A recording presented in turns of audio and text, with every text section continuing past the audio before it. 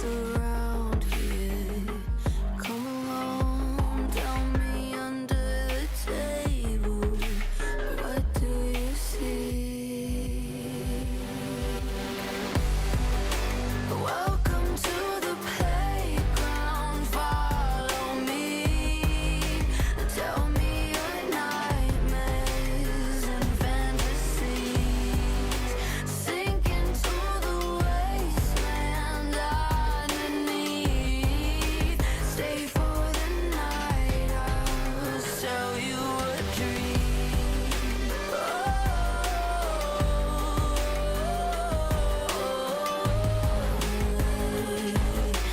Welcome to the playground. What brings you to the lost and found, dear? Won't you pull up a seat? Everybody got a prize round here to play. Make me an offer, what will it be? Oh, what will it be? Welcome to the playground, follow me. Tell me your nightmares and fantasies. Sink into the wasteland underneath. Stay for the night, I'll sell you a dream.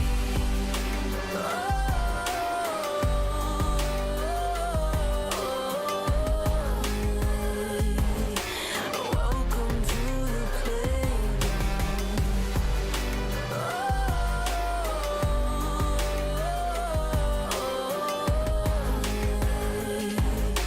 Welcome to the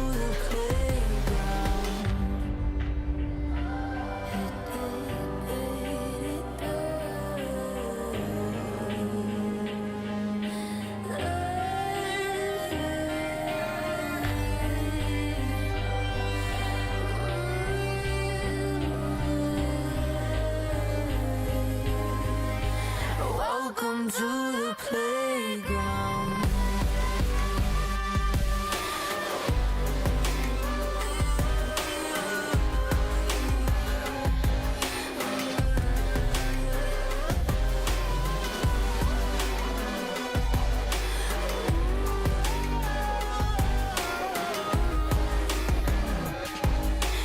Welcome to the playground.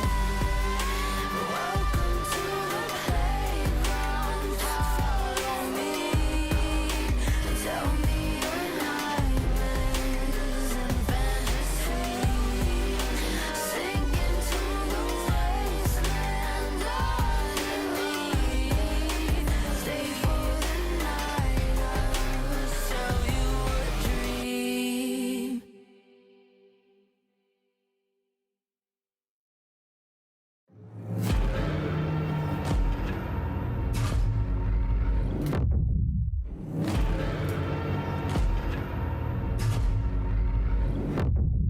You walk along the edge of danger, and it will change you. Why would you let this voice set in your head? It is meant to destroy you. You summon storms, you play with nature. Now watch it hurt you. Why would you want to shape the world in your hands? You will never make it through.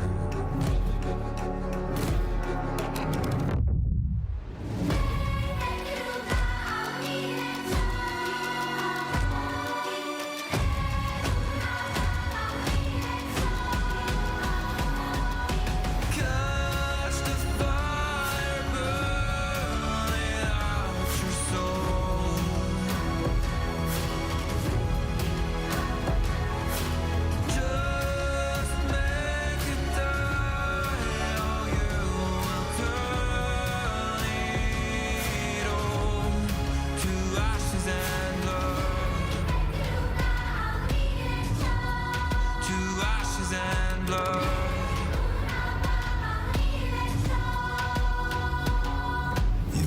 waste your life to gain power.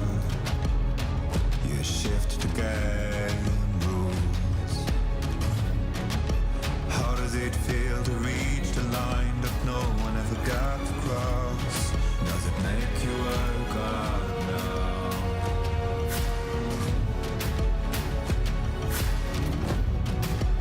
Every sin will be forgiven if you lay down your weapons to the ground.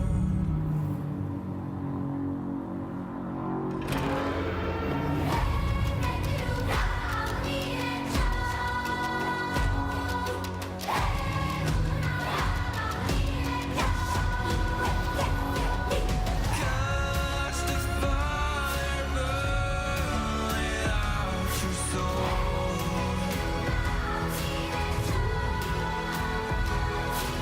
Just make it die, or you will fall. Catch the fire burning out your soul.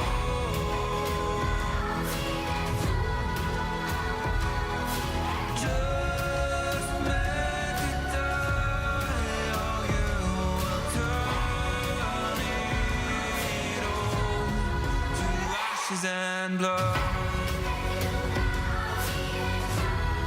To ashes and blood. To ashes and blood. To ashes and blood. To ashes and blood.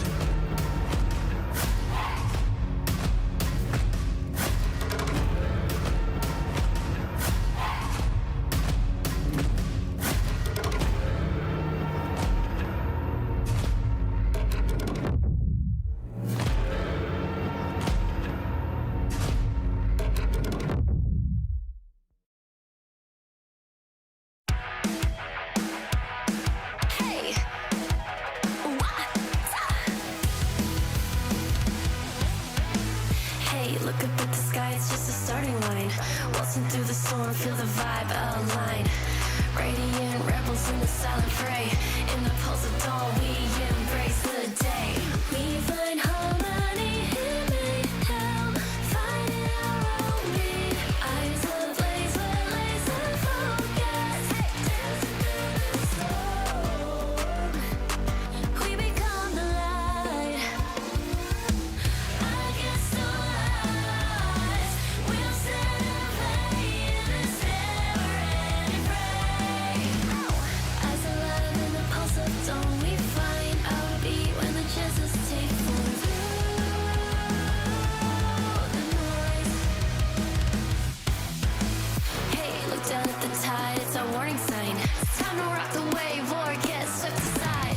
Crash through barriers, our destinies untied.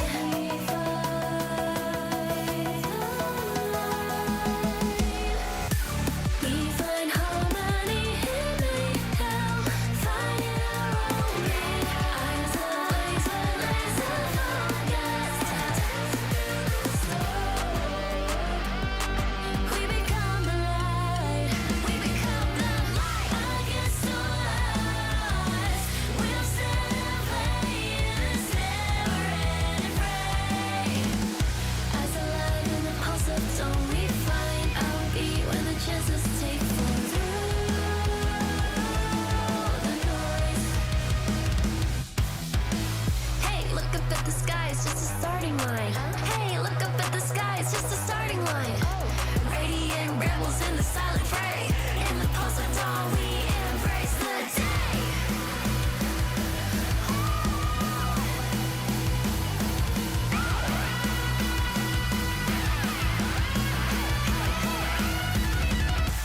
We find harmony in mayhem, finding our own beat. Eyes ablaze, we're laser focused. Dancing through the storm, we become the light. We become the light. Against the lies, we'll set a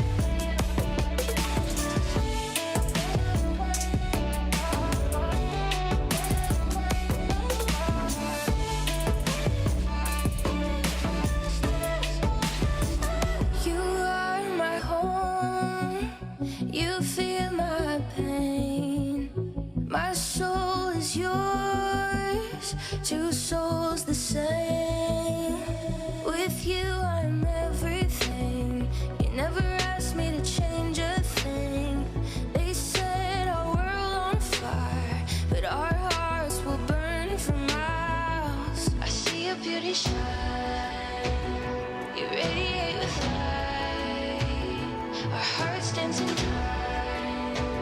You're one of a kind. Stars shining with us. Your fire is contagious. I feel the moon on our skin. Love glows out, love streams in. Your eyes shining through me. Light the way so that we can see. I feel the warmth of my love. Shine on and feel your eyes. Even when I'm gone, let's circle on from near and far above the flower bed as we watch the stars and we'll never be apart.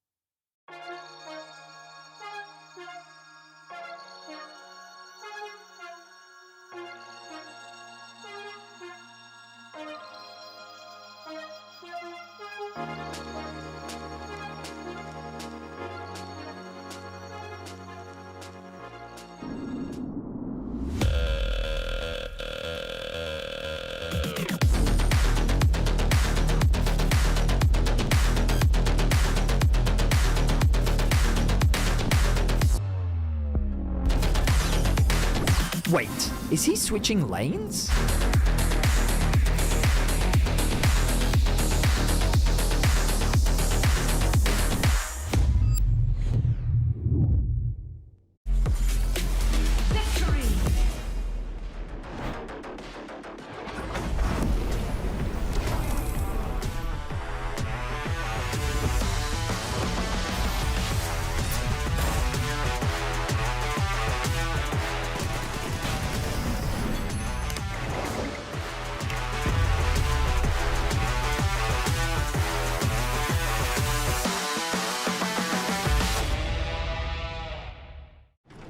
Welcome to Marriott Bonvoy.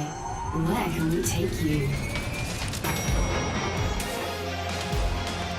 From Berlin to the finals, Marriott Bonvoy will be your check-in at every checkpoint.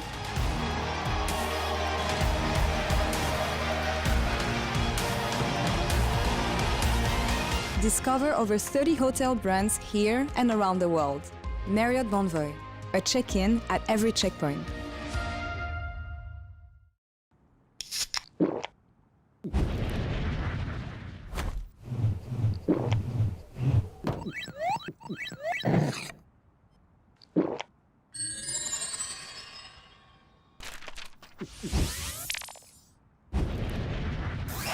Red Bull gives you wings.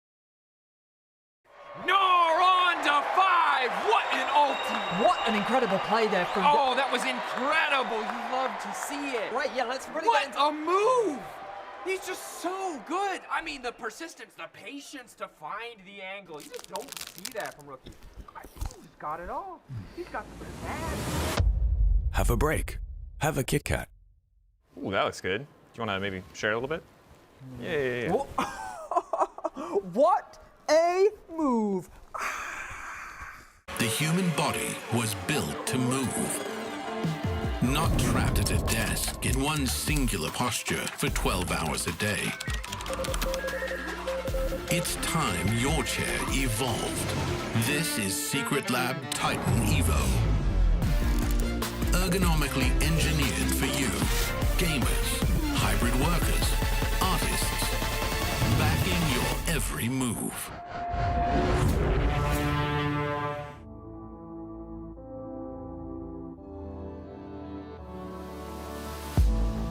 If you had it all, would you look the fall in the eyes? Could you walk away this time? Will you realize, recognize it's never over? And the flame that once had died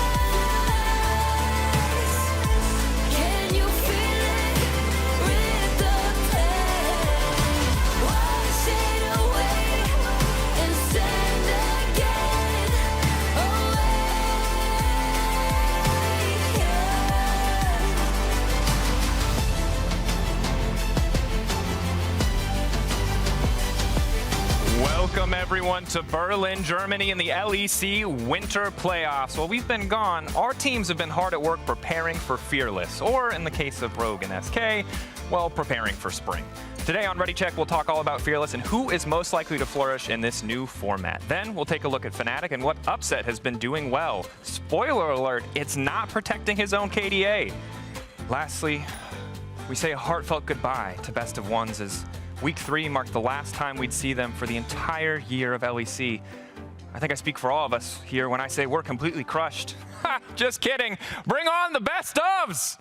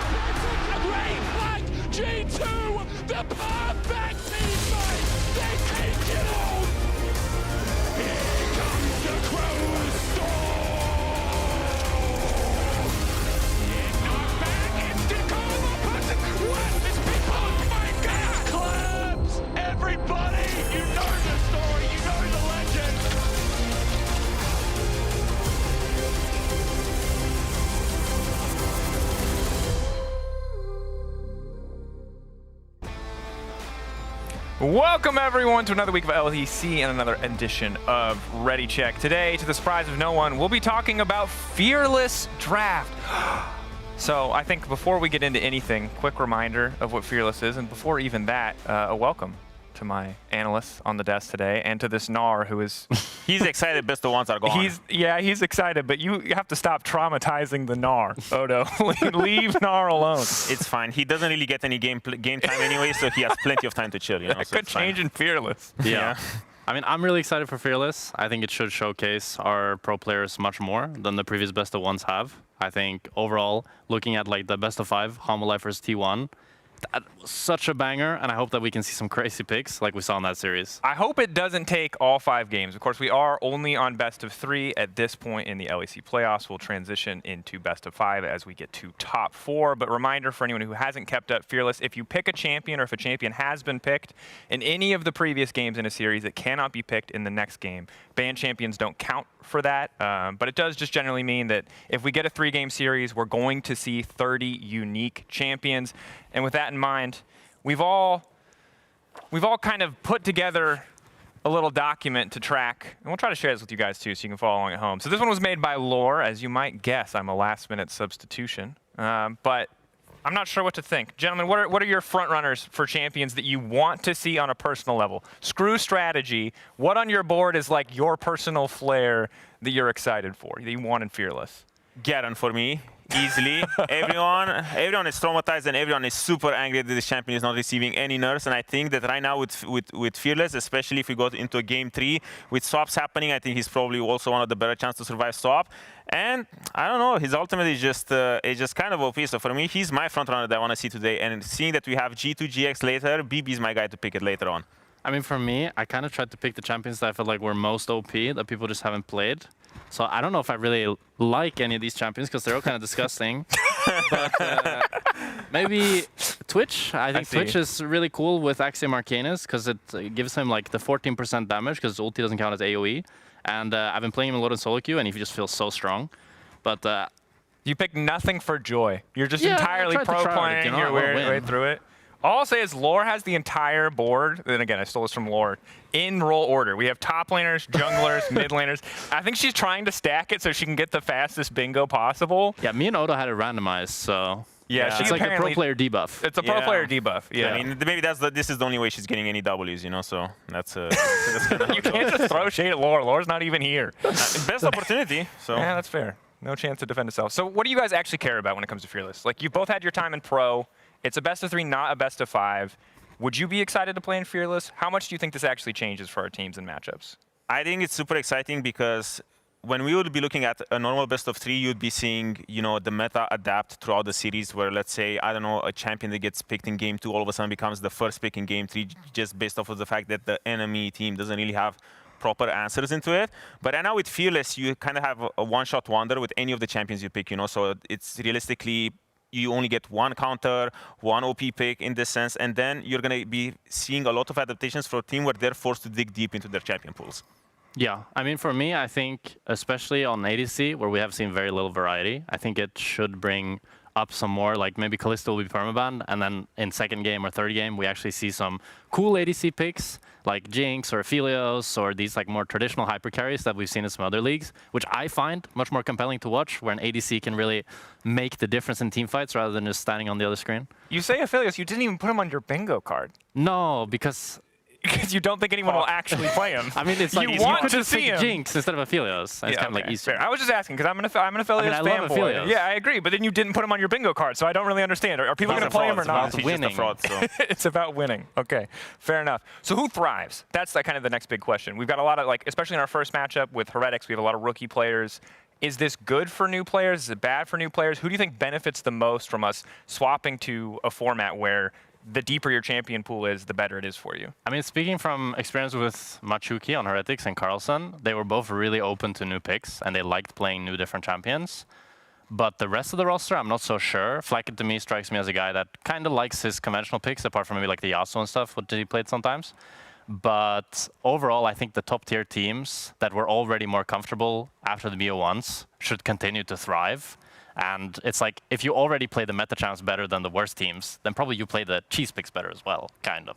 And what I would like to say also is that a lot of these struggling teams, even when they have this plethora of champions that they can pick, you know, just when the world is your oyster, they still kind of struggle to find this sort of typology champions. They just fit in a certain archetype that your team comp needs.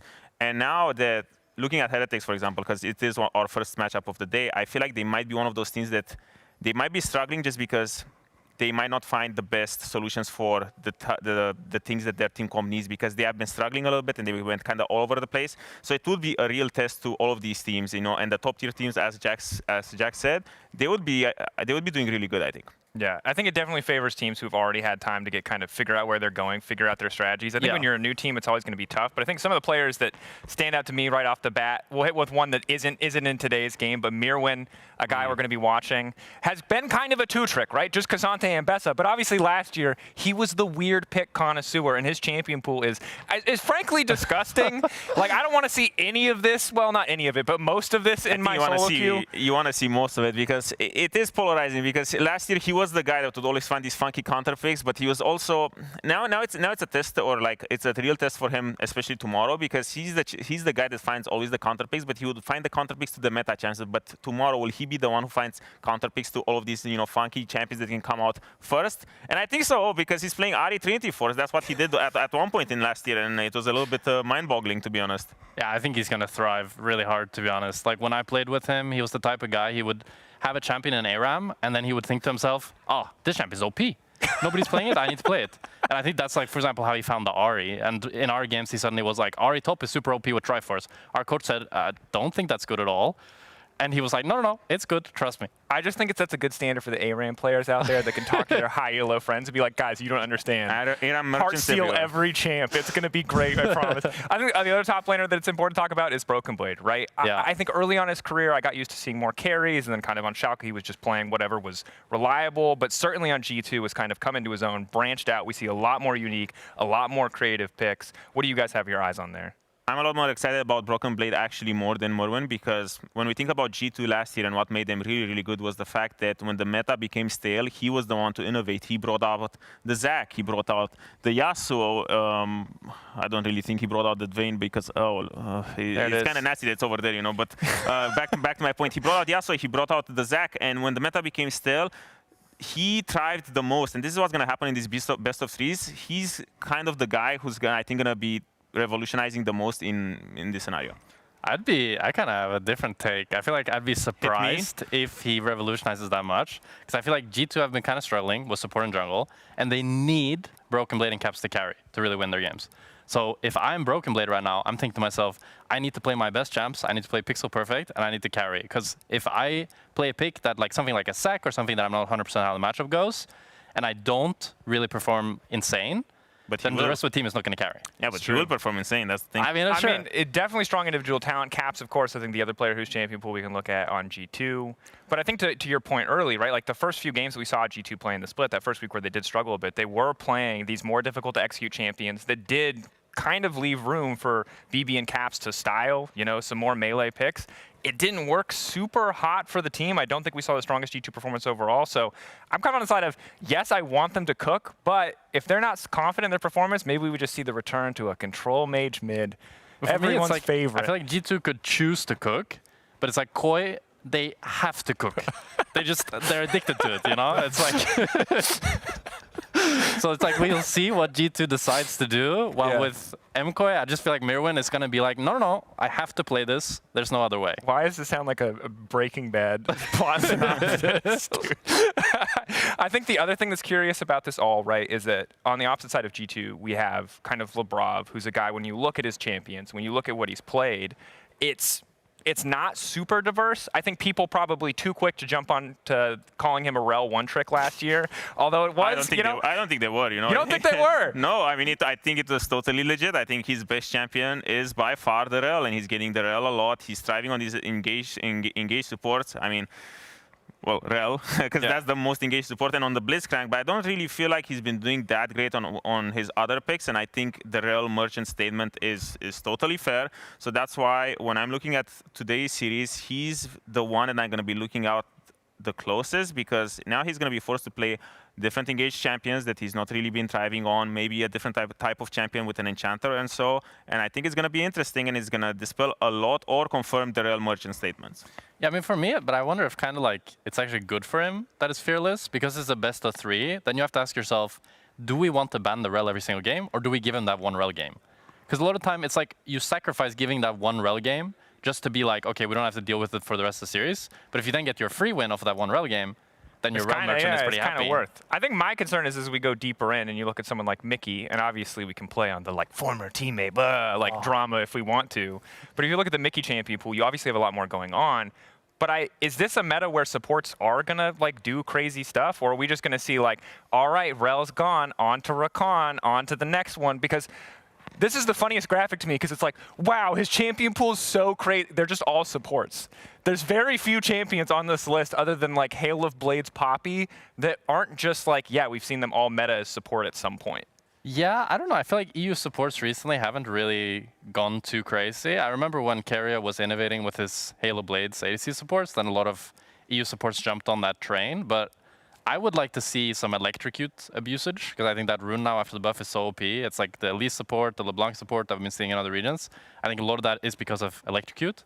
So I think Mickey has like the mechanical prowess to do it. So if there was someone to do it, I hope it's him.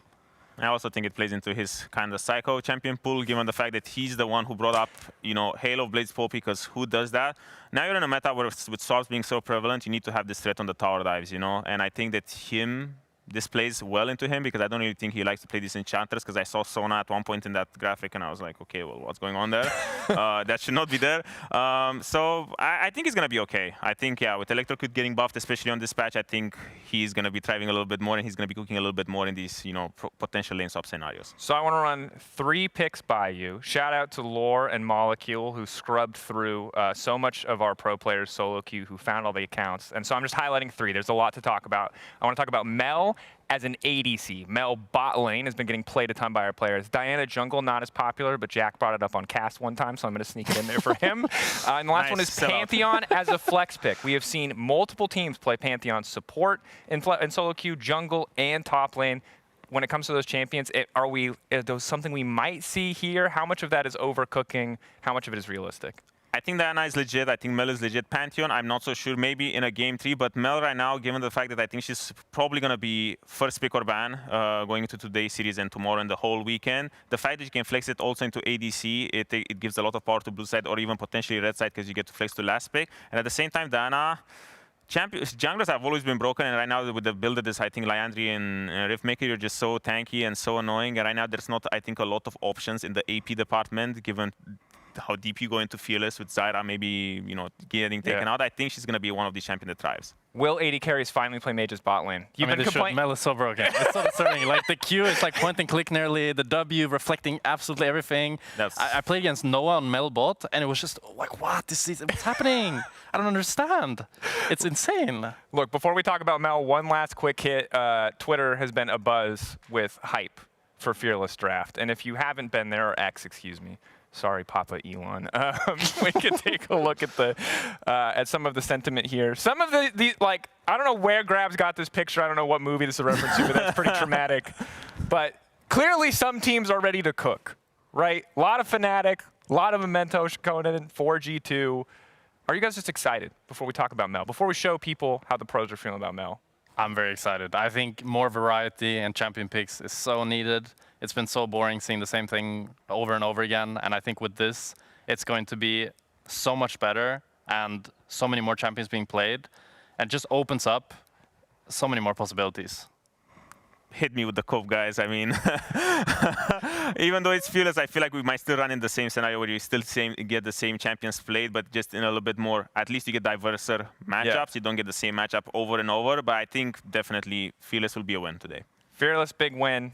Maybe it won't be T1 Hanwha levels of crazy. We'll have to wait to find out. Support, we need the BO5s. We need the BO5s to find out. Mel's certainly powerful, and she's the new champion entering the Rift for playoffs. So let's check out what our pros think about the newest member of our champion collection.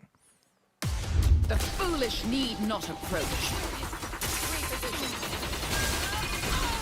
I think this champ is very broken. It's a bit OP. Yeah, it's like 5 different champs in one. Too strong for a champion. I think it's something that is going to take some time to actually balance. I mean, it's a mid laner, so I don't mind if she's a little bit strong. I protect my own. I mean, it was definitely fun to hear about that Mel was going to be a champ. I thought, like, oh, what was our kid going to be like as well? I think the champs they are making are kind of broken, so maybe relax there a bit. But other than that, I'm kind of happy because it's new. I didn't watch Arcane Season 2. It's funny because a lot of people, they play League and then they see Arcane and it's cool. But some people now, they are watching Arcane and... So her passive is... all her abilities put like stacks on the opponents, and once they're below a certain threshold, they just get executed, like Smolder when he gets enough stacks. She has like a Kalista passive in a way. It's also good that you know on top of your head that you're gonna die from the ultimate after. A little bit too strong, I think, but... So for the Q, it's like a lot of small bolts that just do a lot of damage. Quite long range as well, so it can be useful. Kind of normal amount of damage, but it's a very short cooldown, very long range. I mean, it's a skill shot. That means at least there's some skill to it. W, yeah. I cannot be undone. Yeah, the W is the most OP spell in the game, I think. She basically shields herself and is invulnerable for all damage, and any skill shot or projectile gets reflected to the enemy who casted it. Yeah, it's very broken. She's an immobile mage, so the fact that if they have like some CC or something, you can just like say no to it, and it makes you a lot harder to gank. And I'm gonna look forward to all the weird interactions that's gonna come up with it. Windwall and Braum Shield can counter most spells, but not everything. But I'm pretty sure Mel W can counter like almost everything in the game. I think they need to nerf the direction, because you hit the spell 100% to the enemy. Like if you're playing Jhin against her, you can't really 4-shot her, or you're getting headshotted. I would just say it's funny. Her E, I think, is like the Anivia Q, but then it roots. I guess it's kind of like Nico as well, Nico E. It's kind of like a Lux Q, just more wide. I think it does a lot of damage as well, and it's really good controlling areas. You can combo it with the Q as well to hit all of it. It roots in the middle, and around it slows. Yeah, very strong. This champ has a lot of strong abilities, I have to say. Her ult, the more marks I have, the more damage it does. At one point, on top of his head, the mark is bigger when you can kill with the ultimate. Regardless of where they are, kind of like Karthus ult. It does like a surprising amount of damage. Like you can really get caught off guard. Yeah, they explode. I think Mel is 100% gonna be picked in competitive, because I think her kit, as it is right now, if not mid lane because of numbers, then support might be played, you know? For solo queue, I'm sure that a lot of people play it because people just love playing enchanters, whether it be like the Seraphine and stuff like that. So for solo queue, I assume a lot of people play it. I think she's mostly mid. I have Mirwin in my team, so it's probably gonna be played on top as well, because he likes to play all this. Yeah, honestly, I think she can be played in both AD carry and support as well. I wouldn't say top because her W against Ruizer top laners is a bit useless. I think 100% she can be played in top lane. I think if you're not careful with the tank, you might just get executed like level 2-3, you know? Because she can kind of perma hit you. It's a ranged champion, so it can be very obnoxious to play against her. I think we are not gonna see it because she's probably gonna be banned. My countermeasures are ready, even if you are not. With new champs, it tends to be that either they get permabanned, and so we don't really see them at all. Maybe it will be different because of Fearless Draft. Maybe people will like try it out for a game and see here and there, but I'm hoping we can get to see her a bit. I would say Mel gets countered from champs that can all-in her. For example, maybe Irelia, maybe Yon. When you are getting ganked, be careful using the W ground because maybe you are going into the enemy team. That ability is for sure OP as well. I feel like every champ these days have projectiles that she can block, so for now I can't find a counter now.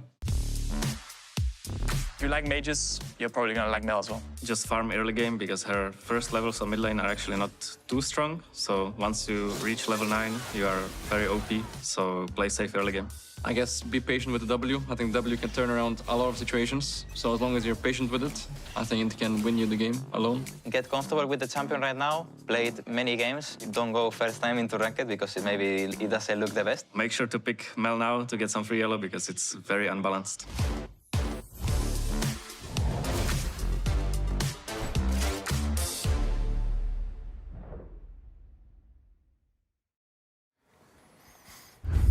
And we'll have to see if our pros can follow their own advice and lock in Mel to get some of that free elo as we see Team Heretics arriving. How did he do that hard? It was crazy. That was crazy. They're throwing hands. At least the first few players are. There's some crazy stuff going on, and I gotta say, the Fnatic side, a little bit more tame. We got some peace signs, got some rock hands. Yeah, it's not that type. You know, League of Legends is the name of the game, but the hands, they need a little bit of work. Nobody's Naruto out here casting some jutsu. Good one. Except good for Flackid. Yeah, thank you. Yeah. Guys, I would love to tell you that this is going to be a close back and forth series, but it seems like everybody agrees that this is incredibly Fnatic favored. So tell me why. I love Fnatic because I have been on the Fnatic hype train for a while now. I think they're probably the only team in the league that have consistently changed the style to which they play. They draft a lot of, range champions, engage, whatever they want, every single game. But I feel like they show a deep understanding on the win conditions and how to force the enemy to play according to their own win conditions. They don't fall into this trap of, just not really knowing what to draft and kind of just like walking around the map and not doing really anything. They're just so crisp and decisive, and they're really quick. Yeah, for me, it's been simple. Razork, Mickey look like the best jungle support in EU. Upset is playing the game rather than for KDA, and he's showing really high mechanics while doing it. So he's just I think they're looking so good. Hey, I think it's important to note that the copy pasta has changed. If you are tweeting the upset KDA copy pasta, that is last year's copy pasta. You need to update your copy pasta. It's a fair call. And Jack, I mean, you took a look at one of Upset's maybe more not as noticed highlight moments. Do you want to run us through it? Yeah, I'll run you guys through it here. He's doing good. And he's doing it. Everybody tweet at Jack. This is the first time he's had to do this. Don't forget the password. Yeah, you got it, bro. So I want to talk about Upset and how he uses ADC to actually kind of engage a team fight, which is very rare that you can do as an ADC. And hopefully we'll be able to actually play the start of this fight. Yeah, so here we have it. So I want you to pay attention to Upset here, who is kind of looking for a cheese onto Irrelevant. And now it's very rare that an ADC is actually able to start a fight like this, but Fnatic is in a bit of a precarious position as they're heavily outranged by the BDS poke composition in Jace, Varus, and Nidalee. So Upset looks for this cheese onto Irrelevant, and he finds him alongside Mickey, and you can see he actually dashes backwards, which allows Irrelevant not to dash onto him, which then makes Irrelevant dash back, which sets up this beautiful engage from Mickey, which gives Fnatic exactly what they needed. Now that the fight has finally started, Fnatic is very comfortable, and Upset also beautifully dodges out on Ice's ultimate here. You can see it just barely doesn't reach him, and he also dodges out on the Braum ultimate, which just creates a really, really good fight for Atakan, for Fnatic. And then Upset uses the Rend alongside Razork's Smite here to outsmite 113 on the Nidalee, which essentially spells doom for BDS. a really, really good highlight of ADC aggression and how you can create space and pressure as an ADC to actually start a fight. And Upset's been looking really good, so I'm excited to see how Flakked will do. And earlier, Draco sat down with Flakked at the Marriott Bonvoy checkpoint for our pre-game check-in.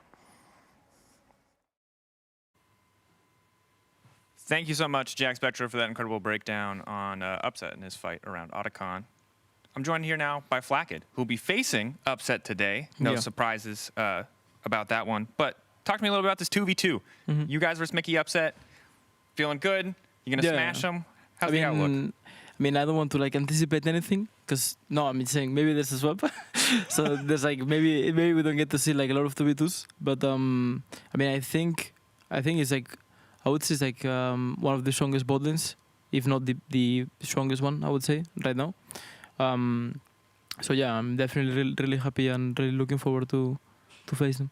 Would you be happy to face Oscar as well, or do you want the 2v2 or do you want the swap? It depends, it depends on draft. But I'm pretty sure I'll be happy to face Oscar, and I'm pretty sure you wouldn't be happy to face 1v2. So we'll see. All right, you'll take what you can get. Fearless, obviously kind of the big talking point for this entire weekend and all of the playoffs. How do you feel about it? You're one of the few teams that has so many rookies heading into Fearless. What's the mindset for the team? Do you think it's good for some of the guys on your team that they might get to show more of these unique picks, or do you think it's a lot of pressure knowing that they won't be able to play the same champs kind of back to back? I mean, as well, it's like best of 3, right? So I mean, max we get to play like 3 games, but I still think though I mentioned like a lot of times before that I don't think it's gonna affect much, but actually playing this week of scrims, it affected quite a lot. But yeah, I don't think the guys have like any pressure. I think like I mean, I was gonna talk about Sten like as a rookie, but I don't think there's like a lot of changes on support champs, and I think you can always pick something. But talking about Camilo and Carson, I do think they have like good like champion pools, and I'm not sure if we're gonna see like a lot of spicy picks today, but I mean, I think they're gonna be completely fine. I don't think there's any pressure.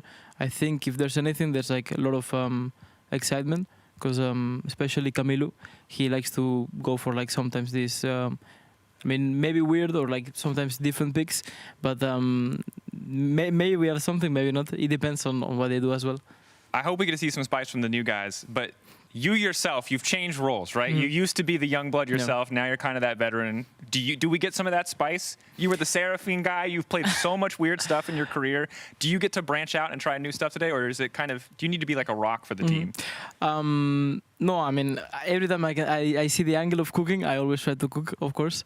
But I mean, we will see today, because I mean, at least for the first game, it's gonna be like pretty standard League of Legends, I would say. And then after all the meta things are removed, maybe we cook, maybe we don't. But for sure, like the mindset today, I think it's more, it's just like focusing on like what we have been working, Like of course it's Fearless, it's like new drafts, but we didn't invest like that much time on like drafting, and we are focusing more on like what we actually want to show and play our game basically. Because I mean, some days we play better, some days we play worse, but for sure we still need to get way better. And of course it's Fearless, and it's like really exciting and really hype. But today, like the main focus of the team is just trying to show what we are doing this week of scrims. And of course, I mean, we want to have fun. It's going to be a challenge, but it's about learning as well. Yeah, and we'll just have to see. I hope for your sake and the team's sake that this is one of the days where you guys play good. Good luck in the series today. I hope it's one of those games where you play incredibly. Now, speaking of incredible, let me send it over to an incredibly handsome man who will have, I'm sure, a very charming rebuttal. Me, take it away. Damn, thank me. I'm welcome. That was looking smooth. pretty good too. Yeah, you like that narcissism, folks? That's what it looks like. I don't know why they let me do that. Probably because a lot of people are sick. Anyway, we're about to head into the series. I think it is a tough task for Team Heretics. What do you think is the most important thing that our audience needs to keep their eyes on as we go into the series? even though he said that he doesn't really care about draft so much, I do care. I think if Team Heretics manages to get some standard picks and as well let Camilo play some of his funny champions, his Smolder look great. At the same time, they need to do that plus empower Flacked as much as they can, because for me, he's their star right now. Yeah, for me, it's all about Flacked. Need to shut down Upset and let Flacked try to take over the game. He's, for me, been the only player that's consistently looked great. So if they can do that, they have a win con. I think it's going to be a tall task regardless, but a lot of pressure on Flacked, pressure on the draft as well, I think to the surprise of no one, given that there are no more best of ones. The stakes are higher, the pressure is on. Folks, it's time for Fearless. Let's kick off the 2025 LEC Winter Split Playoffs with Fnatic versus Team Heretics. And now we're done with best of ones for the year. Ladies and gentlemen, Fearless coming to a theater near you. Fearless drafts will create more creativity in the team. I feel like we thrive in that creativity. So goes in. Whoa! Oh, the flash! Duck flash away. Now Caps has him in his way. Charm at max range. The kiss of death from Caps. Our team has a lot of win conditions, so we don't necessarily need to focus on one specific thing, which will give us a lot of flexibility for the Fearless draft. I'm also preparing pocket picks, but I didn't have the opportunity to play it, but I'm sure I will have the opportunity in Fearless draft. I have the mindset for Fearless draft as well, so I think I'm ready. I feel like he's famous for like 10 different off-meta picks. They can't see him, so he gets the fear. Instantly jumping in. The follow-up is right there. It's a clean wombo combo, and everybody is going pops. Oh, maybe it was top actually. We didn't talk about oh my god, it is. Not a lot that Merwin can do on this one. Some clean sidesteps. Oh! He dodges! We are known for playing many champs, so I think it's just gonna be great for us.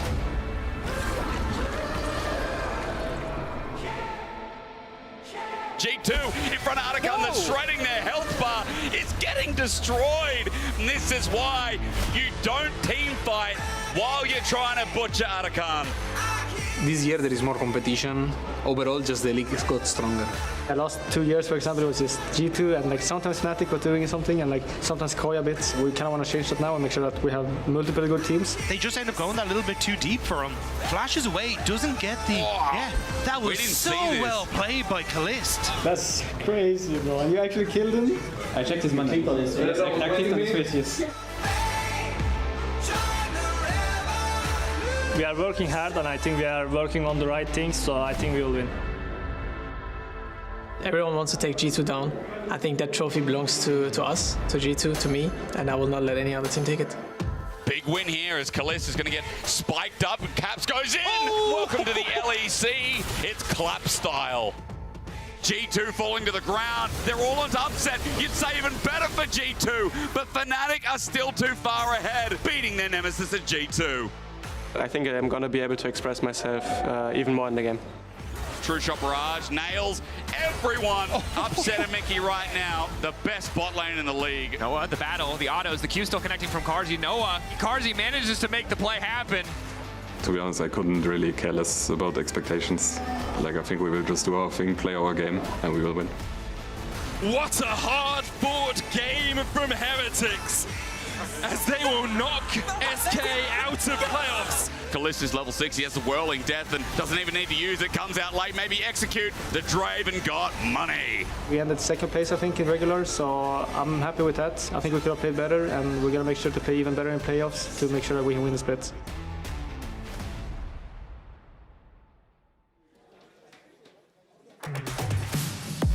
Hello, one and all, and welcome to the LEC. Best of ones are done with, best of threes, and Fearless is here. I'm Initialized, filling in for the weekend. I'm joined by none other than the mighty Venius. Thank you so much, my friend, and thank you for being here to help support our fallen friends who are suffering from the bitter cold. We're getting ready for Fnatic versus Heretics, a series that is expected to be one-sided on paper. But the team's had an extra week to prepare, and we're excited to see what they've got cooking for us. It's Fearless for the first time here in the LEC, but I know you're no stranger to the format. No, I've been kind of looking at this one for a little while, at a very different level. The LPL Academy system, LDL, has had it for a couple years now, and we're bringing it over to Europe. I'm quite excited to see what the teams here have cooked up for this very different way of drafting. Well, game one we're expecting to be pretty stock standard unless they are thinking about the future. We'll have to see what they have prepared for us, but given that we are on a new patch, I'm curious as to what the priorities are, because we are on 25.S1.3, That's really which means that with the changes to things like Electrocute and Hail of Blades, with the attack speed cap changes, Atakan changes, and a few champion buffs and nerfs, you know, I'd love to see a cheeky Evelyn. I'm not optimistic, but I'd love to see it. Play with my heart like that. And of course, we heard our players giving some very pointed comments about Mel as well, who'll be enabled and looks real strong right now. For sure, for sure. I'm very excited to see what they've got cooking. Now, spoken to a few colleagues of mine, I was curious, were the Skarner nerfs effective enough? And both Jack Spectra and Odo said no. They were like, nope, not even remotely. And I'm like, all right then. So I'm expecting that to still sit on the ban table. Maokai has been extremely prevalent, and it's been one of Fnatic's go-tos. And we talk a lot about the creativity and the flexibility that this new format in the draft gives us. However, when playing up against a team like Fnatic, there's a lot of champions that they're very well known for, specifically in the jungle. The Vi and the Maokai are two things that many people say you can't afford to give Razork, but this man has an incredibly deep pool. He's been playing a while now. He was famous for his Trundle and Poppy back in the day. We know that his Xin Zhao is nothing to laugh at. His Ivan, he was one of the early adopters and a big fan of the champion as well. But that Maokai and Vi in particular are something that I wonder if Heretics are going to try and remove from the pool as quickly as possible. Or even if you do give them through the one game, they won't be available the next. So you can start to play around with that a little bit. If you say, well, maybe we can deal with it that way as well. If you feel like you've got an answer. Not that you always do, but in best of threes, in Fearless, you can get away with it the one time because you won't have to deal with it after that. We'll have to see how things pan out. We're getting ready for the draft. No pre-recorded drafts as well. All of this is live and in the moment. So when you see the players react, it is very much to the champions that they are locking in on their screens. You can see the Fnatic faithful out in force today to watch our first best of three of the playoffs. We will have G2 versus Giant X playing up later in the day as well. So it's an action-packed weekend. They are so happy to be here. They certainly are. Don't underestimate the Heretic fans, though. They are a very passionate bunch. They certainly are. Very popular within the Spanish community. Flacket in particular representing Spain with pride. So I'm curious as well, when you think about certain AD carries, Upset has been having a monster split so far. So things like the Ezreal and the Kai'Sa have been his go-to, but Kalista, his Kalista performance was incredible during the regular season. He only played one game on it, but after that, teams did not want to run the risk of him having it again. The irony that I remember a few years ago when he just couldn't find a win on the champion. Now you just can't do it. He has really managed to find his way into really dominating with that champion. But draft is on. We are here for our first Fearless game in the LEC. Fnatic on blue, Heretics on red, and Skarner's still banned. It's never getting through, I swear. Draven and Zyra are going to be on the side of Fnatic. Don't want to give that strong bot laner to Flacket. The Mel will be removed, unfortunately, in our first games. It seems that the priority for Fnatic is likely going to be something along... it's going to be the Ambessa. I mean, it's been Oscarin's most played during the regular season. You imagine that the Vi combo is likely to follow up soon. Heretics naturally going to respond with the Cassante, as we've kind of seen a lot here in the LEC. Yeah. It's been a bit of a joke over in the LPL that if you win the side selection 1v1 they've got going on over there, you just get blue side and you get to pick Cassante. That's what you get to do, but they lock in the public restraining order. You have to stay 200 meters away from Vi and Ambessa at all times because they will just ult you together, and it's a bad time. Look at this dive comp Fnatic have now drafted for themselves. Kai'Sa, Vi, and Ambessa. The lockdown, the single target potential is terrifying, and their mindset, their goal in this game is very much about diving into the backline, locking down that target, and being able to win out on a numbers advantage. Heretics flexing through some of their potential options right now. We imagine they're going to look to try and match with jungle. Wukong, the armor stacking, going to be very valuable against this strong top side of the map. The 2v2, I imagine, is going to be pretty contested around that side of the map when you look at how volatile these champions can be. And obviously, Upset, no stranger to the Kai'Sa. I think it's his most played champion of all time. He's just put absolute monster numbers of games into the champion. He's played it a couple times this split already, so no surprise to see him on there. I will be interested to see what build he goes, because there's been this kind of lurking Shadow Flame third build that allows your passive to crit going on. Of course there has been. It's so silly. Kai'Sa comes up with a new build every week, similar to Ezreal. I mean, that's not ironic. It's on the page right now as well. Talia, Poppy off the table, trying to get rid of slightly different angles from both teams. I mean, Fnatic definitely eyeing up a rail right now, following up along that strong crowd control ability, the dive threat. I mean, you can already see it coming out from the rest of the composition. They're like looking for a very stock standard and traditional mage as well. Something like potentially the Victor, maybe even the Azir. Hui could also work as a potential follow-up without necessarily having to follow up on that dive. They have a lot of options for themselves depending on where they want to go. Heretics have a lot of team fighting available to themselves. They're actually going to take away the Rakan. I like this adaptation. Mickey, very well known for his Rakan throughout his history here in the LEC. But again, Rel very much screaming like the primary priority pick, and perhaps Heretics will look to take that away. Depends if they want to really pair that up with the Ezreal. I mean, when I was following Stend in ERLs, for me, he was the Rel player, so it would make a lot of sense. And you've already got a Wukong to go in alongside, help set up for those really big cyclones. So feels like a no-brainer. I tend to agree with you. And the Rel ban is going to come through, and they will deny that away from Stend. What I get for looking at you instead of the screen. It's all good. Now the question is, what direction will you imagine support is going to be the lock-in here? Will give Fnatic's bot side of the map a bit of an advantage, but it's a question of, do they want to blind pick that mid lane, expecting very much mage? They could just go for something like a Victor. No, they're going to go for the Ahri. So a bit more of a stronger mid-jungle combo. Nice setup with Ahri to follow up on the Wukong, either get the knock-up to connect into the Charm, or the Charm to then follow up with the knock-up. So just a very strong duo that can set you up for early skirmishes effectively. And it breaks up an Ahri Vi combo, which was a big thing back when the last time Vi was seriously meta. So I can see why that's going, but I don't think Humanoid is going to be too upset about getting an Azir. Put a lot of time into that champion too, and now just waiting to see what Mickey X has cooked up for support, unless there's something very weird with this draft, and Mickey X has cooked us up something very special by running something like Ambessa support, but I highly doubt that. He's just playing with our hearts. I imagine it's going to be something like the Leona. It depends how much more engaged they feel like they need. They're hovering through a bunch of champions right now. Oh! We're going to get the Elise support. We've seen it a little bit here in Europe, Hilly being one of the early adopters of it, but around the world it's been very popular. Carrier in particular, very proficient on the champion. We're going to get to see how Mickey fares with the Elise. He's going to have a lot of individual agency. And again, like, look at the single target lockdown on the side of Fnatic. They have the scaling insurance of Humanoid on the Azir, and as you highlighted, something that he is very comfortable on when you look back at his very storied career.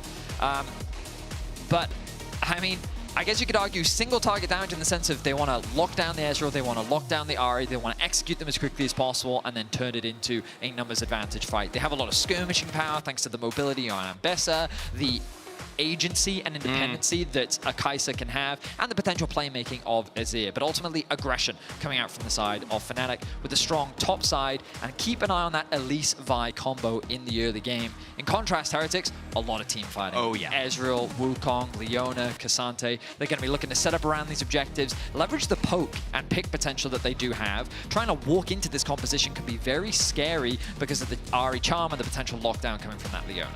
And I'm also looking then at Heretics and I'm saying, the backline targets you'd like to get in on are actually pretty slippery, so unless you vial the Ezreal in a good angle and he doesn't flash E away and drag the Vi to Narnia, not going to be always that easy to get onto that backline, assuming those dodge abilities are up and available. Certainly the case. We'll see how the lockdown pans out for Fnatic. We're going to be jumping into the game, as we said, first game of the playoffs here in LEC. 3 weeks of action.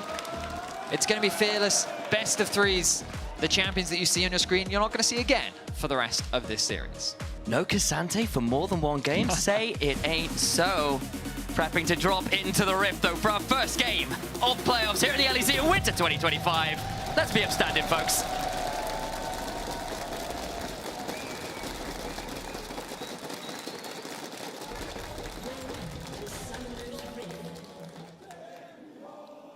I love it. The chants are already in. We're not even a minute into the game. Gotta love the passion here. 30 seconds until minions spawn. See the runes at the bottom of your screen for those invested. Lethal tempo. Bit of a, I guess you could say a bit of a shift in terms of Ezreal, but we're seeing that a lot more these days. The Electrocute receiving significant buffs on this patch. One of the biggest changes is how much extra damage you now get in the early game. And it's nothing to laugh about. Ooh, Humanoid already forced to flash away there. Heretics coming in with the delayed invade, looking to get some deep vision down. Humanoid going to be forced back to base very early on, but yeah, this Electrocute coming out from the Ahri and coming out from Mickey on the Elise as well just gives you that extra bit of power throughout the game. It does feel a lot nicer than it used to. It kind of was a bit anemic for a few patches, so particularly on things like the Elise, which are all about the base damages in support, you don't really get as much gold unless you really snowball. It can be very dangerous, especially as the Elise does need to get rolling. We've seen a few Elises around the world fail to do so and become a bit of an easy target for the likes of a Leona or a Wukong later on into a game. Certainly have, but with the delayed invade and the lane swap coming through, Fnatic going to be looking to put some pressure down onto Carlsen in the top side of the map. Oscar, you should have seen Stend on that ward. He will take a decent amount of damage. Trying to get in range for some experience. Don't think he did, looking at the bars under the health bars, or just above them rather.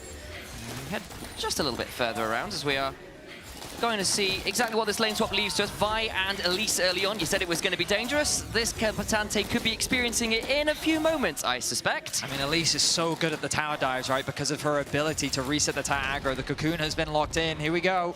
Carlsen still at level 1. Has got the Pathmaker to make himself immune for a second or two to that CC, but he'll still just burn down. First blood donated to Upset. Now Heretics looking to do the same on the other side of the map. Okay, looking to make that one happen. Flash away from Oscar and trying to buy some time. Does his best to Drake count step, but just about surviving for now. Fnatic to getting away with it. Teleport back, and we're going again. Oh no, he's still level 1, Carlsen. Cocoon goes wide, and I think Fnatic are gonna breathe for a second. Another chunk comes on through with the Acathlian Rain. There's the level 2, gets hit by the Vault Breaker. How aggressive do Fnatic want to play? They're still getting incidental damage down a half. Carlsen needs to be wary. Cooldown's coming off for Fnatic. Pathmaker used, big damage onto Mickey, but he'll just repel to drop the aggro, but drops right in front of Carlsen.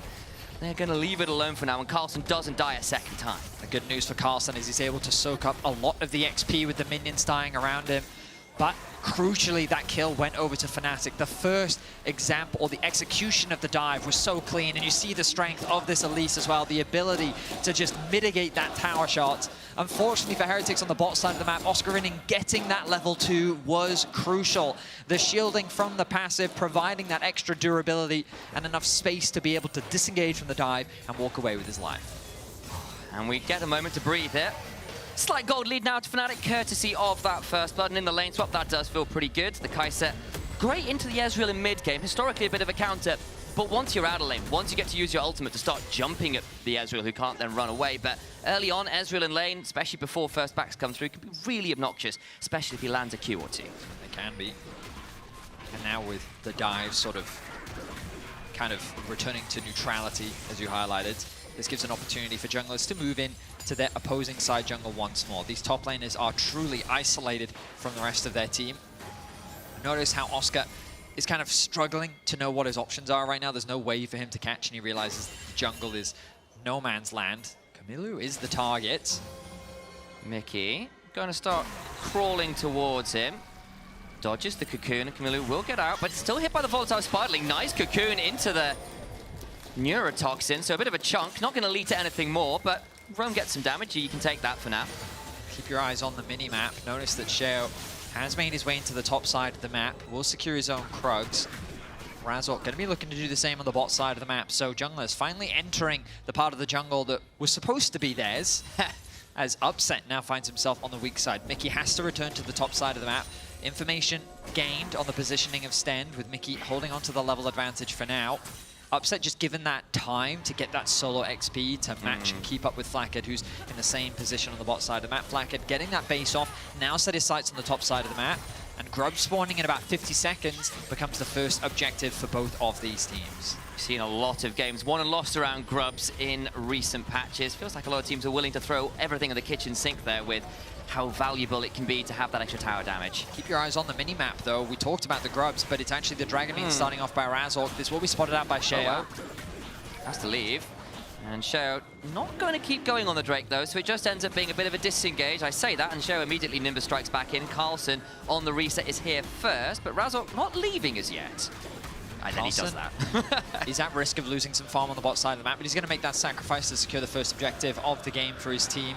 This should open up the Grubs for Fnatic, but saying that, Flackhead and Sten do also have the push, so they are able to get some information. The pings have come down from Fnatic on the top side river, acknowledging this is likely warded. And Sheo now moving towards the top side. I think the Heretics are still in a position to be able to contest this. going to want to try and do that. We did see a reset from Oscar in him, but is not going to walk towards the Grubs, going back towards that bot lane. Neither top laner with TP, so it would be a theoretical 4v4, assuming Fnatic do want to come and contest. It's Heretics in the river first, though. Look at the top wave, it's been pushed in. Mickey and Upset are on their way. Razork, no level 6 yet for him. 6 secured for the mid laners, though. It's a Fnatic death push against Fnatic. Mickey on the very squishy spider has to be careful of the bug catching squad. He's just sat on a ward. That means the Zenith Blade just wide. That's no flash. Turn around, the Cocoon Lands are going to try and make the punish happen. How dare you? Bush bait against Fnatic of all teams. Small misplay there from Stend, with which Fnatic is quick to punish, and all in the bot lane. Goes all out, does Carlson, looking to try and capitalize on the slightly swifter level 6. Won't get much more than a HP trade, though. Oscar relatively low, but the moment that that all out disappears, Oscar Rinnick can look for another all in of his own. They know that the jungler's on the top side of the map. 3 grubs secured for Fnatic, and another kill. So we're seeing about a 1.5k, 1.6k gold lead overall. And you look at the bottom of your screen, it's all green in favor of Fnatic for the time being. They're feeling pretty happy, taking off where the regular season left off.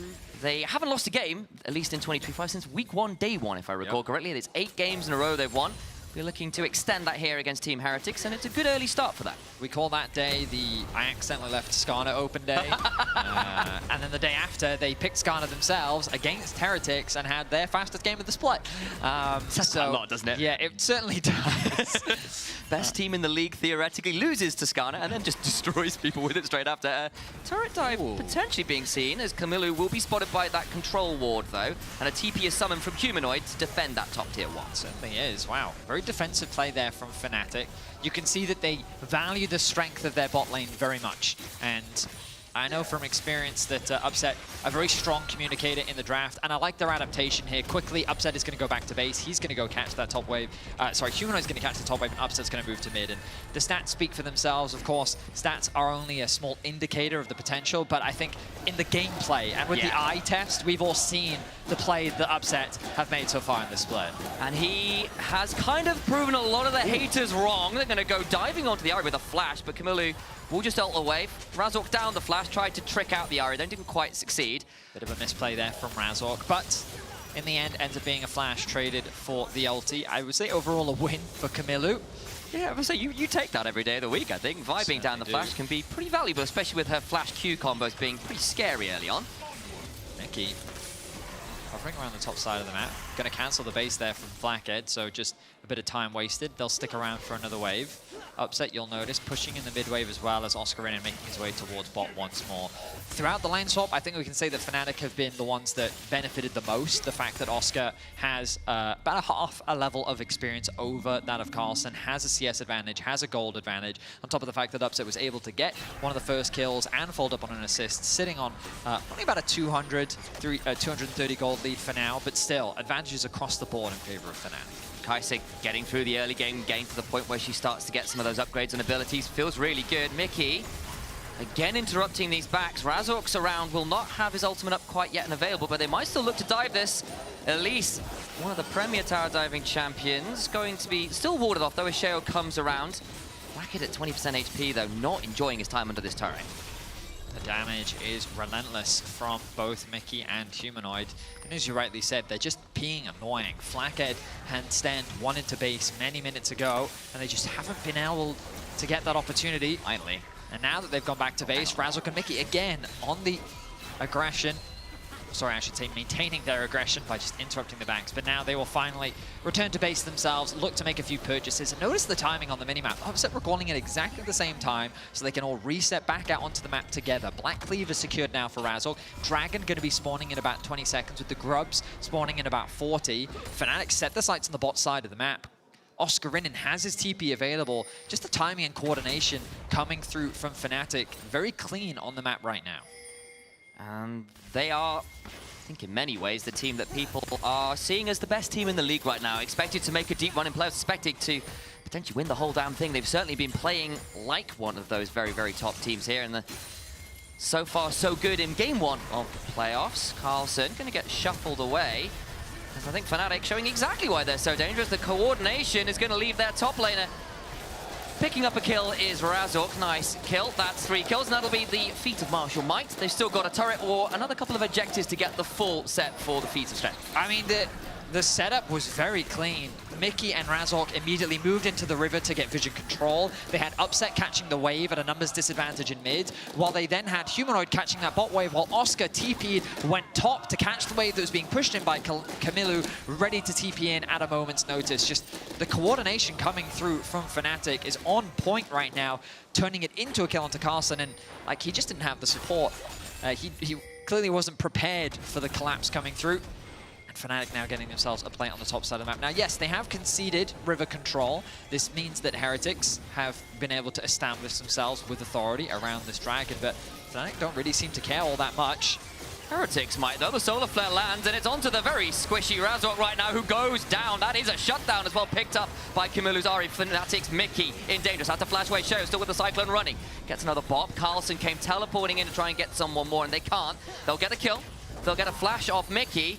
We'll back away for now. A really nice punish from Heretics. Ooh. They realized that they had the numbers advantage. Humanoid was catching the wave in bot lane, and Fnatic was just in a position that they shouldn't have been allowed to be in. They were just sitting in the river, trying to contest, be obnoxious, be in the way, and I like that aggression from Stend. We saw towards the later weeks of the regular season, his flanks, his positioning. He was a great engager for the side of Heretics, and I like to see that confidence still coming through against a team like Fnatic, because these are the plays you need to be able to make. So great punish onto Razzle. I mean, when Stend was being praised down in ERL, was doing really well in the Mir Masters, LFL, NLC before that. He was basically known for being a huge engaged player. That's what he did. For better and worse, sometimes there'd be a little bit of a sprint where he went a bit too far. But at his best, he has been such a proactive member of any team he's been on. And for Heretics, who are a very young roster, full of a lot of players who haven't got that much experience at this level yet, this is a great start, right? You're in playoffs for the first time. You managed to make it here, which is better than some people expected, frankly. And they are now still looking to try and throw some punches back, still looking to punish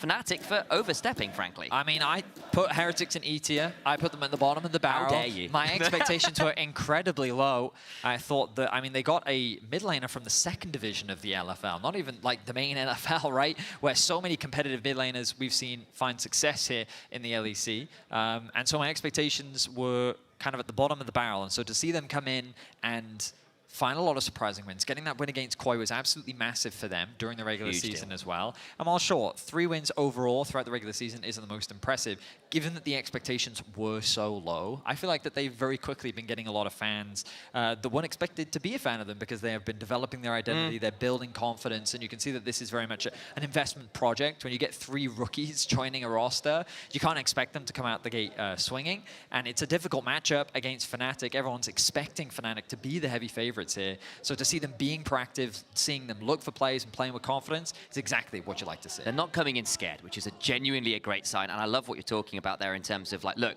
they've only been playing for 3 weeks on stage in the LEC. Their games happen really fast here, and they make playoffs in the first split. That's great news. What happens next split? What happens the split after that? Hell, what happens in this series? It's not written yet. We're only a few minutes into this game. Quick note on what's going on with the pause. Well, it looks like there's been an audio issue on stage, so hopefully that gets resolved soon. We'll be right back into the action. Yeah, the ticker at the bottom of our screen will keep you updated very effectively. That's very helpful. Love the addition that we've gotten. And once it's resolved, we'll get back into the game. But it's a very tense affair. The gold is in favor of Fnatic for now, 20.3 to 18.2. So about a 2K lead in favor of Fnatic. A lot of that is sitting on the fact that Razork has been able to find 2 kills in the early game. They've been able to get a few plates in the early game as well, 2 being secured on the top side and on the bot side of the map. And when I look at the gold in a little bit more detail, yeah, it's basically just a lot of small incremental leads, with arguably the biggest one being in the top side, where Carlson needs about 66 CS to the 92 of Oscar. So ready checks have come through, and it looks like we're going to be jumping back into the action. Right back into it as it stands. Fnatic just lost their jungler. Razork got caught out along with the rest of the team here towards that dragon setup. Heretics, though, didn't start up the dragon, have backed away from it, happy enough with the kill. Carlson right back to the top lane. So now we still set our sights on these neutral objectives. Earlier we expected the dragon to come through, but Fnatic used their tempo to find a kill. Then they kind of overstayed their welcome, and Heretics, in response, found a kill of their own. So ultimately, we kind of reset back out onto the map. The Grubs now being the target for Fnatic, and Heretics a little slow to respond. Looks like they're not going to be in a great position to contest. Feels like that's unlucky, especially with the waves all shoved and Camilo with no TP towards that bot lane. Fnatic in a bit of a dodgy spot there. Oscar in and took a turret shot too many there, I feel. He did. Minor misplay from Oscar, but he knew that his team was on the top side of the map to save him should things go south. Oscar no TP, of course. Humanoid may very well TP to the bot lane. We'll see if they look for a play onto Carlson. Here we go. There goes Humanoid trying to get the catch. Fails, and Carlson will just press W and get away. That is a thumbs up from Carlson. Happy with the misplay from Humanoids, as the Grubs do fall in favor of Fnatic. Now, Grubs were nerfed ever so slightly, but 6 Grubs still a nice advantage to find yourself with. That is, of course, Humanoid here with the Nash's Tooth first on the Azir as well. It means he does pretty respectable damage to turrets with this build, so I expect Fnatic will be swiftly claiming the first turret of the game. Camilo is going to have Sheo supporting him, trying to shove up here against this tier 1. But I think Oscar should be okay to clear this one up. But here comes the rest of the squad. Solarfell landing, and Besser is down for the count. Flacket picks it up with the assistance of his True Shot Barrage. Very nice dive coming through from Heretics, making up for their earlier play, but the dive didn't go quite as planned. But tower now looking to be defended by Fnatic. The TP comes through from Humanoid. Could this be a repeat dive coming out from Heretics? Oh, Humanoid, remember no ult, but there is Razor, gets the smite on Sten, trying to slow him down. Charm just wide, and Fnatic defend the tier 1. Heretics now on the retreat. The problem for Heretics is they invested that time into the dive. They don't get the tower, and now all of Fnatic's on the bot side of the map, meaning that Fnatic can look to start off the Dragon.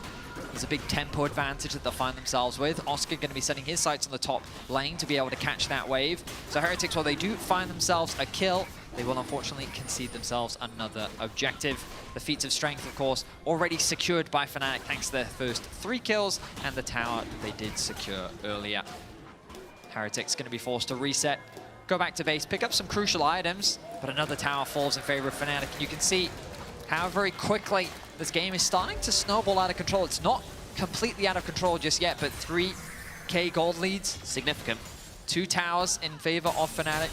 Second item's very quickly being worked on.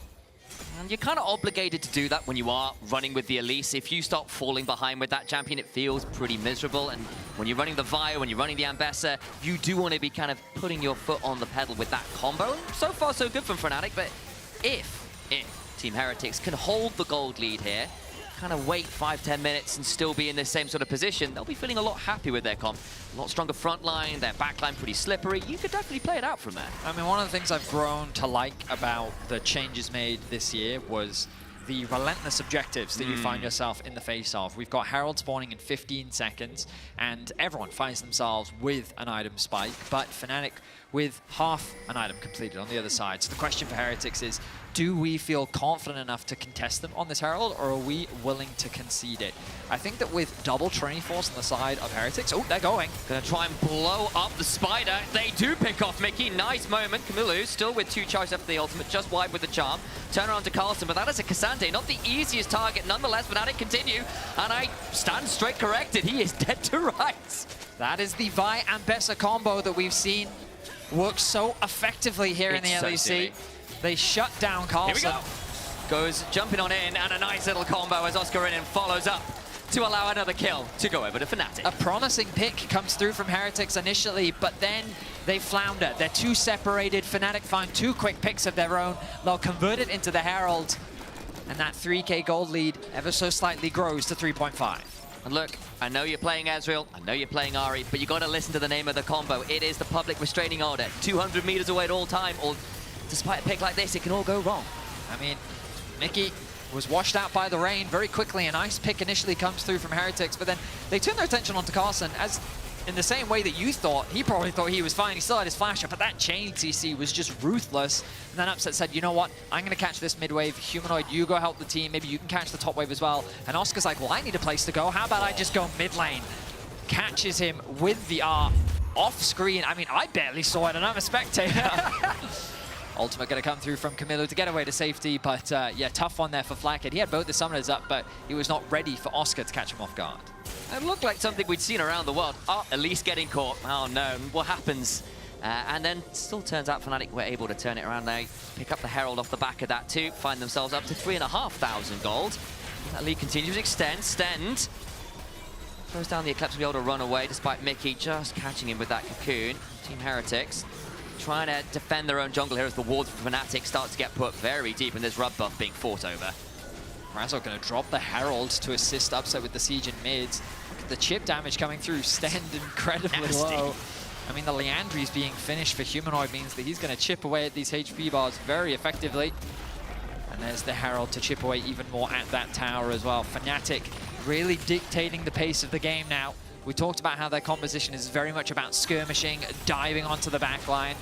And Heretics are falling to the pressure as of right now. Oscar very clearly online with the Ambessa. Look at the damage he's getting out onto Carlson. Carlson not enjoying that in the slightest. Nearly 2,000 gold up individually. That's pretty scary. On the other side, Flash! Vault Breaker into an Emperor's Divide. It divides Camillu from all of his health points. Razork, oh, hang on. We're still going. Carlson nearly going down, trying to spend as much time as he can. Flash on the other side, and the turret disengaged from Oscarinin, dodging away, not even with the Drakehound step, just straight up footwork. Needs to get to the other side of this turret, though. Drakehound stepping as far as he can and gets out from a very deep dive. That's the scary thing about Cassante. He looks like he's low HP, but the moment he throws that ultimate out, he can turn the tides of any skirmish. Oscar now even lower on HP. Carlson looking for a play. He's not going to find it. He's not going to find it. Top tower in the meanwhile did fall. Fnatic securing themselves their third tower of the game, while Heretics yet to find one of their own. Sheo looking for it. Oscarinin, though, is still pretty damn mobile on this Ambessa. Going to try and keep running away as fast as he can. There's a smite and Nimbus Strike, but it's not going to lead to anything else. The problem is that's a lot of time now spent for Sheo, and the collapse is very quickly coming through from Fnatic. Here comes the Fnatic Goon Squad looking to jump on his. Stend is there. Sheo, though, clones away for a moment, but I think that's just going to allow a Killer Instinct from Upset, who might think about flashing after this. Don't want to do that. Razork will instead just queue on forwards with a smite. Upset gets the shutdown. They didn't want to waste any time there. Upset committing the flash to helping secure that kill. And just an overreach from Sheo. He thought he could find a quick pick onto Oscar, but even if he did, Oscar has the TP ready to rejoin the fight. It leaves open now the Voracious Arakan, and now it feels like the game is slipping away from Heretics. Their options are quickly depleting as Fnatic only continues to ramp up. Possibly been kind by saying slipping. I think it has just straight up slipped. Camillu now in danger as Oscarinin lands the public execution. 6,500 gold behind. Atakan is falling as we speak, and Team Heretics can't even cross map because the Ambassador lands an ult. Ooh, Camillu. No, pushes for it! He is taking no prisoners. He can get another one. He's got a withdrawal level. He can go as deep as he likes. 5 levels up on Stend. They'll just turn back towards the Dragon. Oscarinin. That's just not nice, mate. I mean, it was the first pick Ambessa, and he has made it work. Surviving the tower dive at level 1, coordinating with Razork to find the picks in the team fight, and now finding a solo kill in the side lane. His impact has truly been felt in this game. And what a glow up from this player over the last couple of years. I remember when he first joined, and people were like, is this really going to be the Fnatic top laner? How good is he really going to be? Yeah, he plays some weird stuff, but is he LEC caliber? I think he pretty decidedly is, though, nowadays. Look at that kind of play. Smashing on the Ambassador. He is 2,500 gold up individually, finding kills on the resets like that. There is just a confidence to the whole team. And Oscarinin is certainly looking to shine here in playoffs. And in the draft, we talked about how there are certain champions that you have to be cautious about handing over to Razork, and you're really understanding why the Vi is so feared in the hands of this man in the jungle. He's been involved in 6 of the team's 8 kills. He did miss 1 flash Q combo in the mid lane, but aside from that, he has just been on point with the Vi, setting up his team for success across the board. And yeah, I mean, Mickey, I'll say, has been a little quiet his early game. We definitely felt the Elise just being obnoxious. But while we've often spoken about the Mickey Razork combo, this game very much feels like the Oscar Razork combo in terms of their setup and playmaking. Fnatic with the withdrawals available are going to use them to dive very deep indeed. Flackit is annihilated. All out onto Upset, who just does not care. Another kill secured. Tier 2 under siege. Razork will claim that one. All the while, of course, Humanoid is shoving into the Tier 3. Fnatic unrelenting in this game 1. The coordination just feels like it's on another level. Fnatic is executing to perfection. They're going to secure 2 inhibitors just like that. The Baron isn't even up yet. And they're setting their sights on the Nexus. Team Heretics, you still got to deal with all of the withdrawals. Fnatic can go hell to leather here, die and be just fine about it there. not going to go that deep this time around. They'll back up, but 2 inhibitors down. 22.5 minutes into the game. Fnatic are just putting Team Heretics to the sword, frankly. The false life is just about to wear off, so Fnatic choose not to overstay their welcome. They will pick apart the bones left of Heretics jungle to deny them as much gold as possible. But you saw how quickly what was only a 3k gold lead has ballooned into 9,000 in Fnatic's favor. We look back at this dive, and again, we've talked about this top jungle combo. Look, here it comes from Oscar. Beautiful. Connects the ulti, the follow-up from Razork, and then to finish it off, Upset with the damage. This was the dive that we talked about in the draft. You see it executed to perfection. And Fnatic just steamrolling here in this first game of this best of 3. Despite the fact that that's a skill shot, that's a max range ult, Osprey still lands it. That is just nasty. And Ezreal, notoriously mobile, notoriously hard to get a hold of. Picking moments like that is gonna sting. As now Soul Point over 9,000 gold. Inhibitor's broken. I think Team Heretics, it's a miracle or bust in this game if they want to find a win. But I feel like this is the type of game that Fnatic fans want to see. Yes. We've seen Fnatic come very close to a championship throughout the entirety of last year, and oh, nice angle on in. Camillu's going to ult away. Oscar in and lands another ult. Sheo trading out with Razork, but that's a Cyclone down, and in goes Humanoid with a slight glide and divide, and in comes a killer instinct from Upset, who helps the rest of the team clean stuff up. It's Mickey who claims the kill on the Ahri. The Fox loses to the Spider, another Cocoon. Upset on a killing spree, and Blacken and Stend, Heretics bot lane, have got an insane job, an impossible job to do, defending the Nexus against the full might of Fnatic. This game is over. Fnatic are taking no prisoners. They execute Heretics. 24.5 minutes in. Game 1 of playoffs is Fnatic's, and it wasn't close. A very clean game from Fnatic, start to finish. The way they executed the lane swap, the way that they controlled and coordinated in the mid game.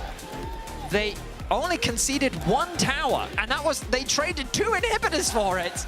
This is the Fnatic that we've come to expect here in winter, and they are very impressive. But that's enough from us. We'll go to the break, and after that, the desk has it from there.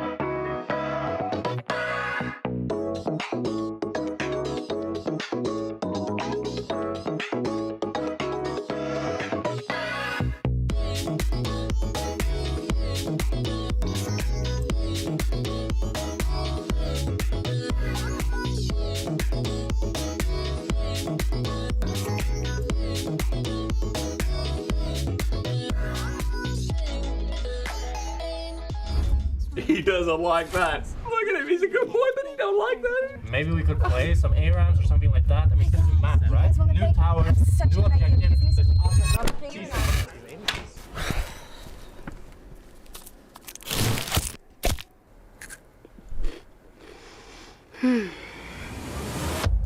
Have a break.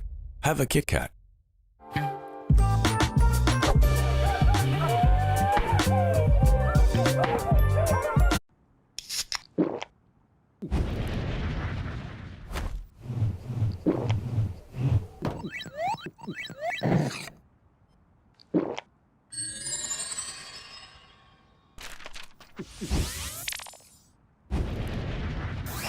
Red Bull gives you wings.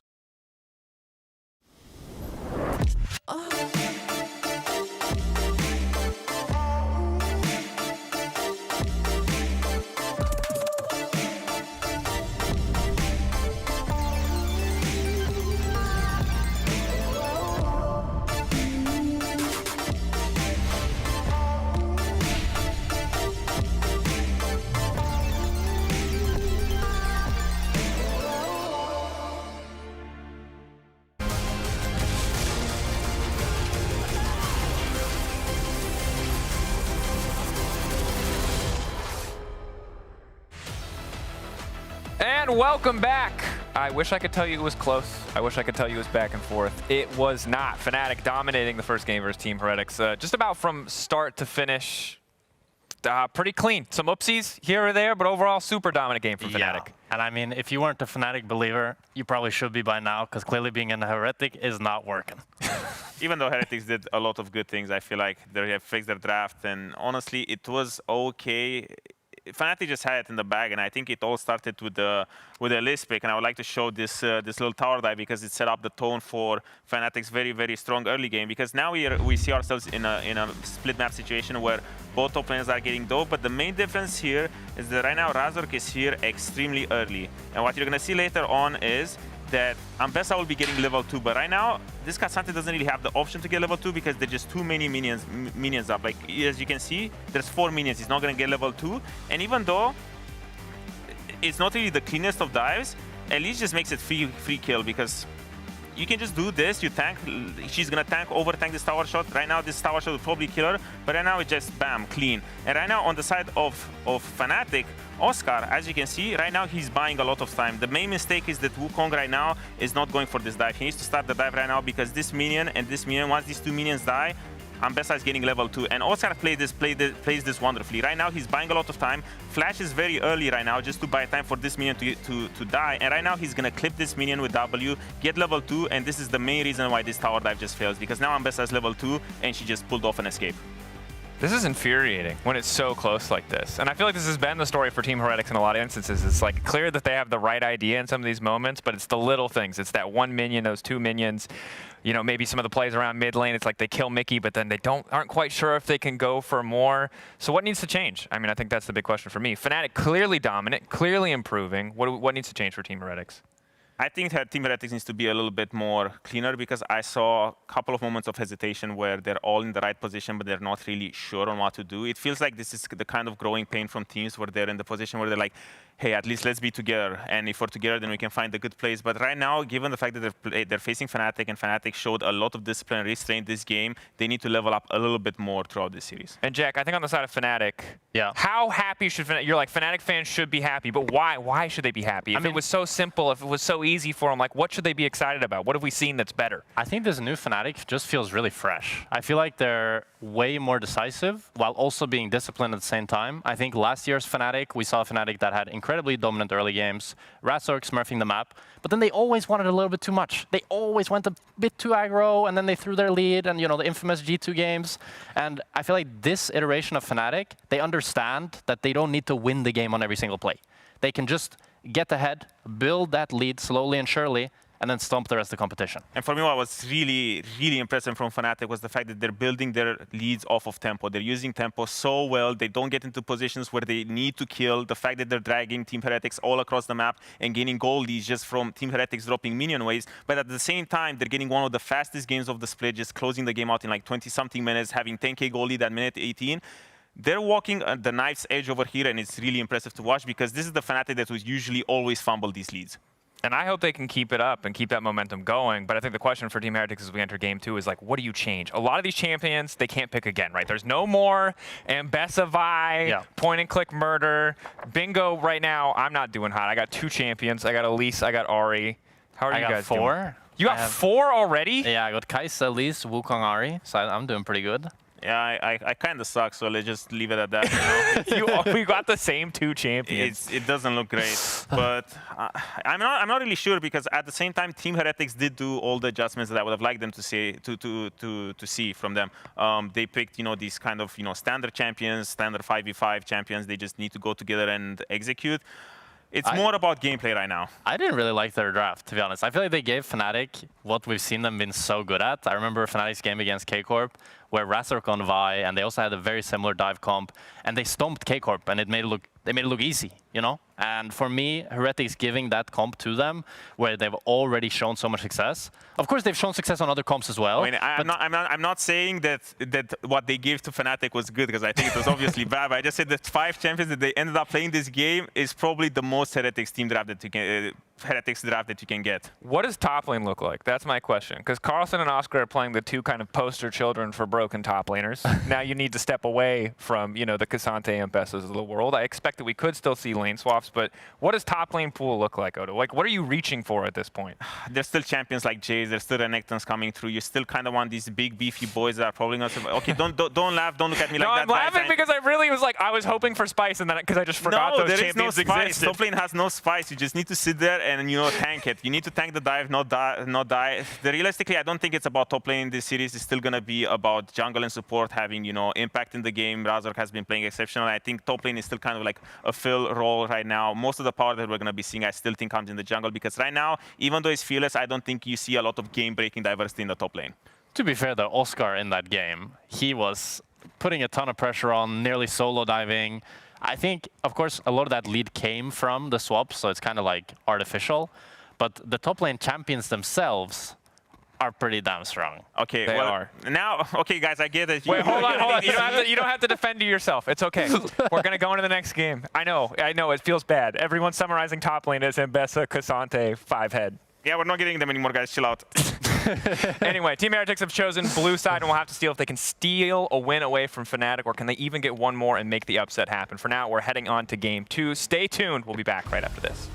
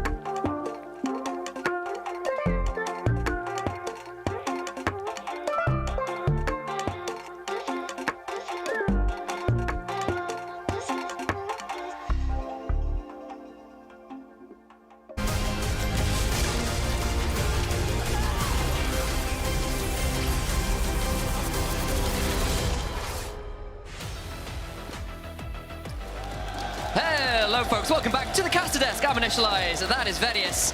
And looking nice and handsome, the both of us today. I like these fits, looking good.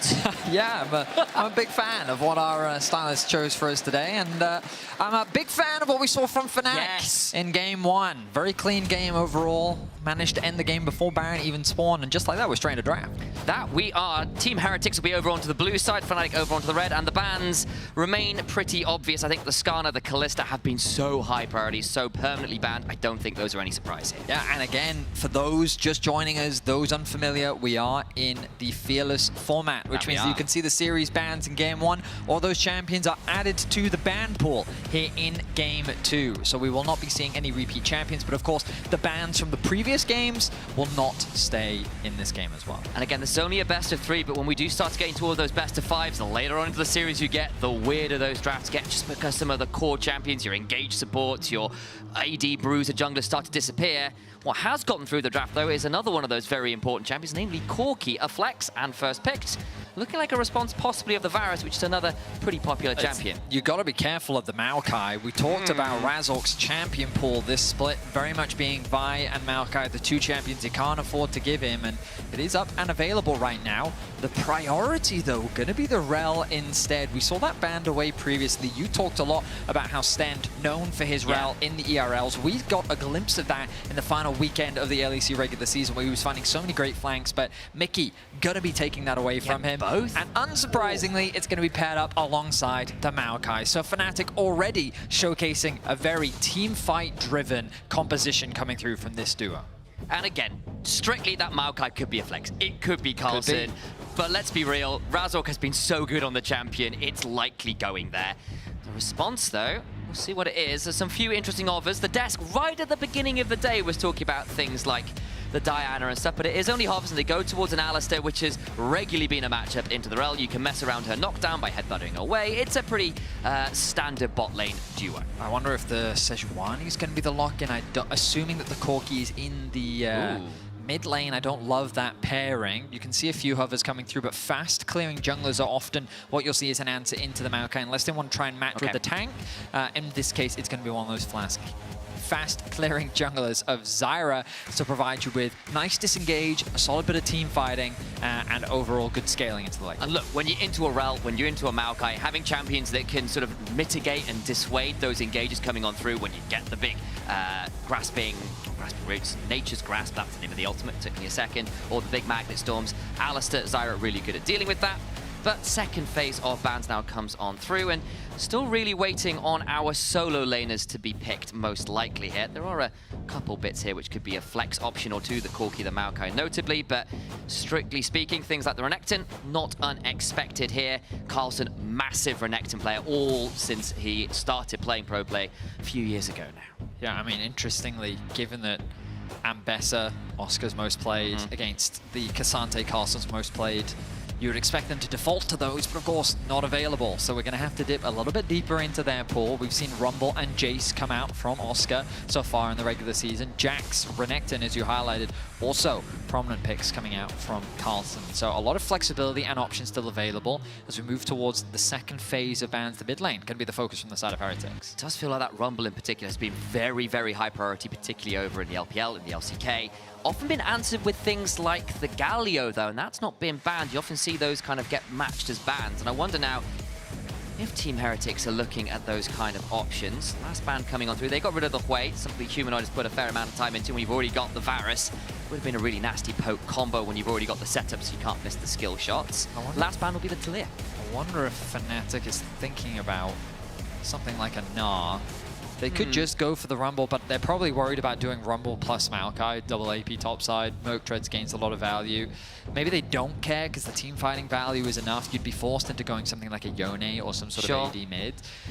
It very much depends on where they want that cover to go. But yeah, Gnar kind of made sense based on the bans that they were going for. Now, Carlsen's going to be put into a bit of pressure. Something like a Jace could work. Then you'd go more towards something like a poke comp with the Corki plus the Jace. But we'll see what their priority is here instead. They've got a few options. The Yone themselves would make some sense. And again, you don't necessarily want to give Yone Maokai as a combo because Maokai makes it very hard to miss Yone. It locks people in place. Honestly, why you sometimes wonder whether that Rumble would have gone with the Maokai despite the double AP. It just makes it harder to get out of the equalizer. Still not going to be the option here. And now, what is that last pick? Right now, the only frontline the Heretics has is the Alistar. So Yasuo top as an answer into Oscar. The problem is, Carlsen, we're in a meta of lane swapping. And counter picks just, it's why they're hard to play right now. I'm hoping we get the standard lanes as the Smolder is going to be the final answer. We saw this a lot at last year's Worlds, sometimes as an answer into the Yone. You can really mess up the Yone level 1 to 3. He doesn't really get to attack you until he gets a few of those abilities down. You can just outrange him a bit and flap away. It's really obnoxious. The other thing is obviously one of the big things for Yasuo into Gnar is you, with your Wind Wall, you can break the boomerang and it puts it on like a 20-second cooldown. It's miserable for mini Gnar. I mean, the matchup is great. I mean, it's been a long time, I say old school counter. 2016. Yeah, just because you have so much mobility on the Yasuo, your ability to skirmish against the Gnar is super effective. Gnar can bounce away, and Yasuo is one of the few that leveraging the minion wave can keep up with that. And you also have good lockdown with the setup, thanks to, get the knock up with your Q, and then you can follow with the ulti. The problem with Heretics composition, we heard it from the analyst desk at the beginning of the day, they wanted to see like simple drafts, right? They wanted to see something a little bit more easy to execute, straightforward. This is not easy to execute at all. Like, you're running the Wind Brothers of Yone and Yasuo. You've got the Zyra jungle, priority is going to be a difficult thing to get within the early levels. I wonder if Fnatic is going to look for the standard lanes, and we've already seen that Fnatic seem to be a cut above in the lane swaps as well in terms of their execution. So if Fnatic do choose to swap the Yasuo away from the Gnar, how is Carlsen going to manage that pressure? Question that will be answered very soon as we are heading to the Rift. What could be our deciding game of our first playoff series? I mean, I'm glad that we're already getting some interesting things on the menu. And look, I know what the Des was saying about the KISS style. Keep it simple, stupid, play easy to execute comps. But on the other hand, you've got an option to lose one series. You can have some fun. You're up against Fnatic. Come in with confidence, with swagger. Draft me a Yasuo Yone. But then just go for it. You can't just do it and then not do anything. I appreciate the confidence. I need to see whether Team Heretics can deliver on it. We've got some chance again. I love the Fnatic fans. They've been having so much fun. It's been G2 fans for the longest time with one of the chance. I'm glad to see we've got some of our other org fans coming in with a chance or two to them. I mean, Fnatic fans should be excited. Of course, Fnatic, they're no strangers to finding their way into the final when it comes to domestic performance. When we look at last year's performances and how overall the team has been doing, they had a pretty good year, all things considered. They found themselves with a bit of a fumble at the beginning of winter, but you can see second place in spring, second place in summer, second place in the season finals. Like, this team was so close to winning a split that they feel like that they should have one. And now with this roster, it feels like that Winters is kind of theirs to lose based on their performance. And there were questions about, would they have upgraded with these positions? Would they be the best team in the league? And those players have come in and delivered. And Fnatic, with so many of those big names, now using that opportunity to invade and fight over the Raptors at level 1. So hard to beat out a Maokai. Bramble Smash Smite. They're not done. Keep going. It's such a nightmare. Flash for the Twisted Advance. And Stend has to flash in trade. Now Flackett split off from his team, slowed down by the hail of arrows. Stend desperately trying to rejoin, and I think Flackett just about gonna get to the safety of his turret. Sheo wisely abandons position and moves back towards the topside camps. He will have all of the topside jungle available for himself, but the problem is the bottom lane has been left isolated. Flackett and Stend now find themselves in a bit of a difficult matchup. You've got to remember, Alistair in these early levels contributes very little to the fights, and now a Maokai is going to be on his way very quickly to that level 3 and setting his sights for a play on the bot side of the map. And it's split the map as well. Sheo has to go topside, has to try and respond up here. And yes, of course, it's a pretty dicey matchup in the top side. The Yasuo and the Gnar is pretty volatile. You could potentially play around that. But Upset and Mickey getting isolated time against this Alistair, against this Corki who've lost a summoner or two early, could be pretty scary for the side of Team Heretics. Humanoid doing very much as we expected in these early levels, just chipping away at Camilla's HP bar. You have that range advantage, easy way to build up those stacks against the Yone. Razork, though, making a beeline towards the top side of the map, wants to try and get Sheo out of his side of the jungle. The Krugs are still going to be available. The pings have come through onto those neutral camps. As you rightly said, Carlsen finding a small advantage in the top lane for now. Oh, Stend. Headbutt pulverized with quiet. Upset has to flash, re-engaged by Mickey, but Upset actually pretty low here. Flackett's got a flash, he could look for more. Mickey as well, waddling away because he's crashed down with the Ferromance. He has to flash in trade, and all of the hard work at the level 1 invade just undone in a moment. I mean, we said at the level 1, but level 2. Yeah, Alistair gets that pulverized to go with the headbutt. Stend has the engage ability, and Corki is a lane bully. The early damage that this champion has is why you can see it played in the mid lane along with being played in the bot side of the map too. Razork now sending his sights on the bot side of the map, but Sheo knows my bot lane has prio. I have the agency to move into your side of the jungle, and I can now get some revenge for those early camps that you stole. Zyra notoriously fast carrying, and Mickey X and Upset, they were the ones interrupting backs last time. This time, they actually still going to try and turn on to Stend, who's low and goes down! Oh, it was looking so good. The priority was there, Sheo was there, and it just doesn't matter. Welcome to the Bounty Castle, Stend. Enjoy your stay in the grave. The idea was so good for Heretics. Interrupt the backs, threaten the dive, you have the level advantage, but they didn't have Flackett's damage there, and the shielding that Mickey got from his W was enough to keep him alive long enough to allow for Fnatic to find a turnaround. They get themselves first blood for the second time in a row. Let's have a look at that replay, because it was looking good, and Stend was posturing and regrets it. Oh, so that he actually missed from Sheo.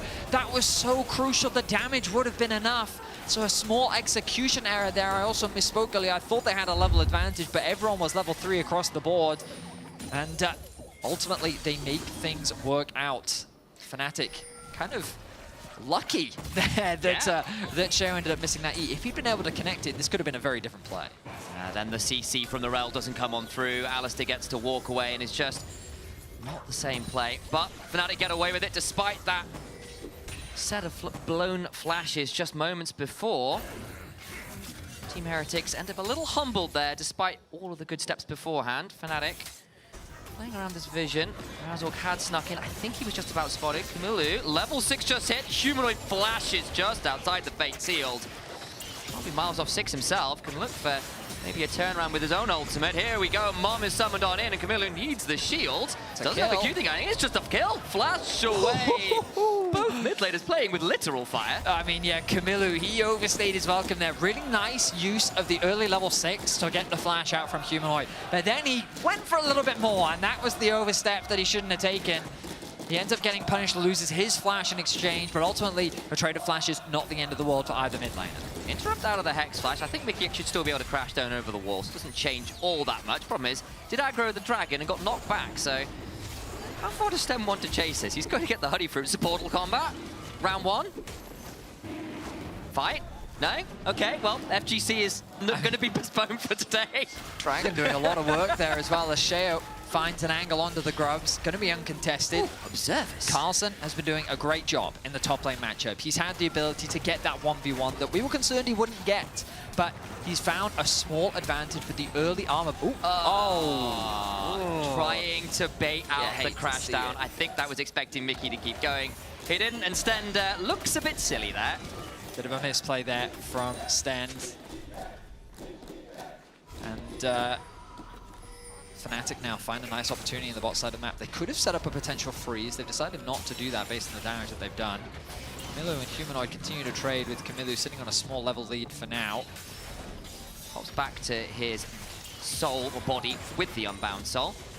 Sheo, though, looking for a wraparound. Reminder, Humanoid does not have flash. If that Q lands, doesn't. Flash for the Grasping Roots doesn't land, and now Razork's around. They can look to bait it. There's the twisted advance. Camille forced back towards the plants. Is Humanoid, though, burning out. Sheo, that's a deadly garden. Nightshade to be found as now Razork in danger. Get hit by another Grasping Root. Camille using the Raptors to try and escape is very, very low. 58 odd HP. Mickey won't find him, and now he's a bit deep. That's a level 6 Zyra still going to try and fight this Yone. What is going on, Mickey? He has Ignite. I think he's trying to ignite it. Fight Seal comes on through. The shield comes in. And Team Heretics pick up 2 kills. How do I break that down? I mean, Camilo, he just broke Fnatic's ankles there.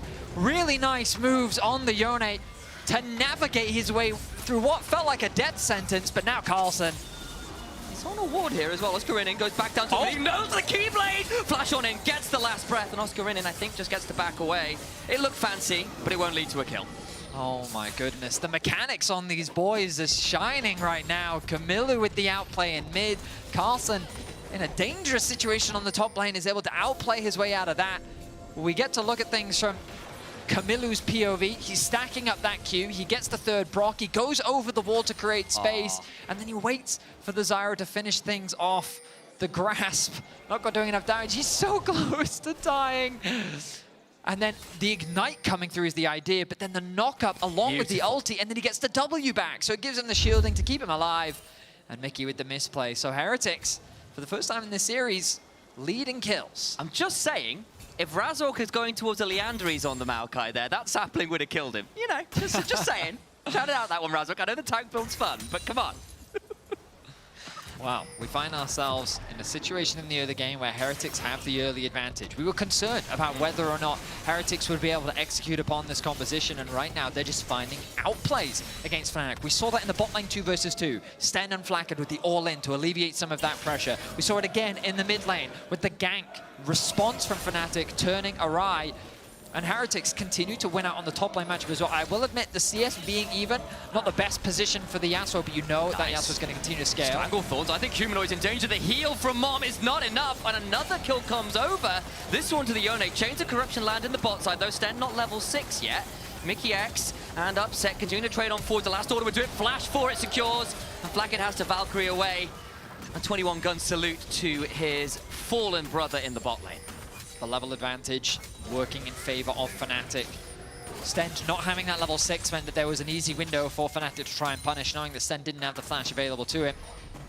At the very least, they find the 2 versus 2. Heretics getting that 3rd kill, though, will secure them that feat of strength as they find that kill in the mid lane as well. And now Camillu, like, you look at these Win brothers, the scariest thing about them is their ability to scale. In the straight up 5v5 team fight, I'm a little concerned because Heretics do have well, very little front line. You look at the amount of crowd control on the side of Fnatic. They have the Rel, they have the Varus, they have Gnar ultimate, they have Maokai. Like, there's just so much CC available to Fnatic that will these brothers be able to create chaos, outplay in the team fight? I'm a little concerned. But in the side lanes, they should be uncontested. They should be absolute monsters, and there's going to be very little that Fnatic can do to stop them. And obviously they've secured the first set of grubs. They desperately want to fight for this second, because 6 grubs on a Yasuo Yone. Yes, please, say Heretics. And they're going to start this one up. Razork's around. Has got his ultimate available, but Team Heretics have rotated everyone here to start them up. The Liandry's on Sheo, I think, is too much of a deterrent. This Sire is way too strong at this point in the game. Maokai is a full level behind that of Sheo right now, and securing those kills has just been instrumental for Heretics' early game advantage. They will get the 6 scrubs, they will concede the first dragon of the game, but I think Heretics is fine with that position considering they are 1 objective away from that second feat of strength. And considering Sheo was invaded, lost the smite fight on the Raptors, he then burned all the flash spot lane, it was looking really dicey. Serious credit for Sheo for creative pathing, going on the invade, getting out with a load more camps, coming up right now with a significant amount more CS, early kills, early roams into the mid to get more value there. Has now looked top to force Oscar in off this turret and give Carlson an opportunity to pick up a few plates with those 6 grubs we were talking about. And this is a much better early game from Team Heretics, who are not just falling behind incrementally like they were in game 1. I just love what we're seeing from Heretics. And I think this is why they've been able to build more of a fan base, why people have become keen to see what they bring to the table, because they realize in game 1 standard isn't going to cut it. We gotta go crazy. So let's go crazy. Let's have confidence in our players. Let's try something different. And so far, that difference is working. There's still a lot of the game left to be played. They only find themselves with about a 1k gold lead for now, but they're looking good here in this game too.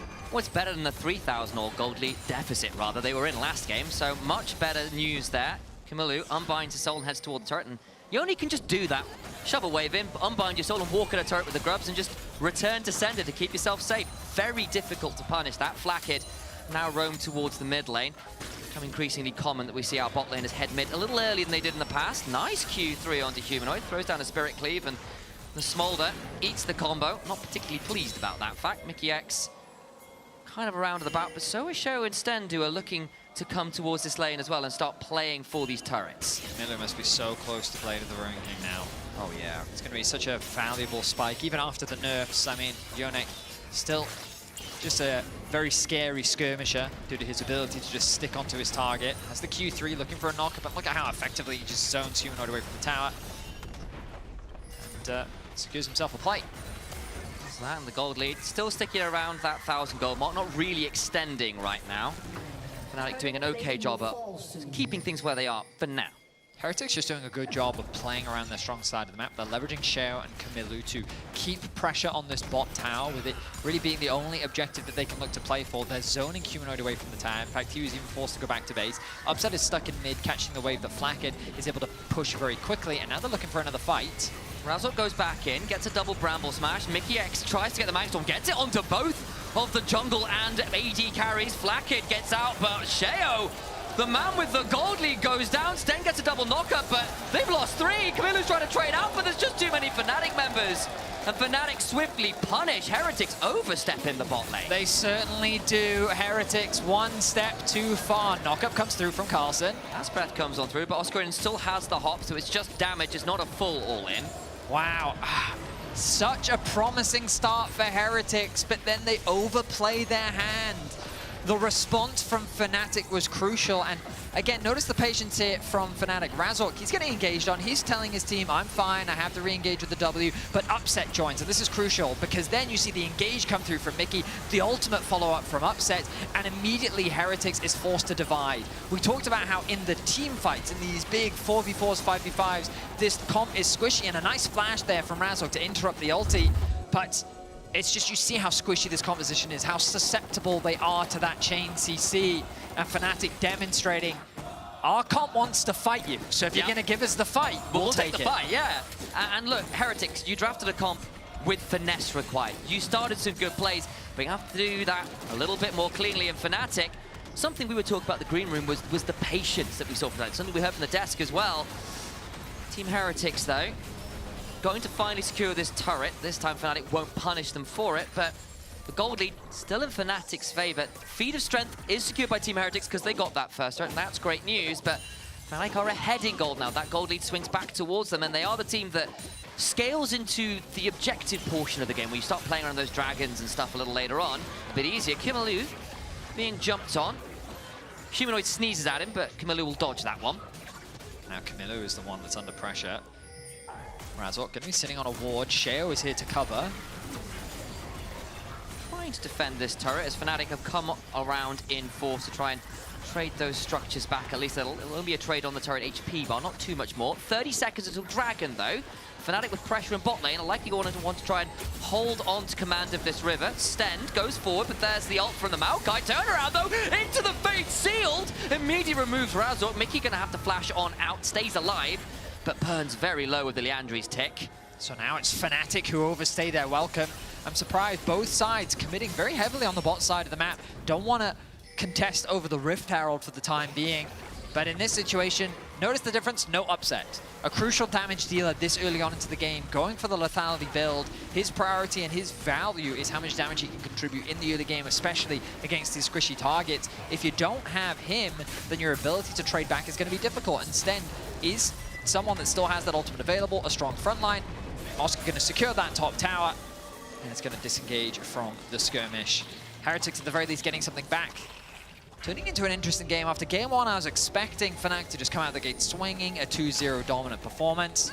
But Heretics definitely showcasing they've got more in the tank.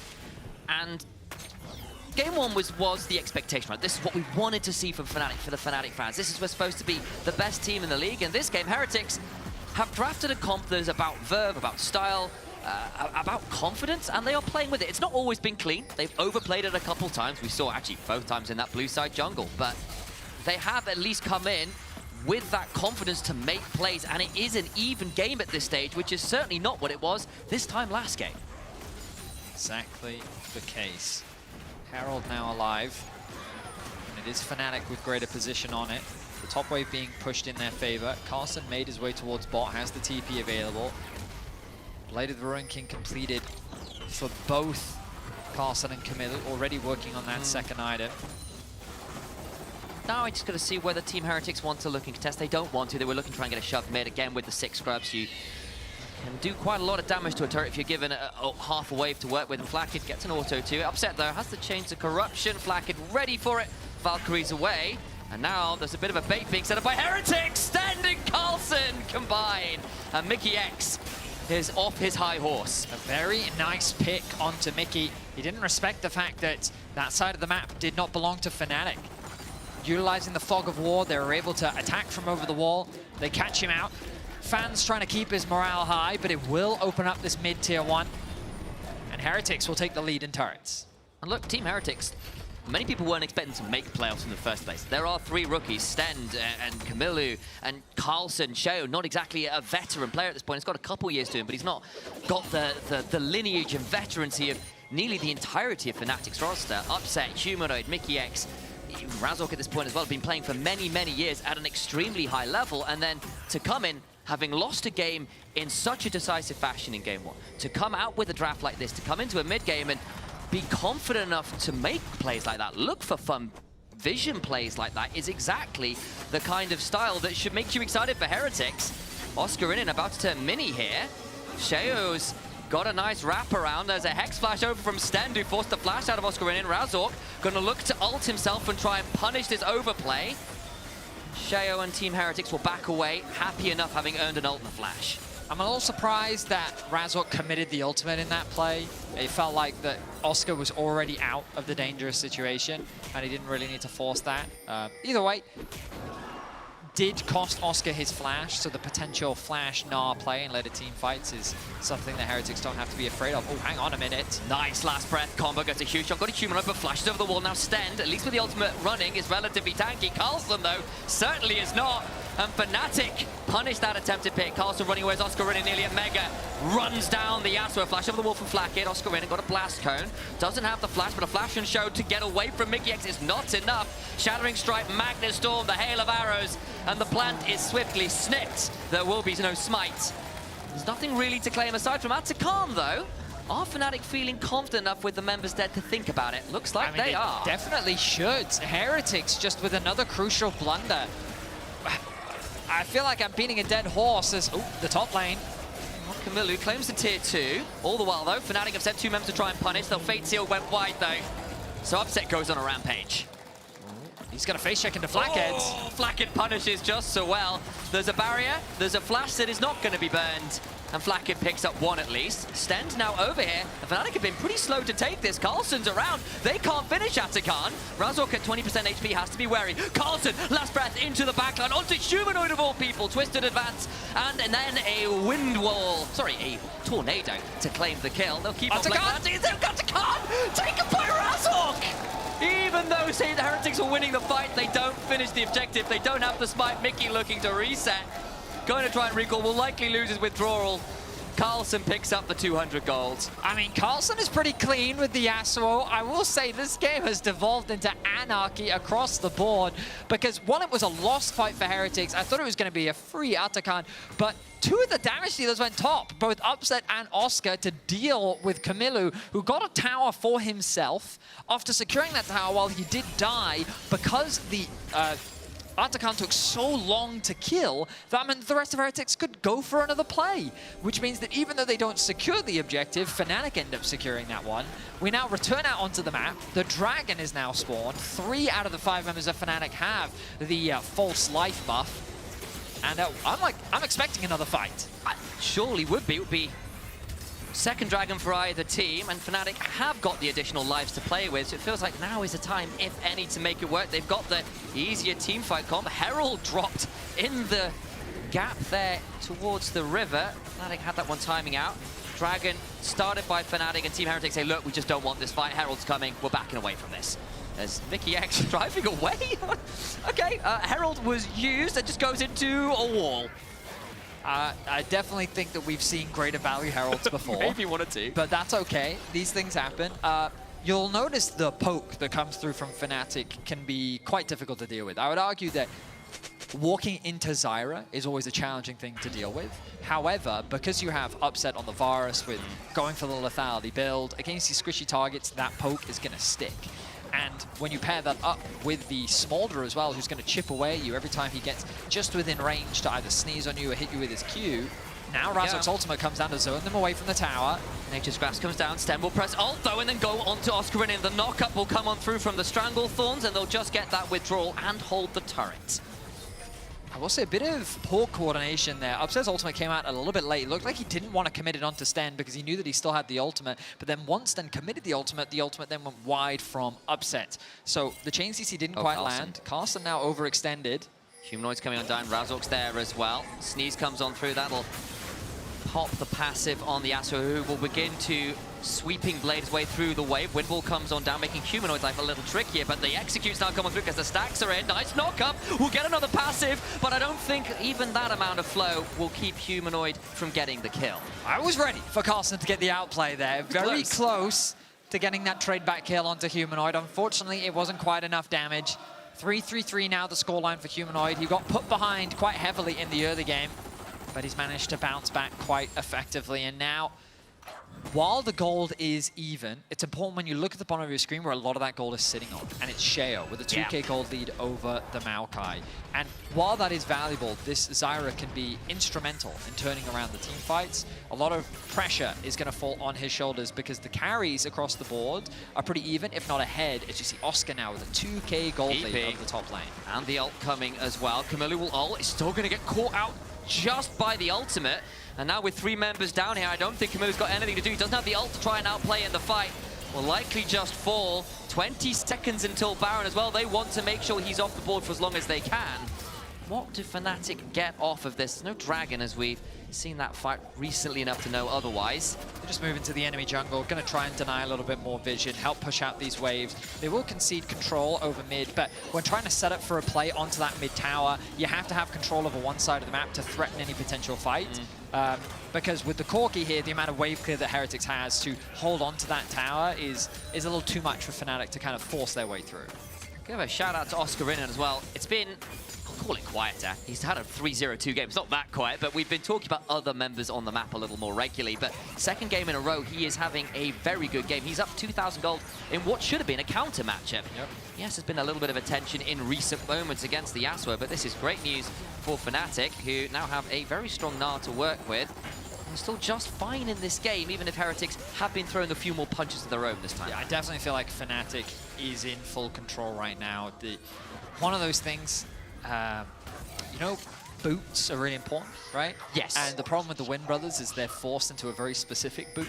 The ones that give you the attack speedy thing. Which means that this crowd control has a lot more value.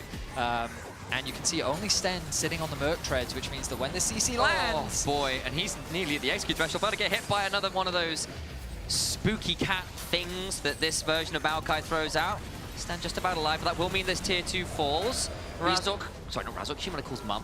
You see what I mean by the poke, yeah, right? It really does, it sticks on the side of Heretics because they don't quite have those tanks that have that inbuilt regeneration, those resistances, the ability to soak up some of that long-range damage. Instead, they've got a very squishy front line. This lethality Varus gains a lot of value. The poke that comes through from the Smolder, the fact that Gnar and Maokai can always threaten with the crowd control.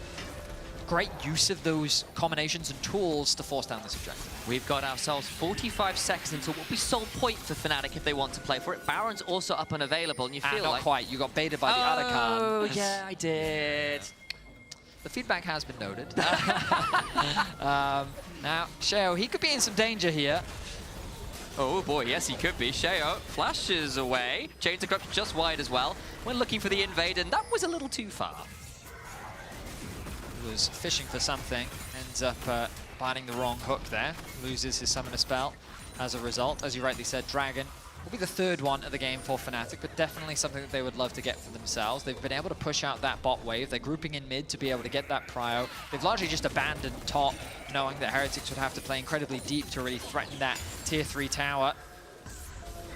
I'm a little surprised to see them pathing towards the top side of the map. I would have expected them to start shifting their control more into the bot side jungle to kind of scare Carlson off the wave. You can already see he's pretty hesitant to approach. Just soloing it. Oh, that's he why. is, yeah. So that's the plan. He's saying, look, we'll have the rest of our members go there. We've got enough control that our mid laner can just auto-attack, Dragon down. That gets them to soul point. And attack speed and ability haste when you're looking at a poke comp, when you're looking at Smolder and Varus who love to cast more abilities, feels pretty good this game. Sheo lands the grasping roots, but doesn't really lead to all that much. The problem now is, of course, Sten can look for an angle. In goes Razork. There's the Stranglethorn to try and buy a bit of space, but Razork flashes away. Magnus Storm back on in onto Sten and Sheo, and that likely means the Zyra is going to be put down to sides, but Razork also in danger. Sap magic healing is ridiculous. Oscar Rinnan flashing away as Flakkid tries to trade onto him. Carlson flashed on, trying to be kept alive, flashes forward onto Humanoid!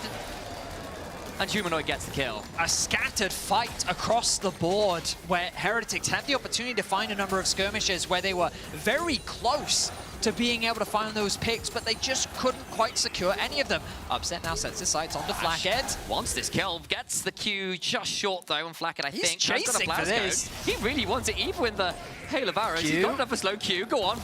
One arrow, one kill! And that's a shutdown. Upset makes his scoreline 8-1-5. 13 of the team's 15 kills. We look back at the fight and it stops on the top side as Razork looks for an engage onto Sheo. The follow-through doesn't quite pan out the way that Fnatic want, as Razork will be forced to flash away very quickly. The Zyra ultimate kind of separating as Mickey then tries to look to play with his team. But then Oscar and Humanoid turn their attention onto Camilo, and you can see how the fight is on two fronts, but Upset feels very safe behind that wall of a front line. He gets 2 kills for himself. And then the skirmish that's happening in the middle river, Camilo doesn't have any resources left. Flack gets forced to disengage, and a nice flash from Humanoid separates himself to get that kill onto Carlson. And look, that's a fractured fight. Surely you'd think that would be better for a Yasuo and a Yone who thrive in those kind of messier scenarios where they can dash around a bit more freely. But Fnatic get away without losing a kill, get the Baron. Got Soul Point now as well as a result of getting that Dragon just beforehand. They are back in firm command. It wasn't as clean as last game, don't get me wrong. It feels like this game is still very much in their favor, and Heretics struggling to stabilize. Yeah, I think that there were some crucial early game mistakes from Fnatic that Heretics found through great individual outplay, but then they've overstepped. We saw it in the bot lane, we saw it in the mid lane. We just saw a couple times where Heretics went into fights that they just shouldn't have been trying to force, and Fnatic, with that stronger team fight composition, have been able to punish time and time again, and now they find themselves in this position. Oscar about to take over to level 18, Humanoid in a similar position, and the poke that's coming through. Heretics have to be decisive in how they execute, as the damage is just continuing to stick from Fnatic. Winced a little bit at that level discrepancy there, the counter match at Carlson. There's been some flashy plays from the Yasuo, but it's not led to a lead. 3 levels, well, now 2, because of course Oscar can no longer level up anymore. This isn't Earth, but it's still a serious, serious discrepancy, and the vision control that they fought so hard of early on in the game is now completely gone. Their map is very, very dark right now. Resets begin to come on through for Fnatic. They've claimed all the outer turrets except for that one lone remaining tier 2 in top lane, but they'll reset by a load more items. Humanoid finishing off the Bloodthirster. 3.5 items now on Upset. 3.5, 4 items even for Oscar. Really flipping heck, that Gnar is strong, and look to do it all over again. And with the Hex Gates, Razork's like, hello. And the rest of Fnatic as well, they're just coming straight on in. They want a brawl. Carlson caught out, crashed down on with the Ferromancy. He's got a shield that means absolutely nothing, and Upset goes unstoppable. An easy pick for Fnatic. They turn their attention onto the tower that you just a few moments ago highlighted was the sole survivor of tier 2 towers. They don't care about the mid wave for now. Instead, knowing that they have the numbers advantage, have set their sights on the base of Heretics. Those numbers look nice for Share, and they were for a period of the game. Don't look so nice when you look at mid and bot though. The poke has definitely been landing, and the base now broken into. Team Heretics, what on earth do you do to stall this Fnatic juggernaut at this point? Oscar Rinin times his escape through the Hex Gates perfectly, and a synchronized recall as well. 44 seconds. 44 seconds until the Dragon Soul. Just easy setup for Fnatic. Patient play once again. And as you rightly said, we saw some mistakes from them in the early game. Heretics had an opportunity, I think, to take control of this game.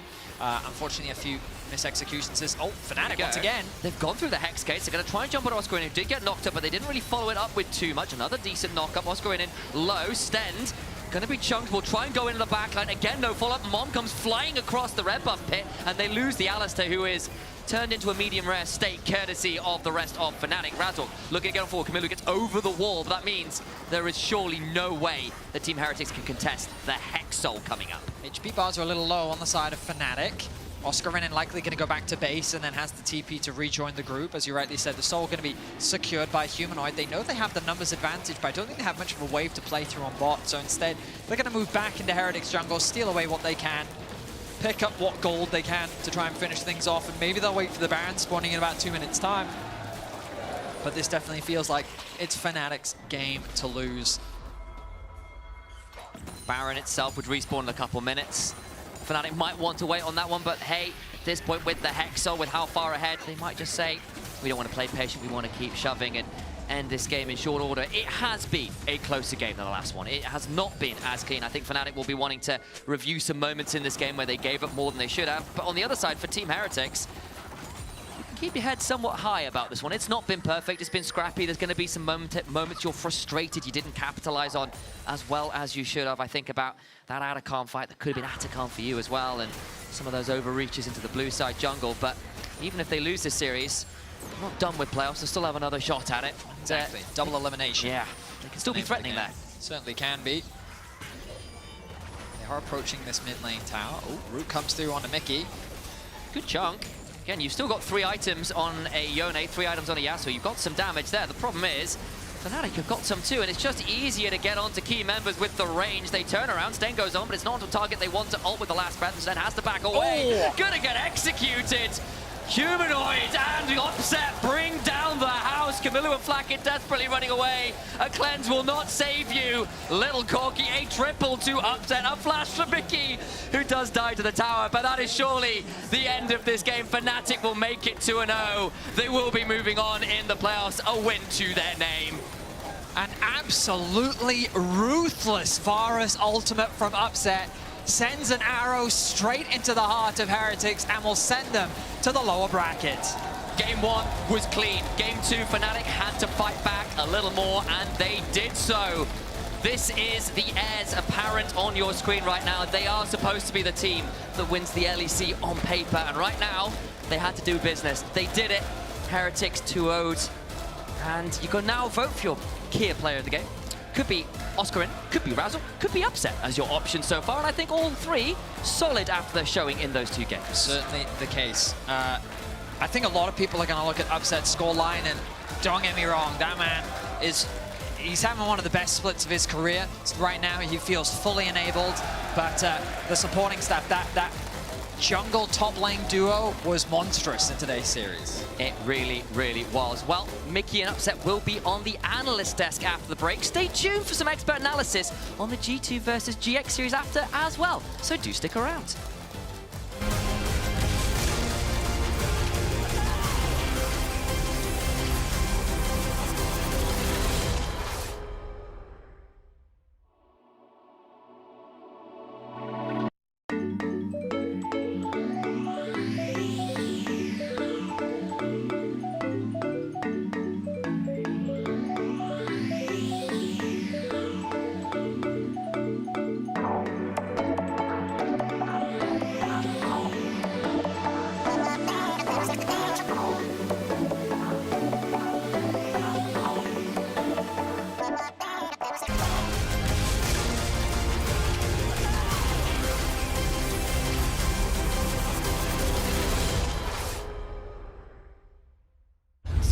Still gonna try and fight this Yone. What is going on, Mickey? He has Ignite. I think he's trying to ignite it. His fight seal comes on through, the shield comes in. The Team Heretics. How do I break that down? I mean, Camilo. Alisira here. Look, they're gonna get rooted by me, guys. All of them. Yeah. Look at the Corki. Corki or Yon, Marek. Yon. Yeah, I go. I have flip. Has ulti, okay? Nice. Oh, they hit the Razzle again. Holy f***, but I'm just everywhere, man. I'm not male, okay? I'm flashing away. She's cooked now. She's cooked. Can you DP me? She's Look, Yona. I'm going on Alistar. Yeah, Alistar is there. Coming to help Smolder. I'm fine, I think. Welcome back to the LEC after a pretty confident 2-0 victory from Fnatic. We are now joined by Mickey. Mickey, welcome. Thank you. Another day at the job, eh? Yeah, that was, I mean, the second game was a bit stressful, I guess. There was a lot of comms that were just going left and right, and everyone was talking their own thing. Like in draft as well, it was like so weird, but everyone was like talking over each other, because like I guess in Fearless there's a lot of different scenarios that are happening. So yeah, it was chaotic, I guess. Everyone on your team tweeted like, "Oh, we can't wait for Fearless," but then like, you guys played. Your comp was kind of boring, man. I don't know what to like. You played against the Wind Bros. Yeah, game 1 you played Elise. Yeah, but then Rebel was open game 2, so I have no choice. I mean, actually, he got stuck into it because I was expecting the Dynamite Brothers to come from you guys, not from Team Heretics. But then you were just stuck on. I mean, if Rel and Maokai is open, you guys kind of have to take the bullet, you know, and just play boring champions. I don't have a choice. I'm saying. Oh my God. Bullied into it by your coach. I think one thing that stood out a lot though is that despite like some of the messy moments in that game, maybe around mid lane. We cut the replay, or we could just show it to flame you when you try really hard to solo kill the Yone. But people got to see it just moments before we joined. Actually, I could have, if I was like a bit better at the game. Okay. You've got time. You've got time to improve, brother. Don't worry about it. Sure. But what was it that stood out the most to you, Odo? For me, what stood out the most was, if we can bring up the replay as well, is because you say that the comms were a little bit, hectic, but judging from gameplay perspective, it really didn't seem like it, because it seemed like you guys were just all in control every single time, and there's a bot lane fight that is happening where you guys are just buying time so well for each other right now. And even if you can pause the clip right now, is Smolder is quite far away and Varus is also quite far away right now, but this is the sort of Fnatic that before we wouldn't really see this much resilience from you. And how are the comms here in this situation, given that you're saying that they were hectic? It seemed like everything was clear. No, yeah, I mean, it really was not clear in the comms. Because from what I remember at least, it was like, go, go, go, we need to go on this guy. And I would look at the minimap, I was like, wait, Smolder is like nowhere near. I think someone was telling me to like flash on the Zyra. I was like, Zyra is so incenting. I was like, okay, Arthur, we can play the clip now. Wait a bit. So I'm just like running around, waiting for the boys to show up. Because like, you're playing really good here. going in, I'm just like waiting because I can't do anything.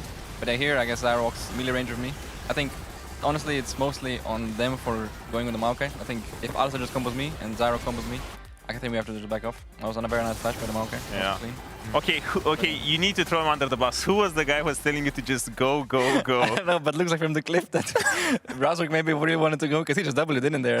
No one was near it. Yeah, good luck. I mean, his champ is that OP, so he can survive it, so it's fair enough. I mean, Maokai was like 3k gold behind, but he was still super OP. But regardless, this was for me just highlight of pretty much every single Fnatic play from this series overall, where there's just so much restraint and so much patience to find the perfect opportunity to pull the trigger. Do you feel restrained? It looks restrained to us compared to last year, Fnatic. Does it feel like you guys have the discipline to back off? I guess, yeah. I mean, I think sometimes, I mean, definitely not in the comms, but like, at least for myself, usually I try to look more around to where people are on the map before I do something, which is maybe something I don't do always, but I feel like I've kind of started doing that more recently. Yeah. Because I feel like I kind of have to, otherwise no one will. Like run it down, no one, very hard. Look, so I need to like stop myself. But yeah. Fair. I like that character development. It's cool. While you were exciting, our key player of the game was Oscar, and shout out to Oscar, even into the Yasuo counter pick, was still able to have so much impact in that series. I was surprised that the first tower went down before the Yasuo, not for the Nine. Yeah, that was, Oscar was an absolute monster. We are going to head to a quick break. When we get back, we'll be getting ready for the series, GX versus G2, and we'll also be joined for the draft by Mickey and Upset. So stick around. We'll be right back.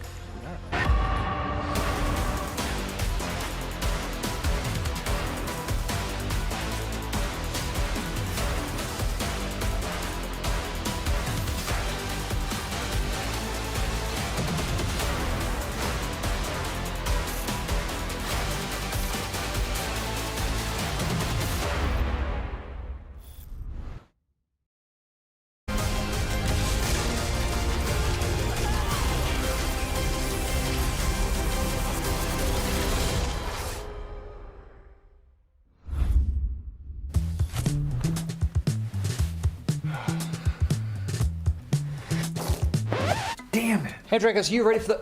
Oh, that doesn't look good. Wait, I have a solution, but you have a break.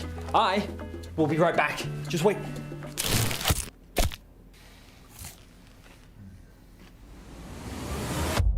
Have a break.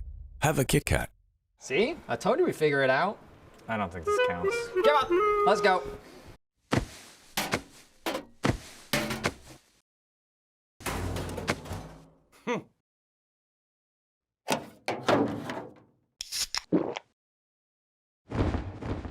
Red Bull gives you wings.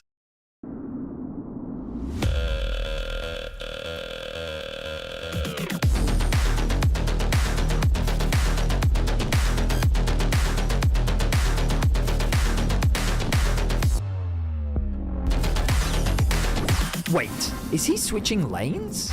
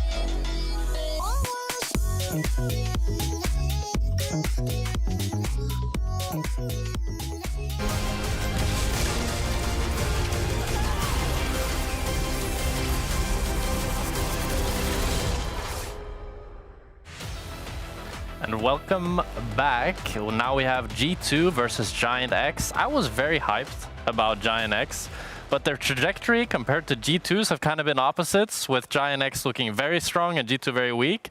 But now they've kind of collided in a different way. And what do you think about this series? Well, definitely G2 clear favorites. I think they got their, their things together in week 3, drafting kind of the same style, what made G2 great as well.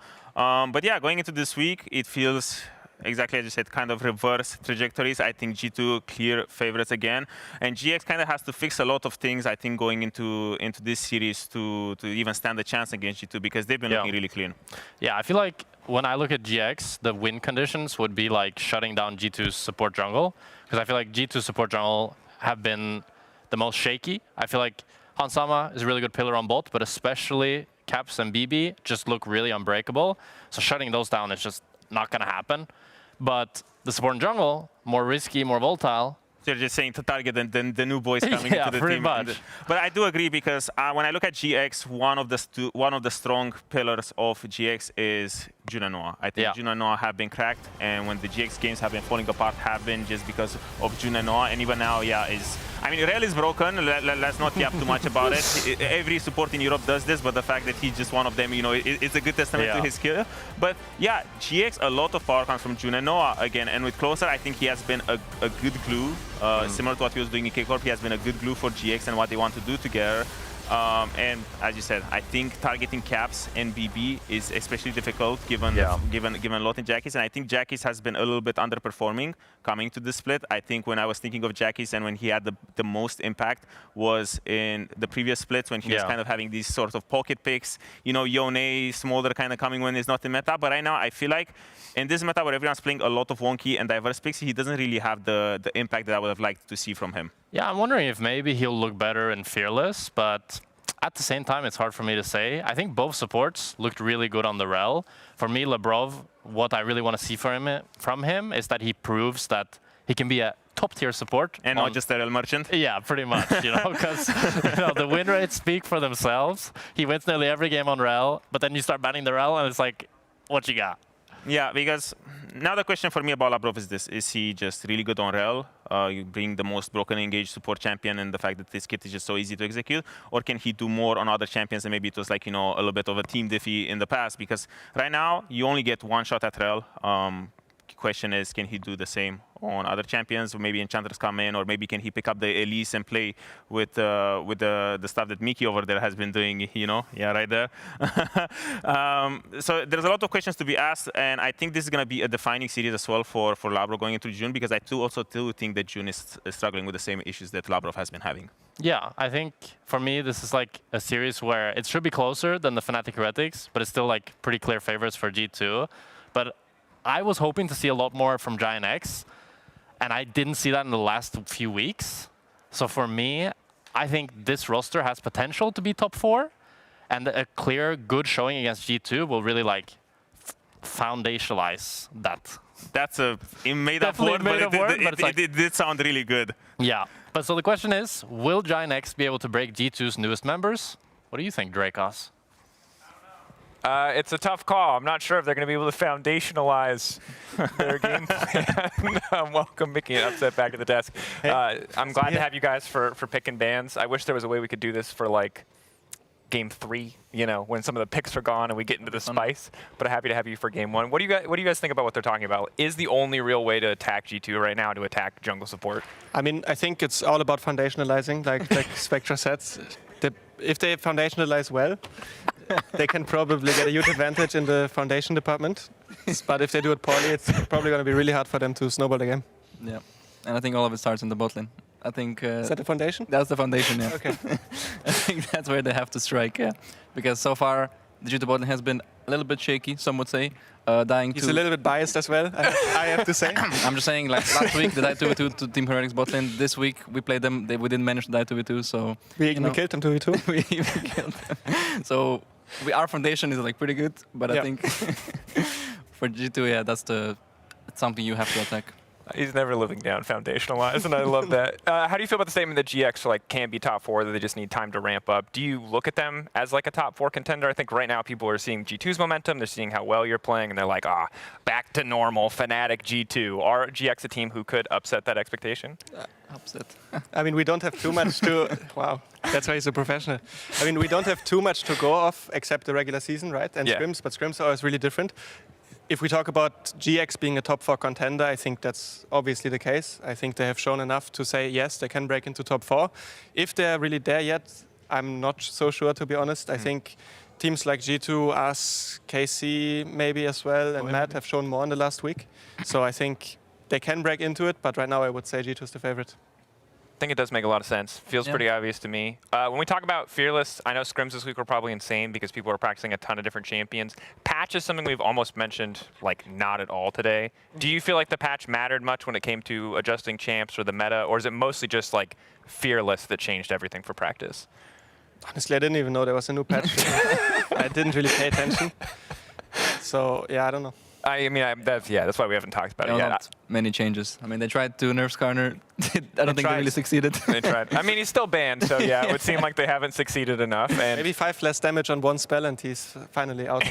It's not about the dash over the whole screen, undodgeable CC on 5 people. Yeah. I really like when he hits E and then he interrupts every other champion's dash ability. That feels really good. I mean, Skarner has a weakness, though. I was watching the LTA, and you can also pull the enemy Nico into you.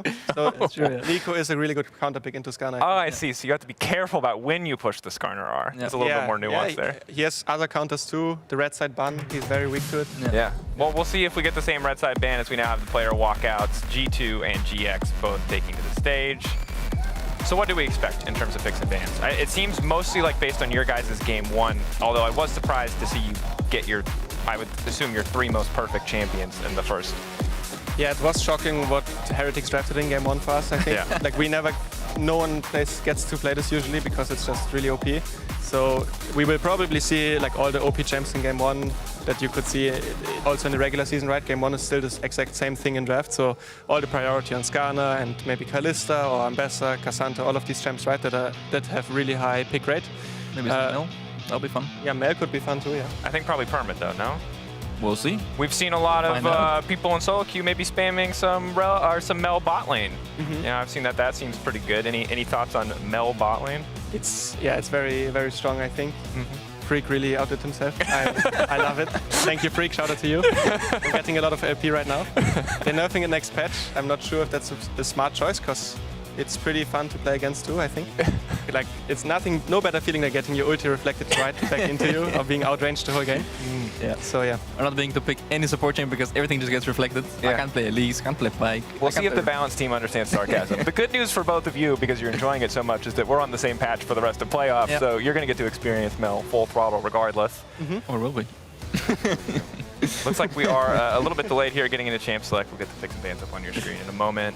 Anything that's particularly spicy that you want to see? It's hard, right? Because I don't want you guys to give away any special Fearless flair, anything too crazy. Elise looked, I'm going to say okay. That first dive was clean in your first game. The first one. The first one. Yes. Second one a little questionable. And then you kind of got one shot, which is my understanding of Elise in mid-game. Yeah, one time. That's kind of Mickey's playstyle. Like, we are very used to it. He just goes somewhere, dies, and then the fight is just won. I don't know how it works, but it's his magic. I'm bending the cooldowns. I'm creating space for my team. Yes, he's an astronaut.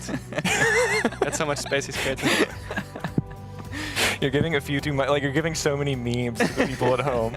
They'll enjoy it. If the Mel band comes in here on 3, that'll be Krysa ban. Is Mel first pick? Because you can flex it. Do you just immediate first pick it? That's fine. Yeah, I mean, I can't talk too much about it, but it is definitely a strong champ to choose here. But there's also other priorities champs open, especially maybe Kalista's open, right? Maybe here. Kalista's open, Raven is already banned. Ambessa, Vi, really strong here as well. Yeah, true. Ambessa and Vi is also open. Hans goes for the Kalista. I mean, that's obviously like a big comfort pick for Hans. G2 always is good at using Kalista, and he's also very good at it. So, that's a very interesting trade. They give Vi Ambessa for Kalista, like we talked about. It's very, very powerful combination. Is this a worthwhile trade? Like, if you're Noah in this situation, are you okay having to play against Kalista when you see your team gets out? For sure. There's many champs open. This is game 1. The most played matchup into Kalista is probably Varus, right? So it's not really a big deal. I'm more curious what G2's plan is forgiving these champions and how they're going to counter it. Oh, yeah. Okay. Renato, obviously very good if people go into you. Pantheon, very strong early game. Pantheon, Renata, where's the Pantheon going? I'll just say this, based on solo queue, I've seen jungle, top lane, and a little bit of support Pantheon. Yeah. Showmaker played it mid today as well, so it is very flexible, but usually you pick it in the jungle for the most part, especially because it's already Vi picked, right? So you don't see the enemy mid laner yet. Maybe it could be playable into Ambessa, I'm not sure, but it has a lot of flexibility, but already strong in jungle. And there's the Varus too. Are you surprised to see Mel not just immediately snagged in first 3? Or do you think it makes sense to just wait until you have more information? I mean, I guess it's not the greatest in kind of the first 3 champs ever picked, so. It's top secret information, Dracos. I'm sorry. Yeah, obviously, you guys can just refuse to answer. He's working for G2 actually. He's like, when would you pick Mel? Under which conditions would you pick the champion right now? It's fine. I think it's definitely pickable as a champion, but I think, I mean, Varus was the most obvious choice for picking on 3 here, because they kind of want to outrange the Renata Kalista. I mean, yeah, hopefully he doesn't go on hit. True. Poke Varus is very good against Renata, obviously, because she has a hard time starting fights. And Pantheon only has this ulti kind of to start like engages with flanks. So Poke Varus is already very strong this game, unless they get a lot of buttons in the other picks later on. And yeah, I mean, Mel is very strong, but a champ like Kalista, you can see that it has a lot of danger in lane for her, right? She doesn't have a good way to get away from champs like Nautilus, Leona, because you reflect the spell, but then you just go in yourself. Yeah. It's not what you want to be doing as a mage. So maybe that's why it wasn't picked in this scenario. So Poppy banned away. Mel technically still open. G2 could just ban it to get rid of any extra variables, but instead they banned the Elise, I guess, to stop the dive. Nico support, I'm still guessing here. Still a flex pick, but like Nico just, everyone just picks into Renata because it's a very strong lane, because you just outrange him and Renata can't really trade back very well. I think Renata Kalista can still get some good picks. If Renata gets like an E on someone and then queues them into them, then they think they have kill pressure. But for the most part, Nico should just have like a pretty easy lane. And then, yeah, he's a good follow-up for the bio as well. Also, what's strong about Nico is that you can copy Ambessa, and then you have 2 Ambessas, which is even more scary than 1 Ambessa if you think about it. 3 of them. Yeah. Oh, 3 Ambessa. That's each one of them could press anytime, at any given moment. Well, I appreciate your 3 Ambessa joke. What the hell is Warwick doing on my screen? Well, in Arcane, Warwick was one of the strongest champions. He was very 1v9. So I'm not surprised that they pick it here, to be honest. You're both this mixture of totally genius about this game and completely useless, and you're just always walking that line, and I appreciate you both. I've definitely seen Broken Blade pull out his Warwick in solo queue, so I'm finally seeing it in competitive. That is very hype. I think he played it maybe once before in a competitive match. I'm not really sure, but it's something he has been cooking for quite a while. So let's see how it works out. Okay, question. Talk to me early game expectations. You're watching this game at home. You're a fan of either team. What's the most important lane or the most important champion to keep your eyes on? Probably Warwick. I mean, bot lane I think is mega volatile too. Yeah. Can be a swap. Warwick is hard to gauge how easy it is to dive him, I think, because Warwick obviously is played very, very rarely. So maybe it could be an interesting swap scenario. If it's matched lanes, I think the Giants bot lane is slightly favored, but a lot of kill pressure on both sides. And top lane, I think Warwick will be very good against Ambessa, I hope. Yeah. Who do you think wins it based on draft? Is the G2 Spice? I think G2 kind of lacks engage in their comp and they're getting outranged by Varus, so I think draft-wise I would kind of have to give it to Giant X, but yeah, we never know. I mean, I think it's a very, very even draft in some ways, because also Renata is very good against what the other comp has, at least most of the champs, and they have powerful picks like the Warwick. I'll have to cut you off there, Upset, because we are now ready for the game. But could be an even draft, keeping our eyes potentially on the Warwick top lane, or maybe a bot lane 2v2 if we're lucky enough to get it. That's enough from us here at the desk. Let's send it over to the casters to get us in to the first game. Thank you. Thanks, boys. The crowd's out for G2 versus Giant X. Thank you very much, Dracos. And what is a great debut into Fearless with a Warwick top straight from the ELO hells of all our ranked games. So I thought an Arcane worked with Ambessa. I didn't think it was on the opposite side. Is that like... I guess not. Do we have to redo it? I don't really know. But like, it is your solo queue Nightmare Warwick. Because it's the barrier work in the top lane. And like, it's actually funny because we were talking backstage, Hysterics, about like, hey, things that can answer into Ambessa, you know, like the Renekton's, the kind of lane bullies who were highlighting a volley bear. Warwick slots into that perfectly. So it definitely just feels like, hey, I'm going to make sure I can just bully Loss out of his lane. And then I think if you go for some sort of lane swap, which it looks like G2 are going to opt into, that actually will be matched, but he should be fine under the tower because the healing is insane. True. The barrier makes it really difficult to dive him, so in theory, he can hold up in the lane swap as well. Plus, he does extra bonus magic damage as well, so if you misplay the lane dive, it gets real dicey, real fast. Remember, below his 50% max health, that's when he heals for the huge chunk, right? That's what makes it so hard. So a really good point you bring up, Dacta, as G2 get early vision in. Skumon starts on these Raptors. Top laners are going to meet, though. So for G2, reading this is nice because they get their 2v2 that they want. They get the 1v1 that you just mentioned. Should be a living hell. Yeah, I'm curious what the path is going to be now for Skumon, though, because he has stolen Raptors, will actually go across the red as well, so could try and defend his own red if he wants to, because he should have, like, push on bot lane and War can start to come across. You can see already Broken Blade doing a good job of bullying out, but looks like actually Jungler's going to meet on the top side of the jungle, and the bot lane is coming. Skumon's out, and he should be able to get away with this. Yeah, Closer gambled on being able to contest the red, but I think Skumon now can kind of protect his top side and shift to bot lane and get all 3 quadrants. I mean, it's so big as well, and the Pantheon snowballs out of control. Really curious to watch the build here, Dagda, because as they were kind of talking on desk, they're saying like, yeah, Showmaker played at mid, but we've seen Doinby also play at mid with things like Stride Breaker and then full tank. In jungle, it's usually been that Bruiser AD build. But let's see what Skumon's variation is. As he goes back to his side of the jungle, has 5 more camps to clear. And as we already said, it's going to be ahead in tempo here, rushing to his 6 to get faster on the map. Yeah, I think the pressure Jackie's has in mid, though, may open up a window where he can start to try and look for evades, but he is just going to move back over towards his blue. But yeah, I think Broken Blade is just so far ahead in this matchup that it makes it very difficult to try and answer. So at the moment, Skumon off to a great start, and Pantheon, definitely a champion that likes to go for these sort of dives, like use his early strength, sorry, not early dives, early ganks, to use that early strength to his advantage and trying to get his lane snowballing. So I'm curious exactly where he wants to put that attention. I imagine it is around Hans Sama and Labrov, but we'll have to see. You want some Warwick stats while we watch out for this 2v2 to play up in top side.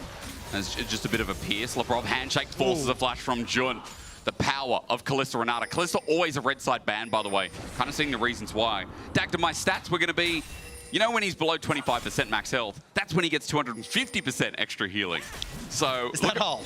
I mean, yeah, Broken Blade right now, even just autoing, he's getting massive. All he needs to do is pull him into the jaws of the beast, looking for the fear, but there's the Vault Breaker. Healed up the fear. Comes in clutch, that 1 second used well as Skumon here to stop the play going further. Nice job from Closer, though, to actually get some pressure down in this bottom lane. Lot should be able to crash this, making sure that it's going to actually hit the tower.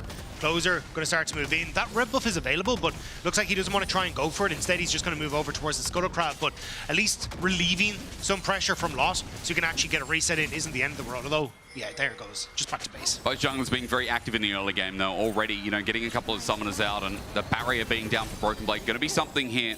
And just a quick reminder, I feel like both of these guys, as my touchscreen doesn't want to work today, both of these guys have been pretty crucial to how the team functions, right? Coming over from KC, Closer, you can say exactly that. Skumon debuting on G2 has kind of had to be that when he's filling in for Yike. Yeah, and especially when we saw these two go head-to-head the last time, it was Skumon who came out on top, right? He was doing a good job of playing around that bottom side of the map, punishing Noah and Jun when they overextended in the lane, and finding those quick early kills that allowed G2 to snowball the game. So this is why I think it's such a close matchup that we have to watch. But at the moment, I mean, camp advantage for Skumon, but Closer has kind of blown some of those early summoner spells to give his laners a bit of help. So we'll have to see exactly what's going to happen on this top side, because it looks like that's where the next bit of a scuttle is going to happen. It's interesting, though. I like, scuttle, scuffle, whichever one it may be. It seems like scuttle for Skumon at the very least. It's 55 seconds till those grubs spawn up in top, so a little bit early here for junglers to be here, but it does feel like the clear pathway down for Skumon as he gets towards level 6. Are going to be these top 2 camps available. Dagda, I want to mention here in this early game that's really been focused about this Wolf, that for G2, he's not the only one really suffering from success right now. Not only Skumon as well. This 2v2 up by 250 gold. Bit of a CS lead brewing. The natural lanes everywhere outside of mid feels pretty good right now for G2's early game state. Yeah, and I mean, look, Hansam and Labrov have actually been doing relatively okay in the 2v2 and trying to trade. It's been Noah and Jun who have got caught out a couple of times trying to go that bit too aggressive. So at least putting a bit of a backstep on themselves to make sure they're not getting caught out. And Labrov is doing a good job of just trading with the shield. And there's not really much they can do right now. Looks like Dragon, kind of a lot of attention on that bottom side of the map, but I wouldn't be surprised if G2 are going to end up looking more for the Void Grubs trade in this sort of situation. Well, Closer now spotted out on the Dragon. Maybe they're just thinking, yeah, that's exactly what's going to be done from Giant X's side. By the way, quick stat from our production team as Broken Blade gets slapped in the face. Hang on a minute. Wait, he's got infinite duress. It's a public execution, but Broken Blade, doggy got bite. And remember, he's going to heal this up. He gets so much healing back. Don't be fooled when he has low numbers like that, especially with Phage. Yeah, I'm a little nervous for a lot there. I wasn't sure if Broken Blade was just going to open up with the infinite duress, but instead backs away. Skewmon spots out that they're on the Dragon, just trying to deny that away. And it looks like Closer then is actually going to be the one who goes top. So G2 at the moment playing very much a kind of contain Giant X game at the moment, especially when it comes to Skewmon, stopping them from getting the Dragon, stopping them from getting all their camps, just trying to put Giant X on the back foot a little bit.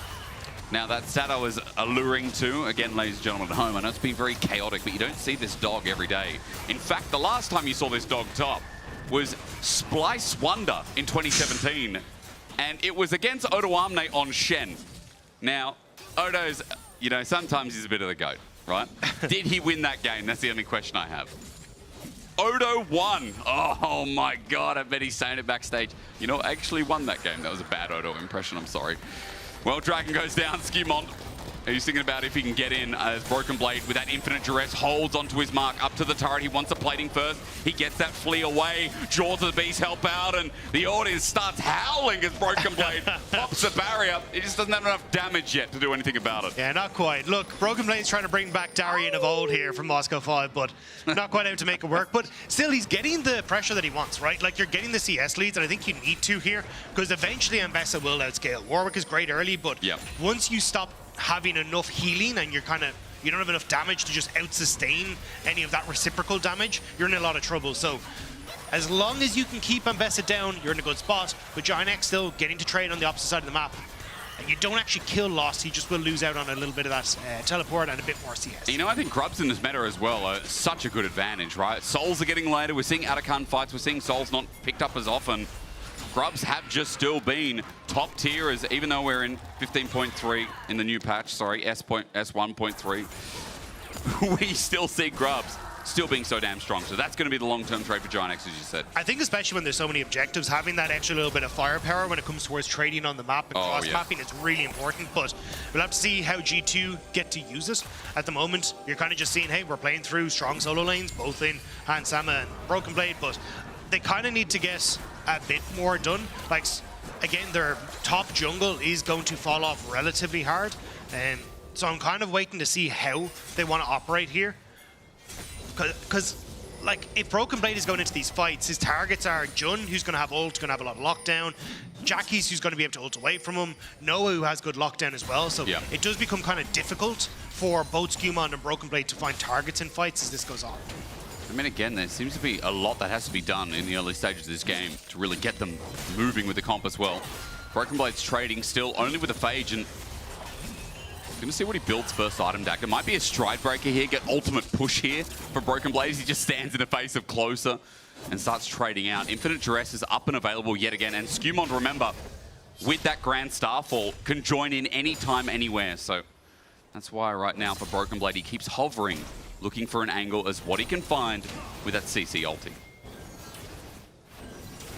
Are you telling me, thinking it's going to be something else? I'm going to wait and see. I'm going to wait and see. I saw your cheeky look at the items as there we go, there's the Starfall. The Duress follows up as well. The dog's in with a public execution. But in the end, down goes Lot for first blood. I'm just loving the crowd howling. I know, it's so good. But yeah, nicely done. And that's kind of the combo that they were looking to have that payoff for.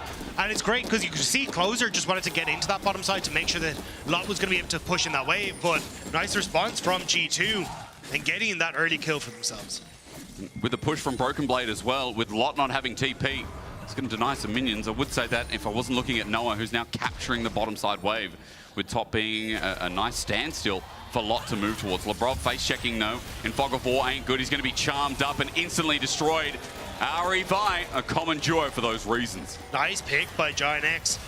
Oh, hang on, Skimond. Might be able to get on to closer. You got Kalista moving down. The flash is burned, but Hans Summer's ready and receiving. Lot has joined in, but he just used his ulti in the previous fight as Hans now chases up. Lot might be in trouble. That Ren means they're slowed to buggery, and Skimond now with another stop under turret will help out as Hans runs in, flashes for the Ren.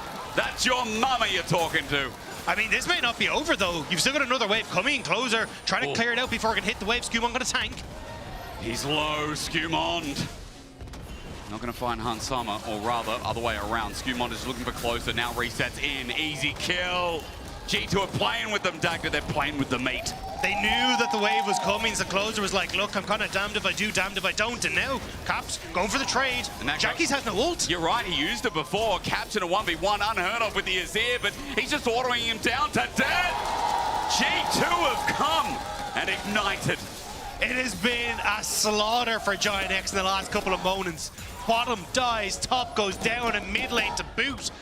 G2 looking angry in this next few phases. Through multiple lanes, it's now falling apart. The early game that, if you look at stats for G2, the early game has been fantastic. Some of the best early game stats, while you and I were talking backstage, they weren't the best early game team, let's be real, on what we saw from G2's evidence. But at least just stats-wise tell the story of like some of the blood and some of the misery they inflict. The funny thing was, the biggest criticism we had at G2 was, hey, we wanted simple to execute compositions. Your tank top, your like damage coming from your bottom and your mid, and then you kind of got that follow-up engage from Skimond and Labrov generally on something that's a bit more engaged focused, but that's not what we're seeing. They've gone for like hyper early aggression that needs to snowball, putting pressure onto themselves, but this time around they're executing, and I think it's kind of shown the growth G2 have had throughout this split, from going from, hey, you know, a new team replacing two of the most important roles on the team to now looking like a bit of a brick house that you try and blow over here. And it's nice again when you see some of these strong units moving in. Closer has to be careful. It's a good handshake back. Skimond's here, and again, as he holds Closer in place, he does some good damage with that build-up of the Martial Steel. That's definitely not the right name. We're just going to stick with it. It's awful.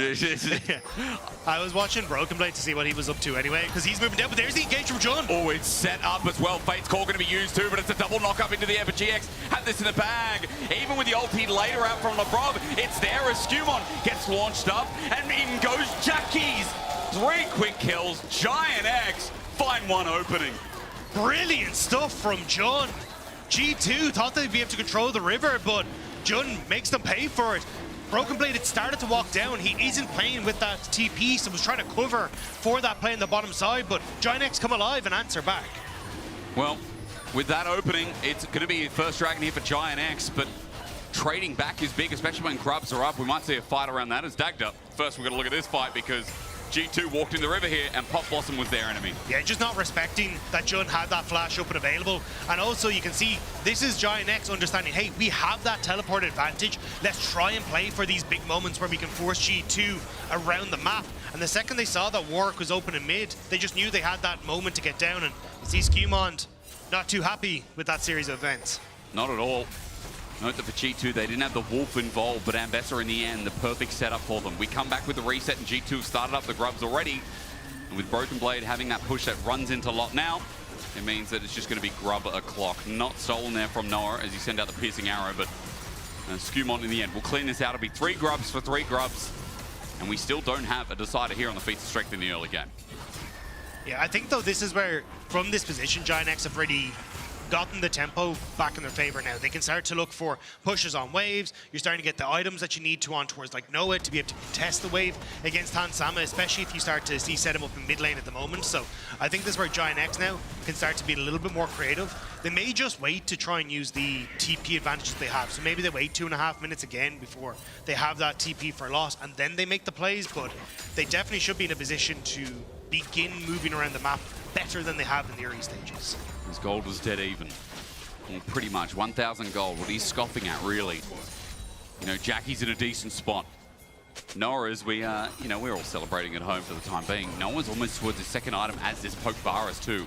Gold even between 80 carries. The only big leads right now are between jungle and top, as that Stride Breaker is now finally complete. So there's a lot more wave push here for Broken Blade. See, the biggest problem for G2 right now is the fact that you were pointing out Noah, he now has good mid push, which means that it's opening up Jun to roam like this with Closer. The thing that Giant X are most fearful of is the ultimate from Skumon, though, which can answer very quickly. So essentially what they're hoping is at some point, Hans Sama opens up mid and answers into Noah's push. GX should be able to win that push and then send all 4 members down to that bottom side of the map to look for some sort of big play on the dive. But we'll have to see if they're going to be able to get it. Because, again, if they ever misjudge how many people are on the map for G2, Skumon can show up at a moment's notice and can all go sideways. Well, around top, that's the potential for this to set up. Perfect execution, buffered actually behind Broken Blade. Infinite Duress, meanwhile, the Primal Howl is looking for the fear, and it misses. Good spacing there as the adaptation sets them up, but Jaws of the Beast heals up for the time being. Broken Blade flashes, wants to get distance, gets the flash out, another Jaws of the Beast! He's healed up, he's bailed out, but Doggy gonna die as Giant X still find the reset in the end and take him down. He survived for so long, but couldn't quite get it across the finish line. Now Lot doesn't quite have that TP available, so despite Broken Blade going down, looks like it'll actually be the Rift Tower that goes to G2 because of the amount of time he bought. Everything used in the kitchen sink as well. At least nice for Giant X, get some more gold as Caps might be in a bit of trouble. Noah's coming down. Chains Corruption are up and available. Caps waiting for it. Flashes out now eventually, but Noah matches as well. The old Fnatic 80 carry has his number as well as he's got all the stacks up and available. Caps is dead meat. Over to Noah. A lot of gold going over, and they commit hard to the bot lane. Good job by Noah. Realizes here, look, I don't need to be on that top half of the map. Let's make the play towards Jackie's. They kill off Caps. They get this first tower as well. And now it looks like Lot going to try and somewhat keep control on the top side, but I think that tower, yeah, is going to be matched by G2 there. I think in the end, it's actually G2 who, by the way, because of objectives, get it as... Hang on, Dagda. What's that smell? Jackie's has gotten low, but Broken Blade doesn't know there's another foe in his way. He wants to send him away. He infinite duresses, but charmed out. Broken Blade ain't doing the damage here on the side, and Giant X keep overwhelming him. Yeah, and this is the problem. When you are not able to just out-sustain that DPS, the Warwick kind of just becomes dead weight. And unfortunately for BB, Giant X have consistently found multi-man opportunities on him in side lanes. And it's now starting to cost G2 a little bit. The gold is still even for Giant X, but it's about opening up moments for Lot to start to get some much-needed CS back, get some of that experience that he needs, and find a bit of respite on the map. But we look at Giant X and we look at the positives here in this game. You know, Noah getting gold before, but also Jackie's just really encircling this early game. Transitioning to mid, it's now a 2-item Ari, and albeit a little bit cheaper here with Malignance. Jackie's is in a good spot. We just need to see Jackie's, I guess, how am I going to say this, Dagda? Not get caught out in the mid game as he's kind of known for, especially last year he was. Like, Jackie's has to keep it together because for Giant X, right now they're playing with fire when he's strong. But the thing is, they've already got their lanes in position. They pushed in onto this top side, which lets them then drift this Ambessa down into the mid lane, which is then setting up perfectly for the Dragon. And they've even got some of this like deep wards that are down as well, that are making it nearly impossible there for G2 to contest. So Giant X, this is actually a bit of a step up. One of my biggest gripes with Giant X has been their inability to play the map in their favor and trying to keep themselves pushing their advantages. But this is a good move. Now they just need to make sure Ambessa can get back into that top side, and that's why they've sent Jun up here as well. It's a good shield vault coming through, and the blast cone helps out so Lot doesn't get caught out any further. Broken Blade is pushing this turret, and this is what 3 grubs are going to help do, is Herald will also give them a little push in the right direction. For G2, they're committing to swapping sides, and Caps is just walking ever so precariously up to that bot lane wave.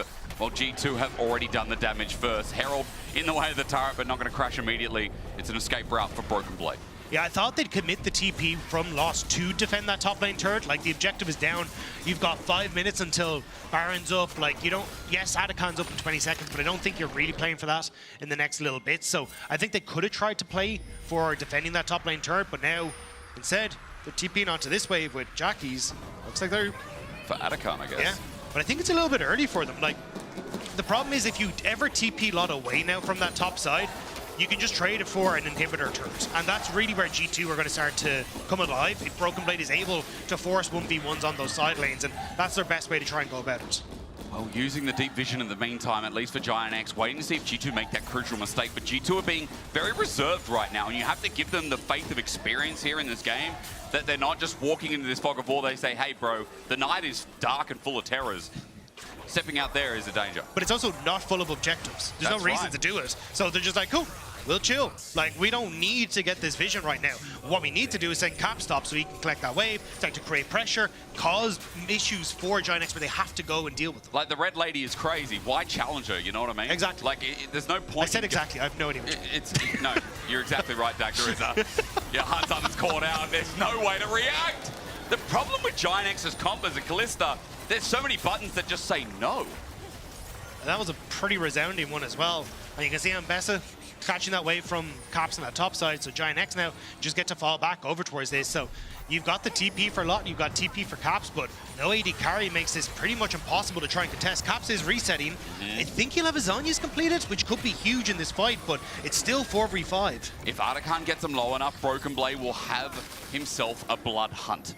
Remembering as well, he'll just sprint towards whoever's lowest as Artican's going to reset. Annoying resets that it stops for Giant X as well. Yeah, it did get the TP from Caps. Doesn't have his Zhonya's quite completed yet. Was just a little short on that. So does mean that for G2, still investing more resources to deal with it. Loss again, getting time to farm up. And this was what the entire comp for, well, top side for G2 was built around, was denying this Ambessa, not letting her scale, not letting her get time. But because they haven't really found enough to put this Ambessa behind, Lot is still going to be very relevant in these fights. Broken Blade is falling further behind just relative to the champions in this game. And I think Giant X now, as long as they're able to find the moments that play off of pushing mid into sides, should be able to keep G2 at arm's distance and close out this game. That Ambessa also, by the way, close to the Black Cleaver here in this game, and that's when those cooldowns become a little bit more sillier, and the ability to shred armor becomes so easy too. Jun just looking for some poke, see what he can do. The same can be said of Noah as Giant X still holding the terrain down at the bottom side of the map right now. Vision is getting darker and darker again for G2. But I think the mistake is still like, well, it's gone dark now, but moving Lot down. Lot has the TP advantage. You know there's no teleport on G2. You should be creating pressure elsewhere in the map, especially with this Dragon advantage. But now you're just letting G2 defend a potential Dragon, defend a potential Ambessa. Artican, but Ambessa now is only moving towards that top side. So this is where G2 may need to just call the bluff and go for the engage. Maybe see if they can find anything off mid, but Noah, as he positions here, I mean, going to be looking for the back end of the wave. He's got 2 items, so this virus can instantly clear. As G2 try and threaten him off best they can, but Edge of Night makes things a little bit harder, as at least moving up is a success for now, but Caps jumps up, has to jump away. Han Sama going to get his time, and mid is now open. Okay, the map becomes a little bit more open with it too. Yeah, they didn't know where Broken Blade was, so they couldn't actually commit to fully defending that. Plus, Jackie's been pushing on bot. Now, Broken Blade shows on top side. Oh, but look, Caps is coming up as well. You've got to run, Lot! The Infinite Duress is up and available, as you can see Lot is just trying to get out now using the public execution because there was no other way. Infinite Duress flushed away from as well, and as I said, Caps is coming. He ran all the way up from mid as he jumps in, looking for his time in the sun. His ult's still there with the flash available, but they're just poking him down. Broken Blade is chasing with his blood hunt. His jaws close, and with that, Lot's life too. Jackie should be able to get this top lane tower, though. They want to try and look for more. Good handshake. Dagda Great cleanse. Yeah, really good one as well. I mean, the handshake, then the immediate Mikhail's Crucible on towards Skewmon, getting locked up by the Chains of Corruption as well. So Brov getting some fancy hands there and making it look easy. So making them, helping them get out, but still for Giant X, they will get that bottom lane turret. Still in the position now to get this 3rd Dragon of the game. Like Chemtech, so on this patch was buffed as well. Like you get the 13% reduced damage now instead, but it's like, it's still nice, but I don't think it's the end of the world in the grand scheme of things. By the way, sorry, I'm just loving that the Hullbreaker second has come through and Broken Blade is just going to be perma side laning this game. Remember, again, if people don't know Hullbreaker, you don't have to perma side lane anymore. There's not a disadvantage to having it and being grouped up with your team, but damage to turrets, every 5th attack or 6th attack is like, yeah, nuts. There's G2 trying to leverage that pressure, Dagged up. They're pushing Giant X out of river here because Dragons now spawn. But it's a big wave on top side as well, so as long as G2 are able to keep them here, they're going to be happy. You're going to lose a wave top, you're going to lose your bot lane tower. And again, Giant X, they're just kind of being run around the map. This has kind of been the G2 special. Yeah. What we saw from the last year was missing at the start of the split, but it's coming back in leaps and bounds. Noah gets mid lane turret. Okay. As we're still even, I'm just waiting to see if G2 commit onto Lot, but he's too spinny, he's too movie. Gets on out, Drakehound step makes it easy work as Broken Blade is just looking to see what he can take next. G2 thinking about who they can pick off here, Dagda, or Giant might be thinking the same thing. Yeah, they're trying to spot out where Cops is. We'll just end up spotting him now with the clone. So going to see that, okay, we need to back away. We don't want to enter in towards River, because again, Atakan is there, but I think you can just push in this mid wave with Jackie. So Giant playing for the wave on bot, or mid, whereas the bot wave is what G2 are trying to go for. In fact, they're still here. They're just committing and being so patient. Giant looking this time to reset as well as Hansama just going to be taken away with the Rend. And Atakan, I mean, the disrespect is also, there's a lot more G2 vision in the River. Teleport's going to have to be burned, Dagda. Atakan started with a Callista. Yeah, Closer trying to get in. They don't have vision. Labrov playing bouncer here. But how far can he go? Skewmon trying to do the same thing. Jackie flashes in, but he gets stolen up as the Aegis sent on out. Broken Blade zones off Blot. A lot of spears in the Atakan that's going to be reset here as Giant X group is 5. Yeah, still though, they haven't actually reset it. Giant X, can they actually get the steal here? Out, in, out, in, out. Broken Blade from the back end. The Infinite Dress sent in with the Pop Blossom from John! Johnny John sets it up, but Hansama finds Slot in the back end, and G2 are now trying to play front to back as Atakan is taken by Giant X. Their window in the sun is here. Only one withdrawal for now as G2 still trying to fight fire with fire as Broken Blade is hitting a clone. Another reset, another bite as Broken Blade left alive. Caps ultis in to save his own life, and in the jaws again. Broken Blade cleans them all up, and Atakan is wiped. Atakan is gone, but it's G2 still get to stand for that little bit. The timers were changed. 15 seconds is a little bit of a long time to get back, but I don't think it's long enough. Giant X, they're going to go back onto the map, and they're steamlining straight for that Baron. If you don't burst the Warwick, he just doesn't die, No. Dagda. I mean, you have to turn and actually look at him. Like, you have to be the focus to take him down, but what can Caps and Broken Blade do? You've no ultimates available against 5 members of Giant X. Lot has that TP to get in. Closer goes to start it, but G2, they're back on the map. Well, for Broken Blade, he's skirting around the outskirts because right now he wants to buy some time. As you said, not much available for G2. Time is their friend. But that's the big change. The Atakan, the 5.5 to 15 seconds makes you way slower coming out of the base. And this is what you get. You can't just rush these objectives off the back of it. So G2, they get to hold on. Giant X can't start it. Loss. Still pushing in that bot wave. Looks like instead they're going to try and create a point of pressure on that bottom half and force G2 to answer. Well, for Jackie's, he's isolated though. He's isolated, and that gives Skewmon a free target. There's a Spirit Rush in and out, but he doesn't land the poke as he returns. For G2, they get another ulti. You still need to move down towards that bottom side. Broken Blade's going to push in on top. I'm actually curious if this is how Skewmon is now going to make use of this Pantheon, where he almost becomes that side lane pressure, especially since you don't have that TP on Caps, but G2 still hovering, still trying to draw Giant X in.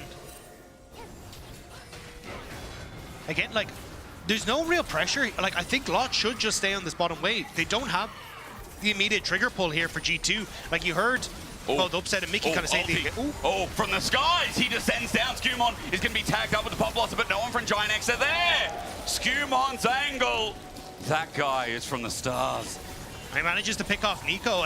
Like, you should be able to move over, but again, I think Giant X kind of fumbling a little bit here. Now G2 setting up on towards this Baron. You still have a lot of members of Giant X available, though. The poke is real. Oh, great point, Dagda. I was going to say, let's see how that poke affects them right. G2 are taking heaps of damage, and I'm watching towards Noah now as Broken Blade tanks it up. Chain to Corruption, he heals out. Jaws of the Beast, he autos, but now he's down. The Burst finally utilizes Caps ulti, sends away Lot. Looking for the front to back. It's G2 have to get out with the Baron. Caps knows it's doomed. Giant X know it's gloom. And Skewmon, he's looking for something else in the brush as he finds a trade kill onto Noah now. The Poke Virus needs his cooldowns available. Skewmon jumps in, gets the cleanse, an auto, the Aegis and the martial poise that comes out of this villainous man. You cannot take down this Pantheon, Skewmon. That was sick. Getting even the Q there to make sure that he can get that W with the extra procs on that auto attack, just to make sure he can finish him off. But here, you see Baron taken, they turn on towards Broken Blade and finish him off immediately. But the Jackies is in the back. They get down Hansama, but you're still getting Capsine a good amount of damage. But as everyone starts to chase on, it becomes eyes on Skewmon. Jackies, I think, yeah, doesn't quite finish, but watch Skewmon here. So gets the stun here. Sorry, goes into the bush here, manages to get the Q. It doesn't even matter, actually. I thought it was to get his passive there, but actually, yeah, so there. Uses the Q so that then he can get the, uses the Q so he can stack up the passives, so then when he gets to the E rotation again, he has the empowered E to keep himself alive, so nicely played there by Skewmon. That final Q as well, that extra damage that comes from the Mortal Will and the Comet Spear. insane buff of damage as well as the Skumon outplaying that fight makes it so much different. 2 Barons exit the fight as Broken Blade only onto a clone. He finds himself with his jaws once again. Moves back to the side, Waves continues to push, and remember, while the top laner may not have the Baron, it's Caps, it's Skumon who can utilize it here. Caps sitting top, and Skumon now helping out mid.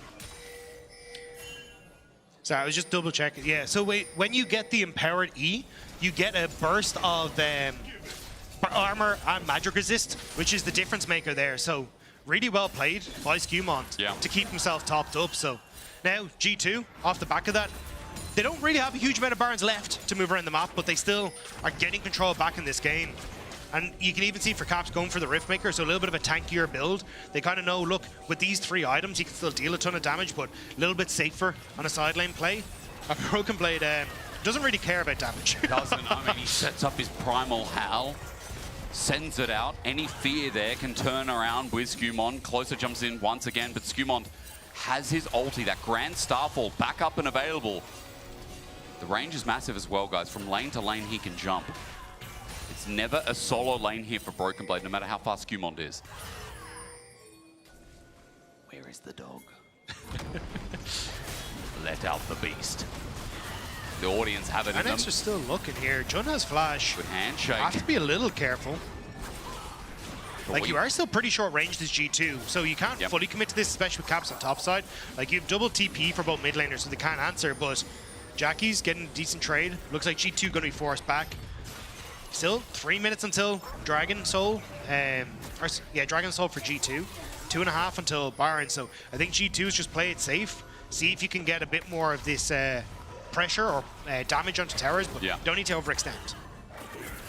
It does feel like we're ramping up to that last fight. Again, I'm proud that Giant X, coming into this, a lot of people would have, favorites on G2, but you got to remember that Giant X started the season 3-0, and while they got a bit of a reality check with teams ramping up, and I think Giant X slowing down, I think it was also, Molecule, shout out to our stats guy behind the scenes, who did so much work in showing us how situations flipped from week 1 to week 3, Giant X to G2, obviously G2 finishing near top of the table, was that we had this, Giant X that ramped down, G2 that ramped up, but it doesn't take away from the fact that Giant X still had such an explosive start and a better start than a lot of people thought for the split.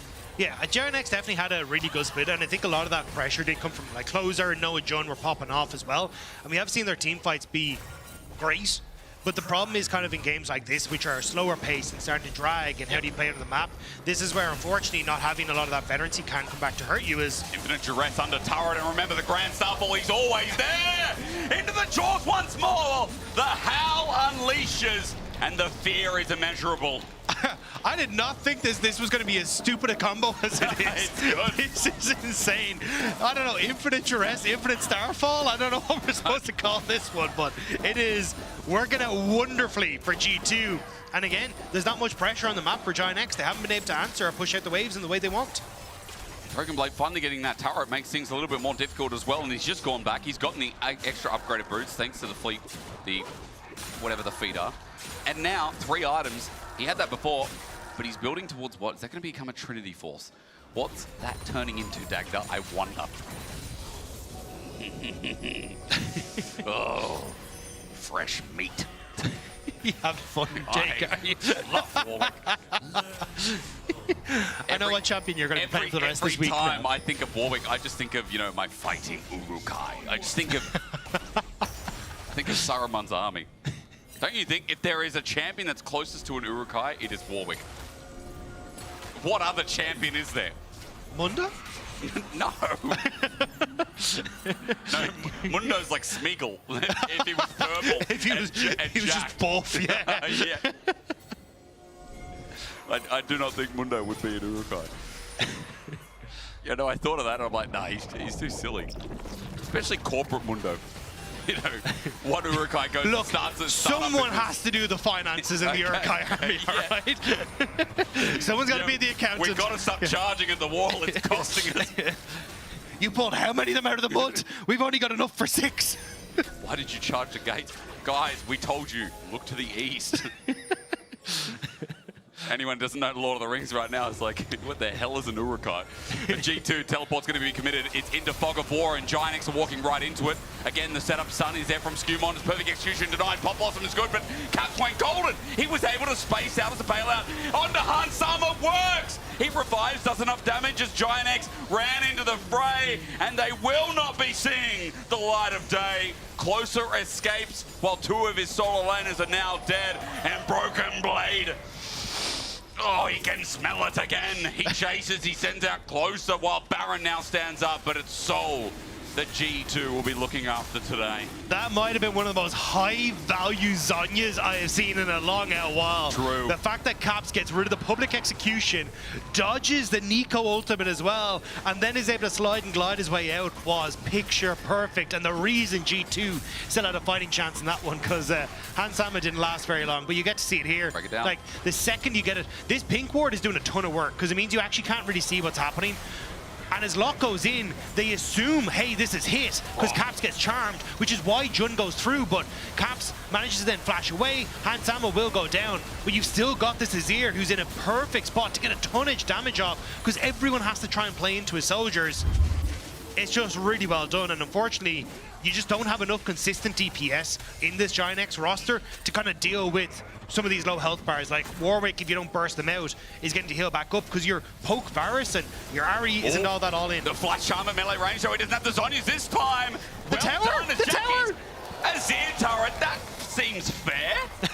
Yeah, let's make it do the same. Infinite direct flash though, and the Grand Starfall combo returns. The Pop Blossom denied, and Broken Blade will not be denied as he opt from Lot to get on out the perfect execution, rather public version. Sends G2 towards the left. That's where the Baron's sitting and waiting, and Giant X don't have 2 members. No, but they do still have Closer, so G2 will need to deal with this Vi. Keep Closer out of the pit is now the name of the game. Maybe a Baron steal could claw this game back for Giant X, but it is a long, long road back because G2, I mean, Lot's in a decent position here. Yeah, but Lebrov has his hostile takeover. That's what I'm worried about. In front of 3 people, Edge of Night comes up not a moment too soon. But Giant X, the turn has begun. There it is, hostile takeover is into the back line onto Han Sama. It's a nice oldie, but Closer doesn't have the follow-up he needs. Broken Blade gets on low, but he needs to get his jaws sunken in as Giant X zone on out. And there we go. The healing comes through as Contextual must be getting a hell of a lot of value right now. GX back away, not going to take that 4v2, but they stop the Baron from the brink of despair. They do lose Closer, but the TP from Jackies as well into mid lane means that G2 have to back it off, but still, they are keeping command of this game. That was so close, but it's right as there. It's like the value from this Contextual when you are just healing for so much in these fights, or Lebrov is getting your little bit of extra time, is just huge. And now G2, they're stepping back up. They know there's no jungler. Do they feel confident to just take this? Jun doesn't have flash just available yet, but if Giant X could buy some time, that could maybe be the engage they're looking for. How much poke can Noah send out? Hail of arrows after arrows after arrows. Jun, you're telling me Dagda doesn't have the flash available, but Noah has the arrow in the quiver for the steal! Over, no! An attempt so boldly made. Broken Blade infinite duress into a wall, but they get the Baron. Second Baron of the game is down, but this time G2 hold it on all fight. But the problem now for Giant X is that G2 have this for essentially 3 minutes, which is just in time with Elder. G2 will get to keep this pressure up with the Baron buff and then fall back in towards that Elder pit, and you're trying to go in towards Broken Blade, Skumon, Lebrov even with these big ultimates in those corridors is going to get you a ton of value. Giant X, they need to find some pick, they need to find some miracle if they hope to keep G2 at bay. It's been a trialing game for G2, and for Giant X, big props so far. For staying in this, even when they're down in deficit, they too deserve some respect. 43k damage from Noah. And again, we talked a lot about Noah coming into this and how he's big, but right now we're gonna talk about Jackies and how he's feeling small. Caught out. Jackies, this has happened before. You've had some great moments, but now you're dead for 62 seconds. Yeah, Jackies has been hackied, and now he's kind of in a bit of trouble because not hackies. Broken Blade actually missed. Could be the pick. It's onto Warwick though. He can buy some time. Remember, he's got Terminus. He needs to auto attack everything in the kitchen sink. Use though. Pop Blossom has Skumon joined in. He now flashes over. He's poked out, but for G2, they've got pressure down bot. They're still looking for that bot lane tower. Giant X are now running back as quickly as they can to try and protect this bottom side, but it's gone. Caps is just keeping them at bay, and I mean, how much further did G2 want to go? Can you end? Question mark. I don't think they so. can. No. I think they're just trying to force Giant X back, but... Skumon is going in with no health bar. He gets himself a nice little proc of his item, heals up to half. Hansamen still attacking the turrets because Giant X are not going in. They used all their buttons. They used all their buttons on the Wolf. So now set up with a hostile takeover. They've just taken down 2 Nexus turrets. G2 have an open Nexus, but will not take it yet. Close is looking for a flank. G2 running for their lives. The run out includes the follow-up from the rest of Giant X, but G2 are already too far away. And they just called the bluff that there was no way for Giant X to go in. Hansamen actually stood in front of his team because they knew Noah was the only one who had that ultimate available to lock them down, and Hansamen immediately cleansed it. So nicely done by G2 to keep Giant X at bay. And somehow, even though they lose Broken Blade, they managed to get double Nexus turrets off that push. Right in front of them. Yeah, G2 in playoffs is a bit of a scary beast. We're not talking about Broken Blade, although 3,500 gold up for this Warwick. As I said before, Terminus, he needs to get his autos in to get those stacks up. But remember, if Giant X have to use everything on him, then the rest of the G2 are going to laugh and take the Nexus next time.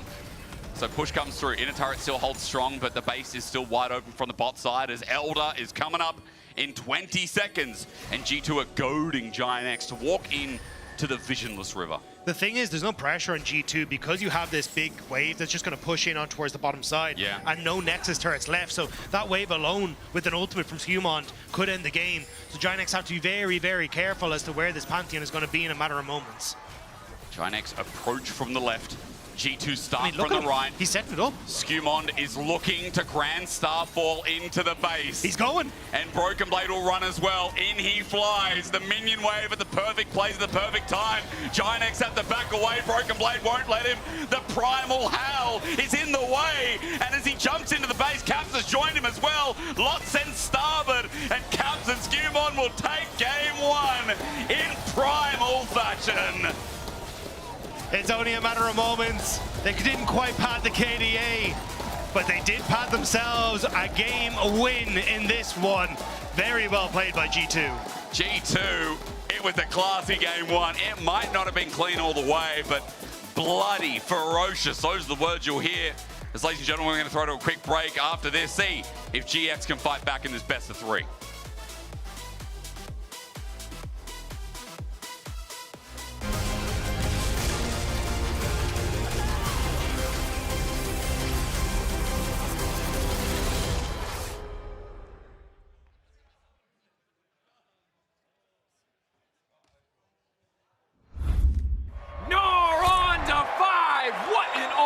What an incredible play there from... Oh, that was incredible. You love to see it. Right, yeah, let's really What get into... a move!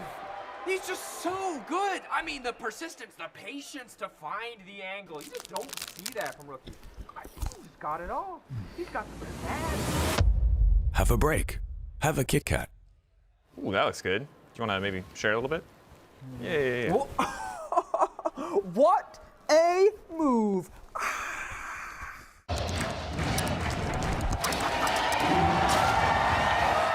Red Bull gives you wings. Welcome to Marriott Bonvoy. Where can we take you? From Berlin to the finals, Marriott Bonvoy will be your check-in at every checkpoint.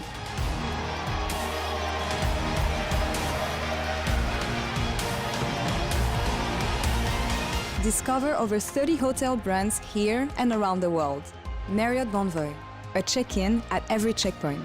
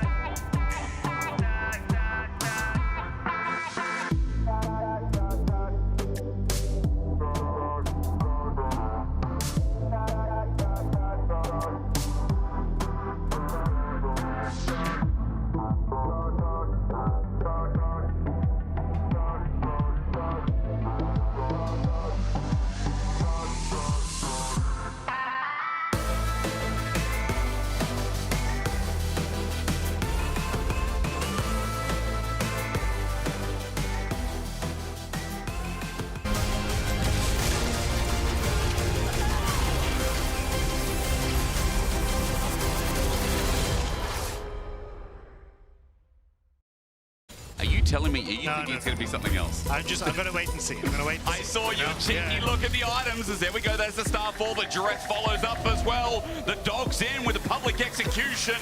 And Skumon now with another stop. Under turret will help out as Hans runs in, flushes for the round. I don't see what is the policy. HP. Nice.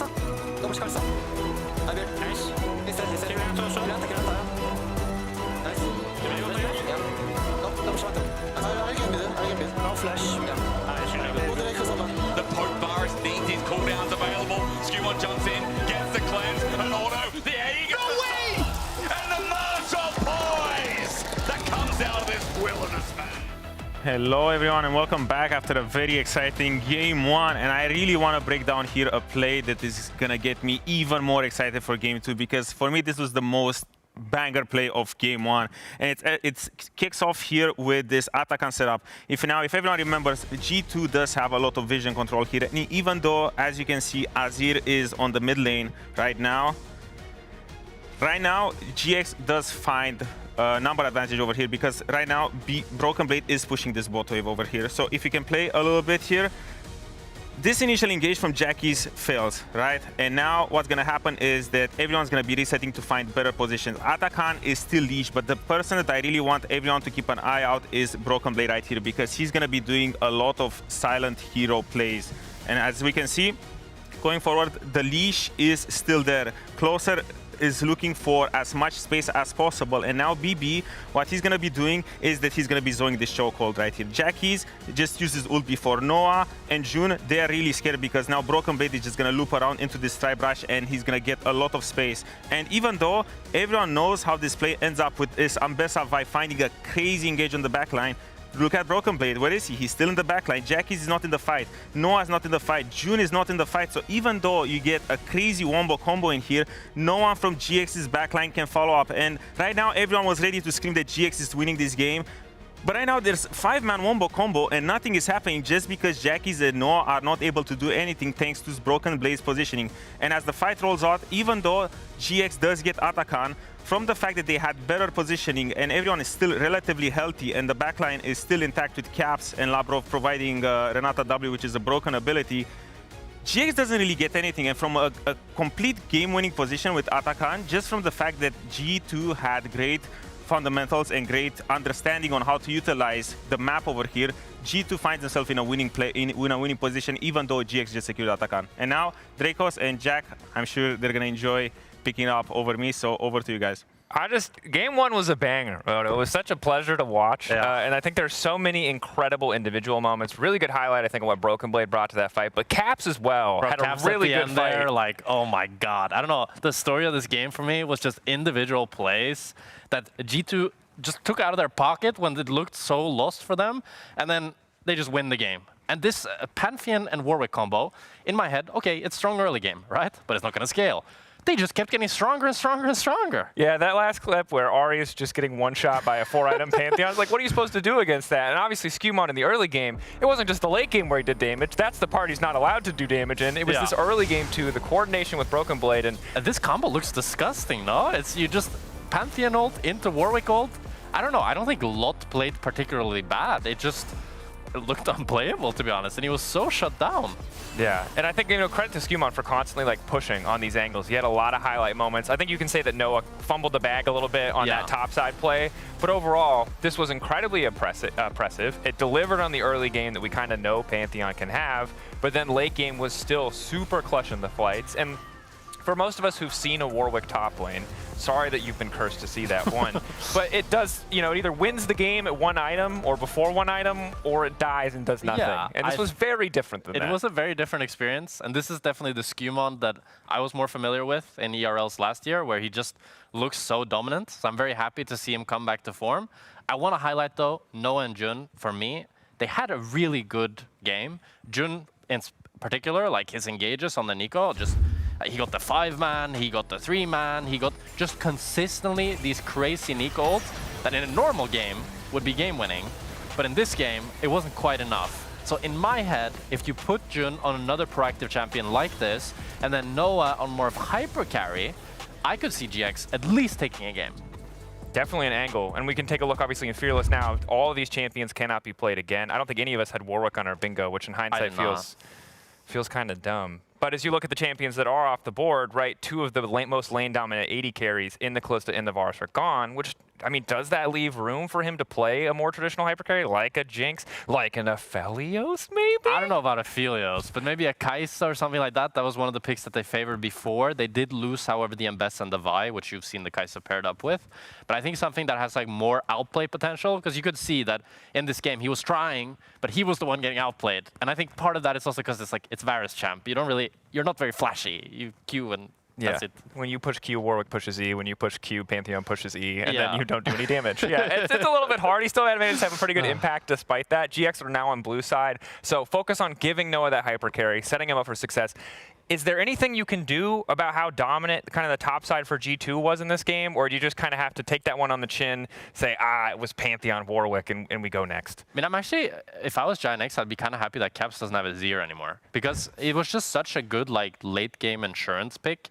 Like, it became a point where Caps just walks on the screen and all of Giant X has to click back because they get so hard outranged, and Caps is so good on this Azir. He has so good movement that it makes it unplayable for them. So now without this late game insurance, I mean, there's more of a chance. Fearless has introduced lots of new ways for us to cope. He can't play the Azir again, I think being one of them. But I'm optimistic for GX as we head into Game 2. Mel was not picked or banned. Maybe we will finally see here. Maybe GX will be able to make the comeback, or will G2 just sweep it all away? We're going to find out after the break. Don't go anywhere. We'll be right back.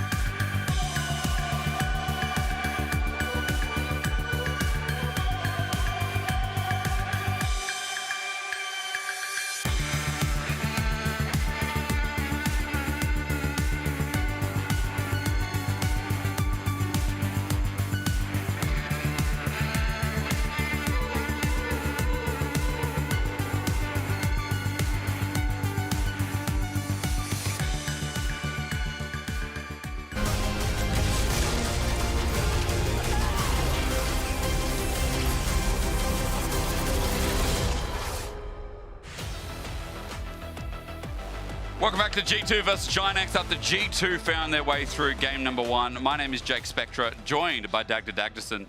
Shout out to my brother on the analyst desk, did a really good job today. Yeah. And yeah, I mean, You sound distinctly less Scandinavian than he does, though. Well, the thing is, see, I can't do a Norwegian accent. That was Welsh. Was that you attempting to? Yes. Well, to be fair, we were in a room at Initialize and Vedius for a large portion of today, so I can understand why I went Welsh rather than Norwegian. It does make sense. I went to Norway. I had lots of salmon.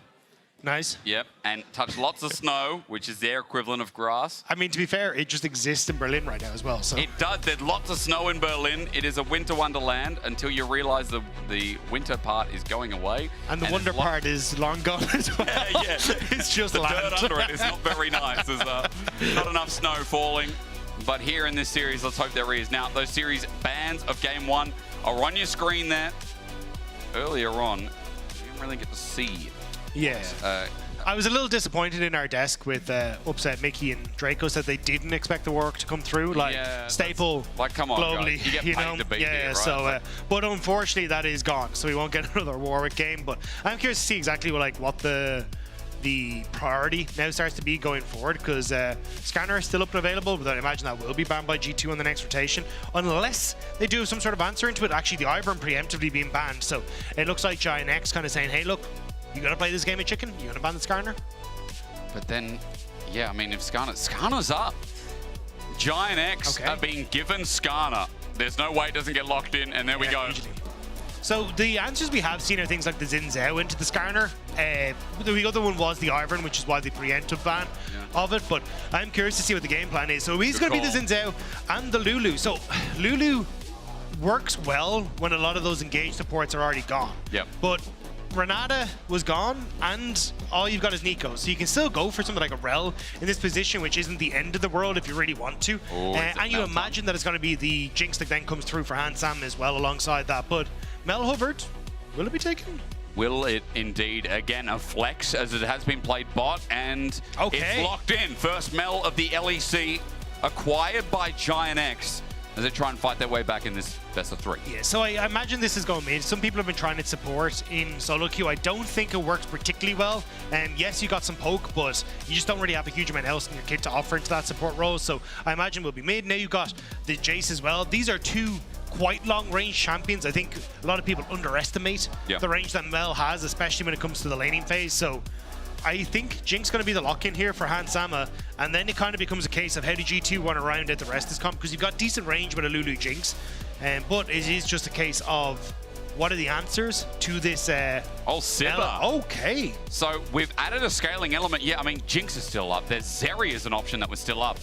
And they want a bit of range themselves. It seems to me they're kind of going, okay, so we realize that this is going to be a long-range poke comp from Giant X, so what we're going to probably do is ban away things like the Ezreal in this next rotation, although it's kind of fine into the Saber. Okay, they're just going to get rid of the supports that are more frustrating, but basically run them down. We're like, look, you guys are going to play from range. We just want a run-fast composition that can immediately jump on top of you and not let you to set up with this. So is it going to be the Rakan ban, I imagine, on this next one as well? Yeah. Just things that can be a bit frustrating for that Sivir to try and deal with in a team fight. As you said, things that have double procs to really get rid of the spell shield. Alistar, a classic one where it blocked one of the W but not the Q. As you said, Rakan as well can get Rel it right. could be another one. Now, like, good one. I know Lulu does answer well into the Rakan because you can whimsy him as he goes for the engage, so maybe you're just happy to take that. Elise, okay. Spider. Yeah, and Sion, okay, so because the Cassante is still, Cassante was banned away, so you don't really have the tanks unless you want to go for the Ornn for Broken Blade here, which honestly I don't think is the end of the world. And just to try and get some sort of decent matchup, they may want to leave that to that 5th rotation. Surely not Aurelion Sol's too much scaling, Dagda. There you go, Aurora, okay, yeah. So again, like, these are all things that do well on when you get into range, you can slow people, lock people down, and it's kind of a, hey, we're going to run fast and try and outpace you, right? And that's basically the plan that G2 have here. So how do Giant X try and pivot now? Because I feel like champions that can do well where they're ran into, now we're kind of what you want to fill this out with. Skarner already fulfills that role to a certain extent. He does well when everyone wants to jump in on top of him. Galio, another champion that can fit into that role, I think is going to work well, but so it looks like, is it Mel AD carry? Yeah, it is. Yeah. So a side note that Noah actually has 14 solo queue games on Melbot. Shout out to production for letting me know, because, I mean, again, they talked about it on Desk coming into today, that it has been played bot a lot. It's not? As yes, it is. And it's Galio support. Okay. Galio support instead. As Jax, there's a lot of all-in, a lot of follow-up that's now been built as well. Dagda, I want to see how this is rounded out for G2. Yeah, I think you just end up going for the Ornn. I think you're like, it'll have a bad matchup into loss eventually. The Jax will just outscale you, but I do think having some sort of chase down or lockdown is important. But looks like, I mean, Maokai still fits that role. At least can try and clear the wave a little bit easier and keep him off the towers. So yeah. Okay, so basically G2, as we said, run down, chase down, try and close the distance onto Giant X, which has already gone for kind of a long-range composition in both Jace and Mel. But I think Giant X have pivoted well, where it's like, okay, if you guys are going to run into us, we already have the Skarner, now we got a Galio that does well as this short-range, relatively short-range composition from G2 tries to play into us, and we have side lane threat in both the Jax and this Jace now. So I like what Giant X have gone for. And I think they've answered well into seeing how G2 were starting to play around their early picks as well. I think we're going to see a lane swap though, Dagda. I think G2 are going to try and instigate the lane swap with a Sivir Lulu. I mean, again, drafts we knew were going to be a bit more chaotic with Fearless It's funny how like game one changes the perception because people are like, well, you know, we don't want to pull out the full OPs. Maybe we use those options for a second game. Things like the Xin Zhao, Maokai, especially in EU, I'd say globally, actually seen as OP. They leave the Skarner though, and they give over the Mel. Let's see if Giant X just have some big OPs on the patch because G2 gave them this willingly. So their plan must be thus. I think it's really interesting just to see how this is. The range and the push that you have is going to be really nice for Giant X, and if they can try and play through that. But I do agree. I think going for an early lane swap here for G2 works out well. Just because you have an AD carry, you can actually take turrets much quicker on the opposite side and can be a big threat. So we'll have to see as we get ourselves on into game 2 versus Giant X and G2.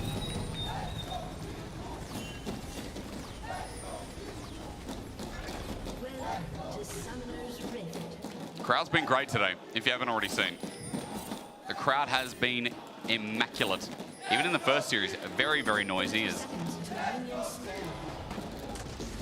the Giant X fans have come out as well.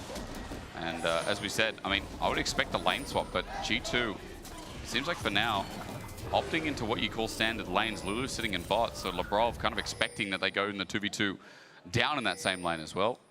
Shout out to those fans. Again, very noisy, very good. The Howling game 1 was Poggers. Game 2, let's see what other animal noises we have in the kit.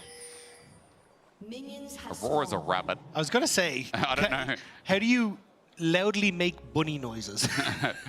What sound does a rabbit make? I'm not making that noise. it's so like inaudible, you know? Yeah. What? No. Scorpion? Scorpion noises, you know? Just make one up. Dwayne the Rock Johnson. Scorpions famously scream the people's elbow when you annoy them. Yeah. Don't forget to sub to Twitch Prime, ladies and gentlemen. You want to avoid ads? Well, this is the way you can do it.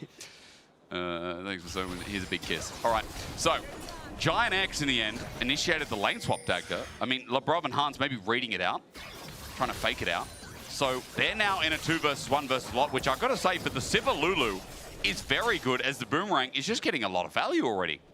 Yeah, the only thing, though, is Skewmon is kind of stuck on this top side. Ended up taking red and then moved immediately into his top side. So again, Skewmon kind of playing smart around the lane assignments, but it does mean he won't be here for any sort of dive. But I don't think it's the end of the rope, honestly, with how much pressure Labrov and Hamsama have been putting down. But it hasn't actually been read by Giant X yet, so Skewmon has done a good job of avoiding it. So now you're getting the reset from Lot, but you're actually looking at the dive from G2, but it's G2 who are getting dove on top. Broken Blade, I want to see what he started here as he gets a passive bit of healing. Shielded Duran as a Bramble Smash start. He flashes away. Broken Blade, the minions are going to be running out soon as well. He's looking for level 2.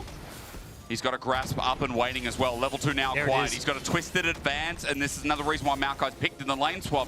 Very good at surviving. But they've now left. And look at Skewmon again. He got red. He got the Krugs on top side. Now he's taking the bottom side of Closer. So the fact that you also have Lot, who's I actually did end up sticking around, but going to struggle a little bit on this bottom side. So still nicely done by G2 to play for a jungle advantage in this position and not going for what has kind of become the bog standard or accepted way to play these lane swaps. Even going further than that, Jackie's in trouble. He has no mana. Wind becomes lightning would hit him, but instead of an audacious charge, and Jackie's is tagged out. No flash from mid. Caps now gets a bit of freedom.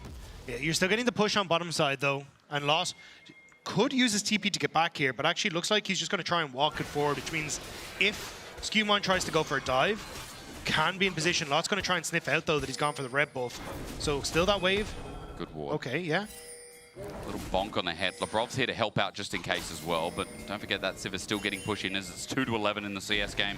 Lot has been able to absorb experience, which is what matters in the grand scheme of things. BB did get more though, having TP'd back into the wave. So now the wave crash on bottom side means Lot should be able to answer, but Broken Blade's actually getting to farm kind of freely in this top side, which is huge for him in the matchup, whereas you're still looking at a lot more bully power for Hansam and Labrov, especially under the towers. The range helps out so much in just being able to get the damage down onto the Jacks. And the thing Lot's got in his advantage is the fact that he still has TP available, and of course he's gone cookies for survivability in lane, so it does have another escape there. As for Broken Blade, he gets tagged out. That's Solar Snare that locks him in place. Some passive stacks coming up as well. It's a Justice Punch. It's a reverse from Noah that does absolutely nothing there with the rebuttal. Waiting for the Bramble Smash, Broken Blade held on. Yeah, the problem for BB is that this wave is now pushing away from him, so would love to be able to step up and try and get some sort of control, but he's never going to be able to. Would need Skewmon to come up, so he's just going to look for the reset. So I imagine in this sort of position, they might try and rotate Hansam and Labrov up top. Jun going to interrupt, not quite, close with the Winds of War. But no, actually, they're just going to keep Broken Blade here. So this is kind of a bit of a dicey situation for Reby, where he needs Skewmon now to come up and help him to break the freeze that Noah has set up for himself on top side. You know, the other thing that's really annoying while we're talking about lane swaps is the fact that Lulu, I mean, range supports in the lane swaps are just such bullies. Yeah. Lulu may look cute, but that is a schoolyard bully if I've ever seen one. Oh, John. Good angle. Caps might be in trouble, might have to burn his flash, and he does. Shielded Rang catches him on the tail end, and Shock Blast gets some poke out as well for Jackies. Not the end of the world, Caps will get the TP back in, whereas you don't have that luxury for Jackie, so he will probably crash this wave with Jun, and then just look for the reset. So it's a nice window of opportunity for Jun to just use the fact that that wave was pushing in top to help out his mid laner, and ensure that Jackies could get another reset off without losing out too much here. You know what kind of sucks for the Mel game, though? Is that think about what can actually be sent back. I mean, Nature's Grasp, maybe, I guess, can be sent back out if it but hits. it's only a single strand. Is it actually? It's one strand. That seems useless. Yeah. But I'm thinking about it, like, maybe Sivas W in a Ricochet wave probably gets like 2 or 3 bounces, so she also clears wave, but I'm How does I don't know the interaction with Aurora. Aurora ulti would be funny. I don't think so, but it technically is a projectile. It'd be like so the maybe. Olympic, as the start of the Olympic Games. You know? But yeah, I mean, things like Whimsy, that could be really important, where you're able to, like, if someone is trying to do it to you, you can just immediately send it back and get Labrov interrupted. But yeah, I mean, I think it's even just well, it is a very nice part of her kit. It's the ability to just get a ton of damage off at long range, which is really vital, as Lot takes quite a bit of damage in return. Yeah, not too great. Bramble Smash isn't negated, though, so good rebuttal to set us off. Shielded Duran gets the stun up. Jun is waiting for the Justice Punch, and it's again another Solar Snare. Broken Blade's kept in place for so long. Twisted Advance is buying him time until it doesn't execute it down, and Noah gets first blood. So the way Mel works is that the more times she hits you with abilities, she will stack up her passive, which is going to be more procs of damage, and eventually that is going to hit an execution threshold, and that's exactly what you saw. Broken Blade just popped as he hit the threshold, and now, nicely done by Noah and Jun. Again, Broken Blade just kind of taking a step too far forward and getting punished. And that as well puts Giant X on the map in more ways than one. 3 grubs now taken 2. As they get some free time with the turret, they get the push in, and 2 plates already been taken up in this top lane. As we look at the gold difference right now, yes, the Siv's down 400. You'd say, oh, but it's Sivir, it's fine. She's at least scaling, but the Mel on the board this early is good, as closer, even starting to steal away some of the Raptors. One will be reset, but Jungle right now feeling good for Closer, who again, reminder, was given this Skarner as a first pick. Yeah, it's curious to me to see G2 now start to rotate around the map, though. I thought at this stage, the fact that they've gotten so much damage onto the bottom side, they would just look to try and play for that bot lane tower, because again, you've got that AD carry and you've got Labrov. You can play for that extra attack speed to take turrets relatively quickly, but wanting now to rotate instead up towards that top side, it kind of leaves open an opportunity for Noah again to continue to bully Broken Blade. And it does mean, again, Lot is going to be the one that struggles the most, because he does need damage and needs to be relevant in this game, whereas Broken Blade would just by default be okay. Good damage from Caps. He steps up, wants a little bit more. Jun doesn't get him with the Justice Punch, but it's the power of Aurora in this lane. Starting to get a little bit more and more now with the Hextech Alternator, as Labrov getting some deep wards in the meanwhile, as they just continue this swap in the 2v1 lane, and is still painful for Lot. As you said, keep the Jax as far down. Another objective, no doubt, here for G2 in the early game. Yeah, it looks like Skewmon's going to play for blue buff. I wasn't sure if they'd shift Caps up towards that top side and go for a full dive onto Lot. Still an option. And that's where you can see Lot immediately resetting. It's just like, look, well, at least trying to run away, because he knows there's many members. Caps actually stopped his reset. So it looks like that dive is going to happen now on the wave. Skewmon coming in as well with his ulti in tow. Lot's already been poked down to half HP. He's popped his pots, waiting as well, but the glitter lances keep coming out. Left, right, and center. The Grandmaster at Arms matters not. The burst is enough from Caps.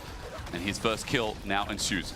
And you can see Broken Blade respected that. Kind of the veterancy difference there, making sure that he's away from that tower. So you will lose the plates, but you won't lose your life. And you might still have an opportunity on this next wave to actually get in and steal away some of those some of the CS and experience. Even looking at Labrov resetting here, running straight bot, I imagine, to cover his top laner on any sort of potential dive. And look, Caps doesn't lose anything from it either. I mean, he comes back to his wave and clears out most of it, Cannon mainly.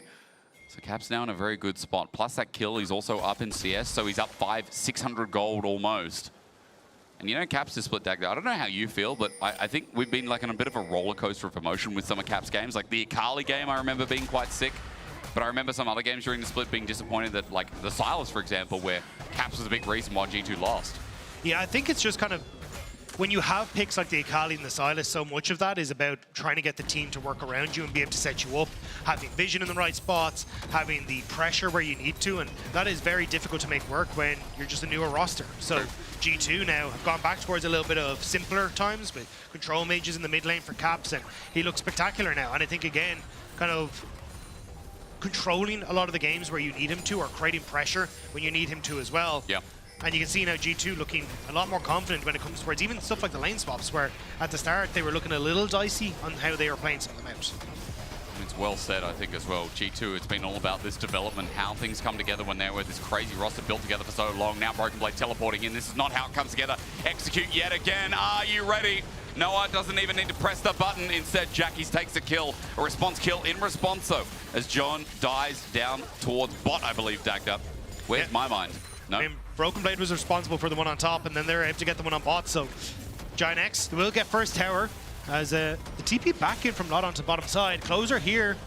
I don't think he can go for the dive. He's going to drill in. He's looking for the impale. It's a good wild growth. So Lebrov saving his 80 carry. The all-in and mid, though, is now onto Caps. It's a bit of trouble here as Jackie wants to find him between worlds to get on out. The escape is there. Caps gets some good damage. As a return, dodges away from the shock blast without enhancement.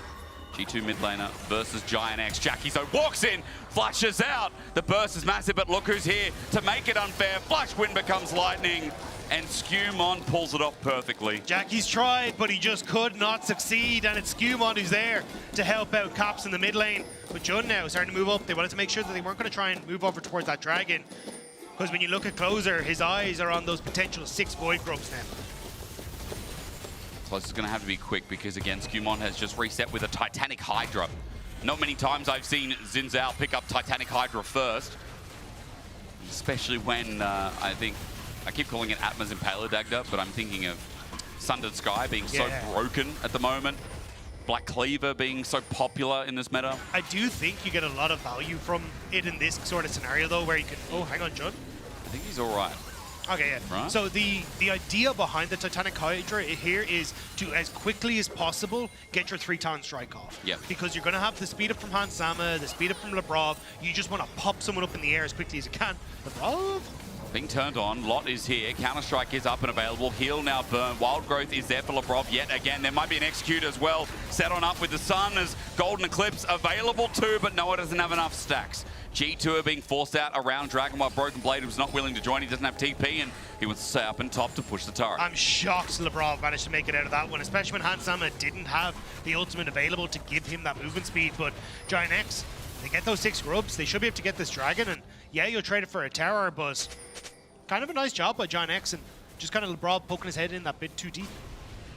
It's just a bit of a puddle. It's not really a river, is it? It's more of a puddle. Like, rivers into that it's running water, or it's at least got some measure to it. Like, if you look from this camera angle, there's no water in there.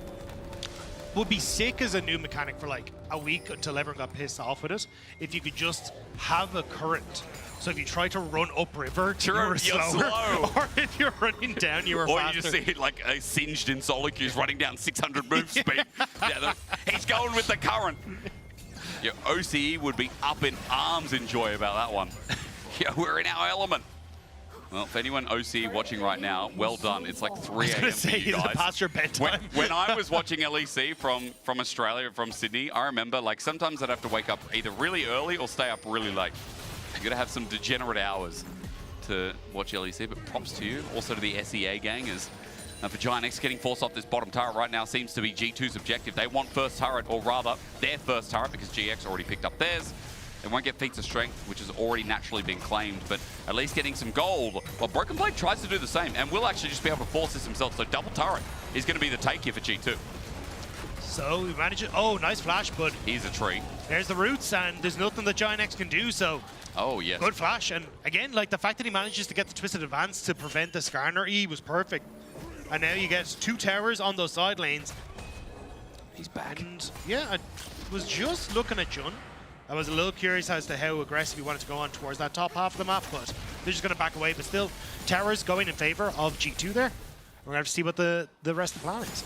Another reason I feel like, Mel's going to become more and more popular, that wave clear from early on is still just disgusting. Radiant Volley and that Solar Snare, just AoE tools to instantly clear waves. More items, the better, of course, as Blackfire Torch and Faded Ash is picked up. Going to mean a little bit more damage. And this is the person who is the most fed from GIANT right now. Noah yet again with a lead.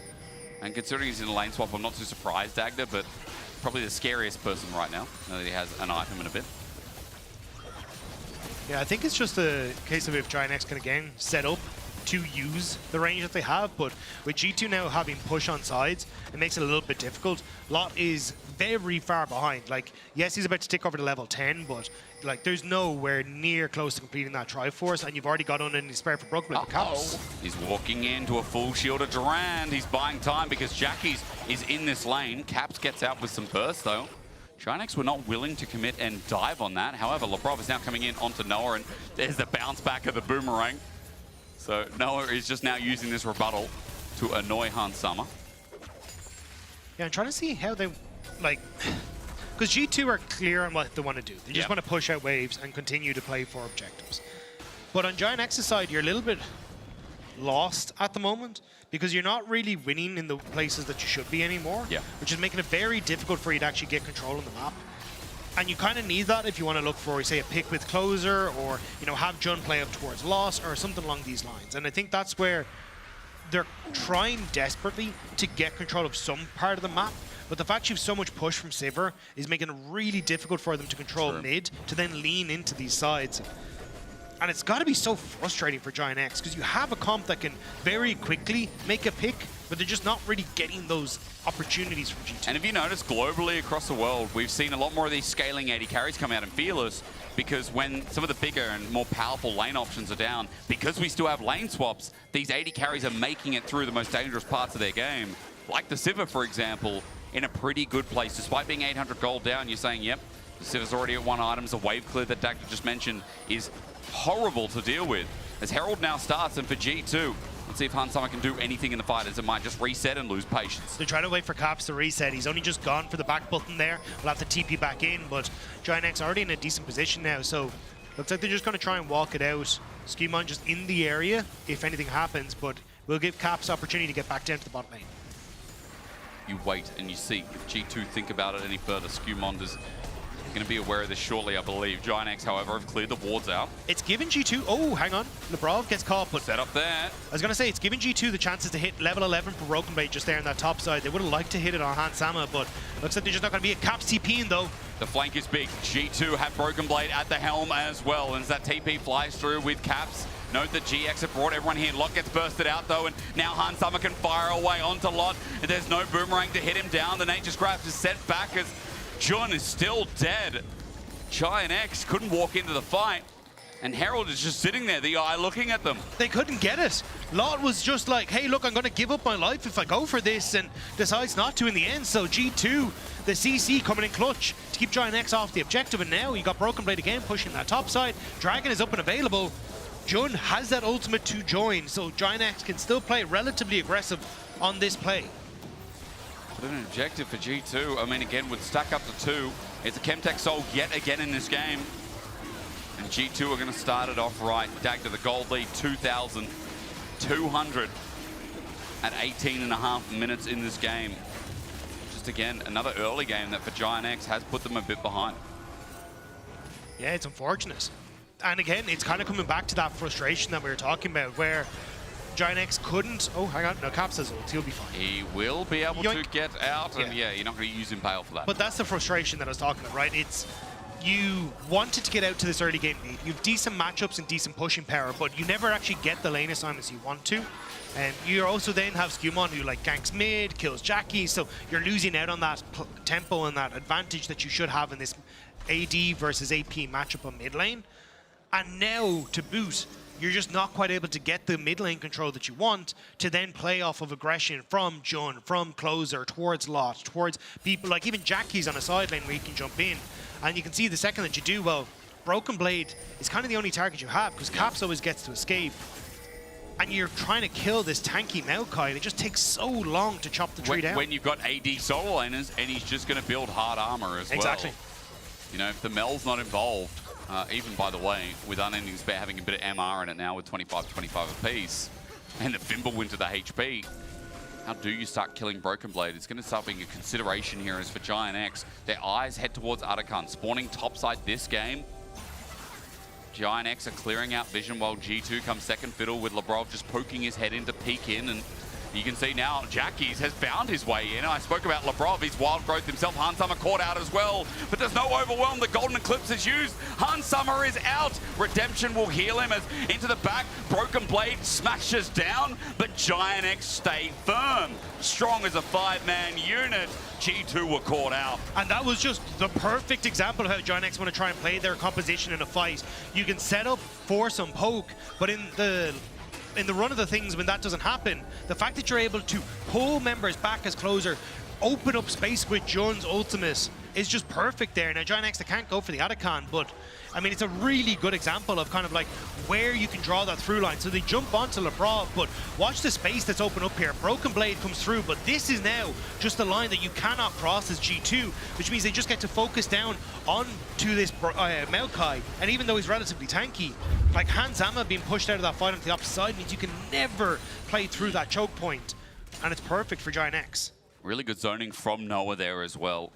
I mean, he used his ulti. It's not doing too much, especially when he didn't have many stacks on Han Summer, but that plus the Shock Blast was the main reason why Hans couldn't get into the fight. Giant X, they subdue that gold lead, if ever so small amount. They also set themselves up for vision up in this top lane as it's one pick, it's a couple of kills rather. But Dagda, I'm wondering, what does it lead to now as well? Because they're picking up their second items, third almost on the way there for Noah. They need a couple more like that, a couple of picks that lead them to the Atakan, lead them to the Baron that's spawning as well. Yeah, I do think it's still kind of the same issues for Giant X and trying to play mid to sides. So I think they have to wait for objectives and play for these big grouped up moments. Han Sama kind of has to get into a position where he's already in river with his team to make this fight kind of work, so they have the opportunity to chase people down. But the fact that mid tower still stands always lets Giant X have a jumping off point where they can't be chased. Oh, you can't be caught out here. Ulti sent upwards, help from Closer, but a great ulti from Caps. Now G2 have to make the grand escape as Closer can't save the day. Dagda, I'm a broken record, but Jackie's getting caught out in the mid game happens again. It could be Noah now as well. Look at where Broken Blade is positioned. G2, everyone is running towards mid lane, and Noah, I don't know if he's ready for it. He's going to have to bring the power of the sun with him. Between turrets, Broken Blade smashes down. The tank has feared Noah out. At half HP, Giant X keep their 80 carry alive, but Hansama now might have a bit of free access towards mid. Noah got the wave though, and now also getting that plant means that he's actually in a position to move back to cover this mid lane play. Should be able to clear out the wave, so they defend the play. They looked a little desperate, but they do manage to hold on to that mid lane turret. It's just Jackie's that they lose. And at least Lot during the time was getting push in top, so it's not like Giant X were completely losing out. Better CS to be denied. And Lot now playing the side lanes a little bit more effectively as well. Note that Atakan and Dragon will now be coinciding. 40 seconds towards that Dragon. Baron up in 2 minutes. I'll keep you aware of timers because it does feel like we're going to have 3 objectives maybe up at the same time in this game. Yeah, I do think though that play from G2 kind of shows the advantages of having Mel on your team in this sort of position. Hang on. Because in theory, Broken Blade would have liked to answer with his own ultimate, but you can't because Noah's always able to reflect it. So it makes it very difficult to actually look for some of these dives and does buy some space for Giant X. And that is kind of now where Giant X are trying to play off of that once more as G2 set up for this Dragon. They're going to have the TP back from Noah. He's finished off his upgraded Sork boots, and now he can push in mid, and you can always play down into this Dragon area using Noah's reflect as such an important part in denying G2 the engage that they want. Look at with Blackfire Torch as well, it hits the execution threshold, the minion just dies. It's crazy. G2 start off this Dragon, but they're not hard committing yet. Juna's getting zoned out by Labrov's annoying damage. And Caps having push in bot as well means that this is just going to be Dragon done. But it's Atakan on the opposite side. Giant X looks like trying to burst it down. Broken Blade gonna, I think, spot it out. No, just throwing in a sap lane in towards the pit. So I think this is just going to go down. I don't know if G2 are aware. Now Broken Blade knows. He can stop them. He can use that knowledge, turn it into power. Atakan is peeked away from. Is that English? No. Peeled away from is the word as Lot. Nah. How big is it? Like, Atakan is literally going to Woolworth. He's even celebrating in front of him. Joke's on you. Like, what an absolute rat. Dude, that lot cancel is so annoying. And, well, it's not the end of the world. It's still, it just kind of shows you that Atakan, most painful objective we've had in a long time. Nah, Chemtech Soul, old Chemtech Soul might have been one of the most painful objectives. That was silly. Here's a Ronaldo ult for W for everyone. Let's make everyone Scion. But yeah, I think in this sort of position, again, it's kind of like, I feel bad for Giant because it is just very frustrating to try and play into. This is what G2 have, as you get the reflect there back on towards Hans Sama, but how do you, and like this is kind of where we've seen teams figure out how to play it towards picks like the Skarner. You were kind of highlighting the draft. It's tough. Caps. No one flashes. Yeah, Caps was just behind. Pops out, says hello, and Giant now don't have a flash on their AP carry. So slow and steady again. Like G2 are just pushing in sides, grouping on mid, seeing what they can get, just trying to find moments to crack up in this mid lane tower, and it's just a slow game of attrition to try and get this down. Broken Blade though needs to start to move closer. Did use the E to get through the wall there though, so won't actually be able to threaten Broken Blade. And now you get Caps on boss. Multiple members moved up towards this top side, so Hans Sama should be able to clear this turret just off the back of it. I just realized Hans Sama can throw his Q, it can be rebutted by Noah, and then he can spell shield it. Yeah. so if he ever wants mana, because the annoying thing the pros said on the desk about rebuttal is that it always goes towards player direction. Like you don't have to aim it, it like auto aims for you. So. But the Sivir spell shield only gives you health now. They did change it a while ago. Did they? Yeah. Oh, there's no mana on it anymore. It's only the health. So wait, that sucks. Wait, mana was the best thing. Yeah. I'm pretty sure. Well, am I wrong? No, it's all right. Dagda, in patch 25.S1.3, there are a lot of things that have changed. To be fair, I said that, what's that, Overwhelm, what was that item that Doomby used to build on Rise? It starts with O. People in the chat, you'll know what I'm talking about. The one that gave you movement speed. I still thought that was in the other game. Yeah, spell shield only heals. Only heals. I had my producer in my ear say what, and I was like, oh no, have I just said something dumb on cast? Do you remember the item that started with O, Dagda, that used to give you movement speed as a mid laner? Remember it was a health item? It was a tank item, started with O? The only one I can think of is Omewrecker in my head. No, I don't think it's still that exists. Impale. Broken Blade's caught out, but he is a tank. Wild Growth keeps him in measure as well. Out, that's Skewmon rather, excuse me, Broken Blade's now here in the same spot they got defeated before. Giant X still willing to take the fight, but closer, can't get the wall. Lebrov was inches away. Giant X have taken some big trades from that as well. Jackie's very low as Broken Blade looks to delay. He just keeps going at them. It's like, what are you going to do to kill me? You highlighted already, Asterix, like the ability to just build all this. Well, his armor and mixed magic resist, but you just so much health that it just doesn't matter. Like, you're impossible to take down right now. And again, Caps just getting a free farm in these side lanes. He's starting to pick up towards a third item in this position because of the 303 CS he has. Like, he is absolutely popping off in the CS department. And Giant X, again, just kind of butt their heads into the wall. It didn't start with O at all. It was Righteous Glory we were going for those playing the quiz at home. It only really works if the tips and hints you give are correct. Correct. Oh, it starts with O. Oh, Righteous Glory. When they say oh, it's usually followed by no as they run you over. Dude, I keep thinking that, like, I see Noon Quiver and I still think people are building Gale Force. It's the problem when you've been playing for a while. Yeah, you just get caught. Remember again that item called Guardian Shroud used to exist in ARAM, I think. But that now is a little bit different. Maybe I'm wrong. Anyway. Warlord's Bloodlust is the last one I'll mention while G2 hover around mid. Now, Dagda, Dragon is spawning. This will be sold for G2. Remember, all three objectives on the map at the same time. Look at where Caps is, though. He's starting to move in towards this side lane, which is why Giant X are backing away. Lana spotted him. And it's a really good spot as well. He pops the ulti. Caps in trouble. Takes the blast cone, though, and gets out without having to burn his flash. He's at half HP. He's got teleport available. Saved.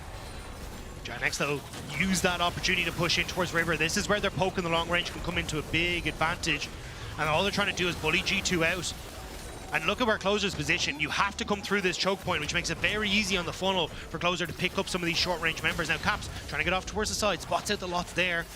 Oh, he almost burst him, but Lot doesn't take that much damage from the Aurora anyway. G2 hover back towards mid. This is their strength with the Sivir. They'll just go back and pokes out Jackie's. Hans Summer is one doing damage as Giant X still look for that pincer. They want that impale.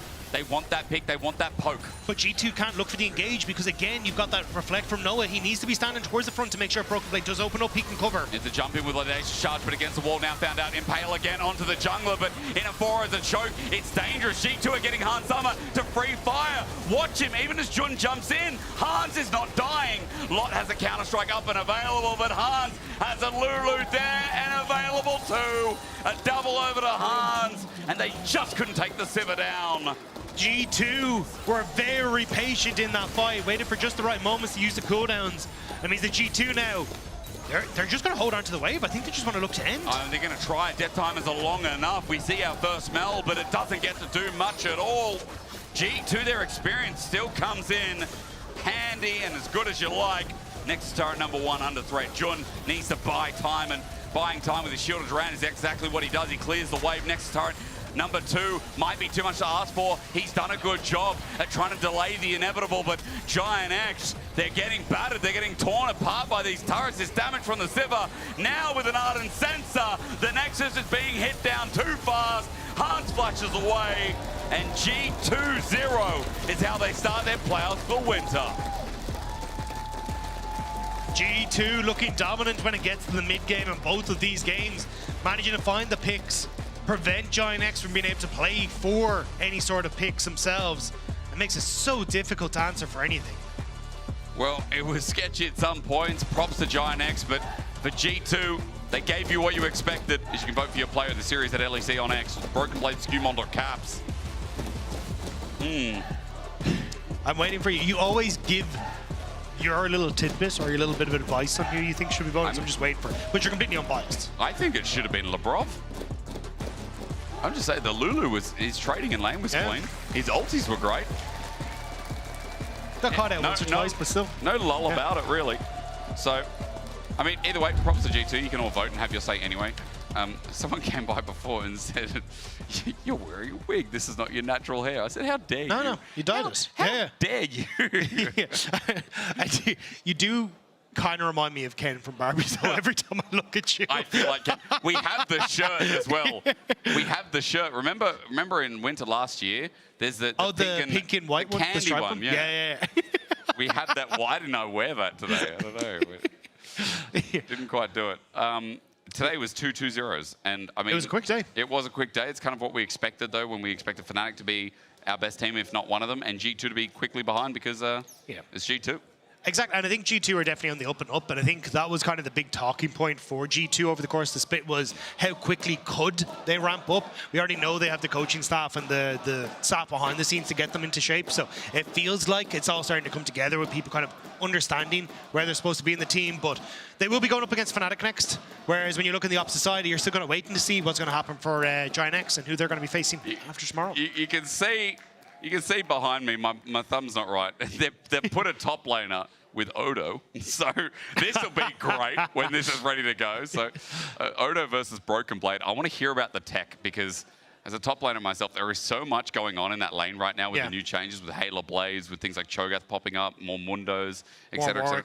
More Warwicks. Like, we need to find out. Odo, of course, is standing by with Broken Blade, as I said in our Marriott Bonvoy post-game check-in. Tell us the tech of top, boys. We want to know.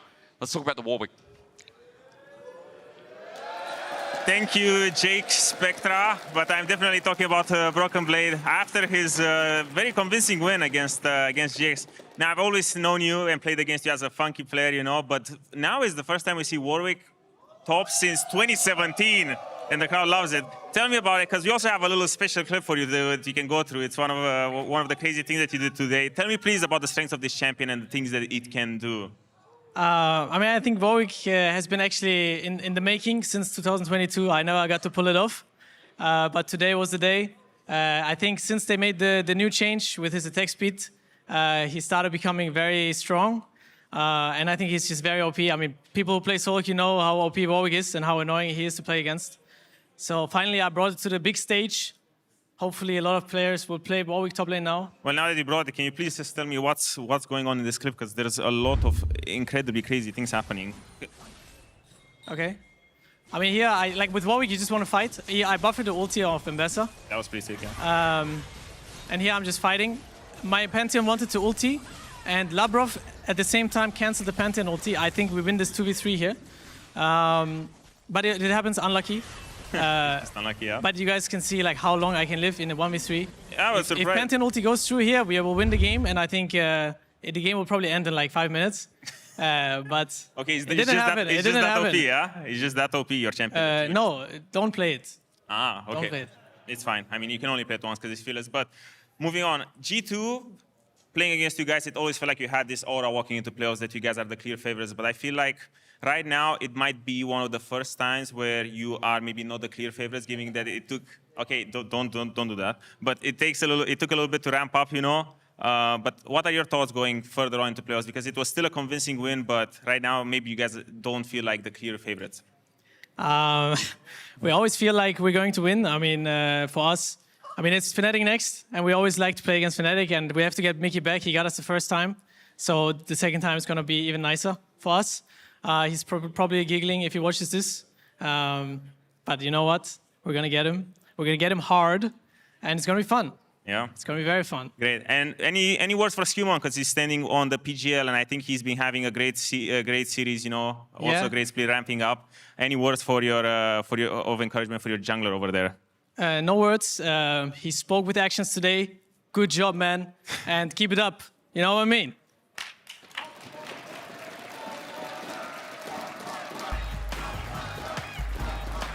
Thank you very much, Odo and BB. Yeah, don't play Warwick, apparently, which maybe means we should play Warwick. Hard to unpack everything that happened there. You spoke with your actions today. That's weird.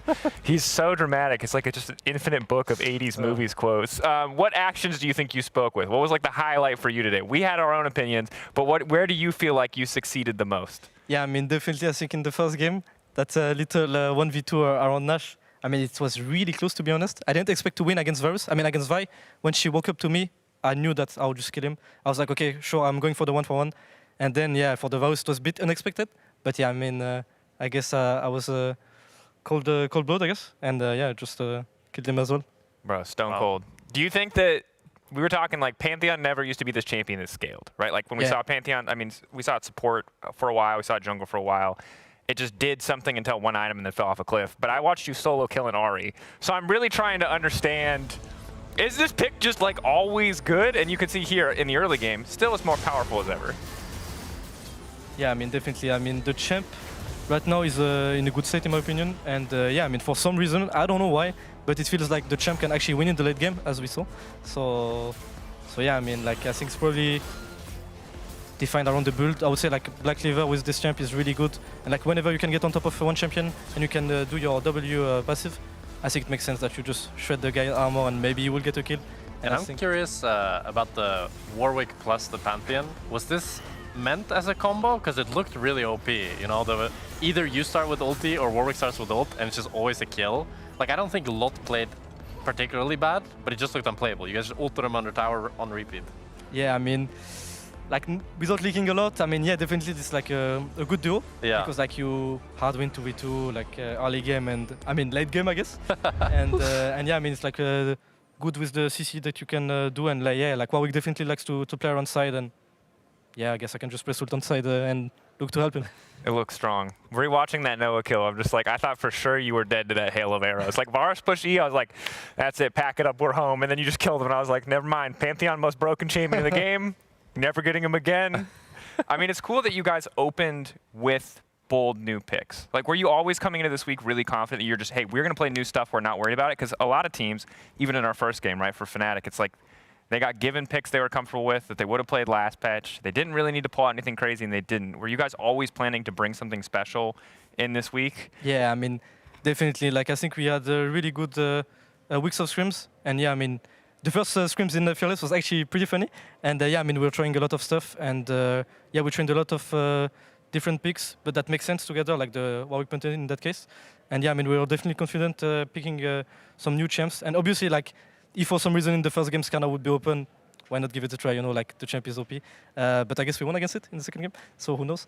But yeah, I mean, we came with a lot of confidence. I think we practiced our champ really well. And BB's OPGG looks a bit sus, if you take a look. We did, yeah, we did. There was a lot. I didn't think there were champions that were played more than Warwick that I was expecting, but Warwick was there. Yeah, and you.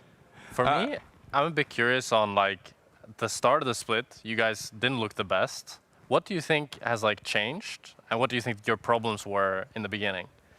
I mean, I think for now, what makes us playing good is definitely probably like confidence and getting along with each other. Like the stage games are way different than the scrims, obviously. So yeah, we had some issues in the first week with the Atakan, some smite that were not really on point, and some suspicious fight. But yeah, I think probably like confidence and just getting used to play with each other on stage and trying to always stay calm. I don't think we were really calm during those Atakan fights, to be honest, in the first week, and it just showed, to be honest. And yeah, I think we are definitely more calm, and I think we have pretty good comps. Yeah, I mean, we can obviously see the glow up. Everyone can see it in the records. All the G2 fans are like, they're back, no questions asked. We're ready to see more. Of course, really quickly, you are a key player of the series. I think to the surprise of just about no one. First game popping off, I think second game pretty solid as well. When you look ahead, Fnatic on the horizon, you're kind of inheriting a lot of like narrative history, blah, blah, blah. This isn't really your rivalry, but you're being brought into this rivalry. So how do you feel about that series? Like, is it more pressure for you? Are you looking forward to it? Or are you like, meh, it's not really my thing? No, not a lot of pressure, but yeah, I'm really excited, to be honest, because yeah, Fnatic is like, right now, the best team in LEC, looking at this regular season. And yeah, today they showed up a really good game, sorry. And I think they're pretty strong. And yeah, I guess now I'm part of the rivalry that I just watched my whole life, I guess. And yeah, it feels really exciting. And yeah, we lost the first game. I think that we are definitely ready to get our revenge, sorry. And yeah, I'm really looking forward for our game. I think they're really strong, and so do we. Are you the kind of player that, like, when the pressure's on, you play better? Do you feel like you show up, or is it a bit more of a mixed bag? Is it hard sometimes? Yeah, I think it's a bit of a mix. I cannot say that I'm really good on pressure, but I think I have my moments. And yeah. We'll have to wait and see. Quick 2-0 for G2, of course, as you're obligated to say as a G2 player. Jack, thoughts on that one really quick? We'll get to talk about it, of course, later in the weekend. I mean, I don't know. I think is the person who wins that series the best team in the league? Probably, yeah. I think so. I think it's a banger. Yeah. All right, real quick while you're here, Skimon. You're going to get a day where you get a scrim or practice, whatever you guys are going to do tomorrow. But tomorrow, MKoi versus BDS, KC versus Vitality. Ooh. Is it clear cut? Is it cut and dry? Is it just Koi and KC moving on? I think that KC are probably favorites for the second game, even though I think in their game against Vitality they had definitely a really good early game. So I'm not that sure. But since it's the best of three, I think if they have one bad game, they can probably win it all. But the first one, I think it's way harder to see because BDS had a really good week 3. And I think, yeah, their game against KC was pretty convincing. So, yeah, the first one is, I think it's gonna be a funny one to watch. And second one, I would probably say KC favorites. Yeah. Is MKoi versus BDS? Do you think that's the closest of our first best of matchups? Yeah, definitely. Yeah. Dang, that's crazy. We thought for sure like Vitality is the one where we're all shaking, where we're all just like, how good are they? Nobody really knows. I think that's the thing we're figuring out. Jack, how do you feel about it? I think similarly. For me, both series I feel like are very similar in terms of it could go either way. I feel like it's very momentum based. I could see like if Vitality get one really clean game, then KC maybe kind of collapse. We have yet to see them really play under pressure. While BDS and Koi, I don't know what I think about either of these teams, you know? And so for me, I think it's going to be a more exciting day than today, because today was kind of like, you know, we knew who was going to win, but tomorrow really feels like a wild card to me. Did you feel like you were like 100% the favorite coming into this matchup versus GX? Like you've got it as long as you guys play your game? Yeah, I'm not sure about what people think, but for us, definitely. I think we had a really, really good week of scrims. I think our practice is like really on point, and our champs as well. So yeah, I was really confident, and I think my teammates as well. Yeah, I think that was reflected, right? Yeah. You guys were going for so many plays. I think one quick individual play while we do have an extra minute here or so, highlighting that Caps play, where this was a guy who I think you guys had moments where, I would say it wasn't perfect in that series, but it was always an individual stepping up. Sometimes that individual was you, but in this final fight, your mid laner just one-shots the most broken champion in the game, I thought. Caps today was insane. I feel like the flanks he was getting and how he was playing the fights, and just this, he jumps over the Jax, and Jax even tries to flash stun him, but then he flashes and then ultis to just one-shot Noah. Oh my goodness, man. This guy is way too good. Yeah, how does it feel in some of those fights? You had the Azir fight, obviously, that was really good. And while I feel like you and BB did so much of the work in the early to mid game, Caps was really clutch in a lot of those fights. And he just seems like he's getting more, like, better and better as the split goes on. Do you feel like, you talk about you have a good week of scrims, you're feeling confident. Do you think it's the same for him, where, like, when you guys have that good week of scrims, he's just a monster? Yeah, I mean, definitely. I think, yeah, I mean, even I think we are doing some really good stuff in our game as a mid-jungle duo. And yeah, I mean, I think he probably thinks the same. Like, I mean, we are winning, right? So it's good. And yeah, I mean, I think that in this kind of pressure game, he's like really, really, really good. Like, for example, like how we ended the first game, I was talking about, oh, maybe I can do this. And he was absolutely like, yeah, it's really a good idea. And he was trying to set it up for me because, yeah, like when they entered to the Elder fight, he was really pressuring them to actually take a fight. Because if they don't walk up to us, we can just finish the Elder. But if they try to go into him, I can just ult into the base and look for a ping. So it was a good idea by us. And I'm really happy that, yeah, it went through, I guess. Yeah, I mean, I think that's the thing that makes your team scary, is that not only are you getting better and you're getting a chance to show what you're all about and kind of live up to some of the rookie hype that was behind you, but also you've still got a lot of the goats of the region on the team, which makes it, which is why it's so hard to doubt you now, right? Like, everybody was ready after a rough week 1 to just be like, all right, G2's over, finally, a new era. And now it's like, well, maybe not. Maybe there's new things. When you look ahead, you know, Fnatic versus G2, you win, you're in the upper round. Who do you expect to be with you when it comes to teams in the best of 5s? Obviously, we're going to have a couple of different ones. But, like, who are the big contenders, do you think, in best of 5s we go later? Yeah, I mean, I would say Fnatic, G2, probably KC. And I think the last one is probably the hardest. But I could see BDS ramping up and scaling into that fearless draft. But yeah, I think the first one is a bit hard. But I can say that probably KC, yeah, Fnatic and G2 are the favorites ones to make it. But yeah, I guess we'll find out. It's a pretty good top 3. Yep. Love to hear it. Okay, we are ready to sign off now. Thank you so much, Skewmon. Congrats again on the win. We'll see you on Monday, man, for that winner's bracket match. For now, though, we're going to call it a day. We'll see everyone here tomorrow for MKOI versus BDS and KC versus Vitality. Find out if that first match is as close as we expect it to be. Until then, have a good night, and we'll see you tomorrow.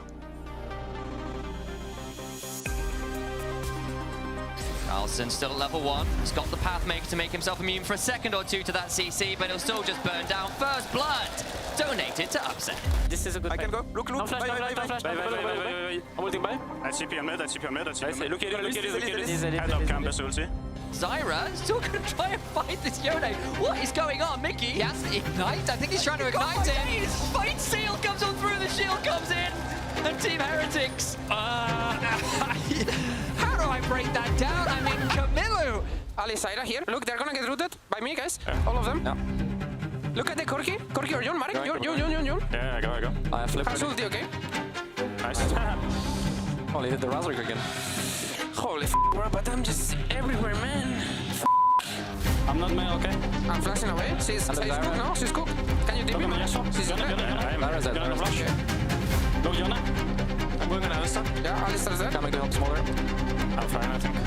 Are you telling me you think it's going to be something else? I'm going to wait and see. I saw you cheeky look at the items. As there we go, there's the Starfall. The Dread follows up as well. The Dog's in with a public execution. And Skewmon now with another stop. Under turret will help out as Hans runs in, flashes for the round. I don't see what is the place. ITP. Look, Kalista. Double Kalista. I do. Nice. He's there. Nice. Yeah. Double shot. I can do. No flash. Yeah. The Pope virus needs his cooldowns available. Skewmon jumps in, gets the cleanse, an auto. The Eagle away! And the march of poise that comes out of this wilderness map. I can walk into that. I think it's good. Yeah, it's good. I think it's good. I would. I love flash.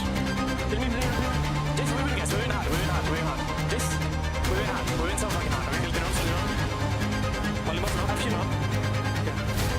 Can we take shit? We can. Wait, are we? Yes.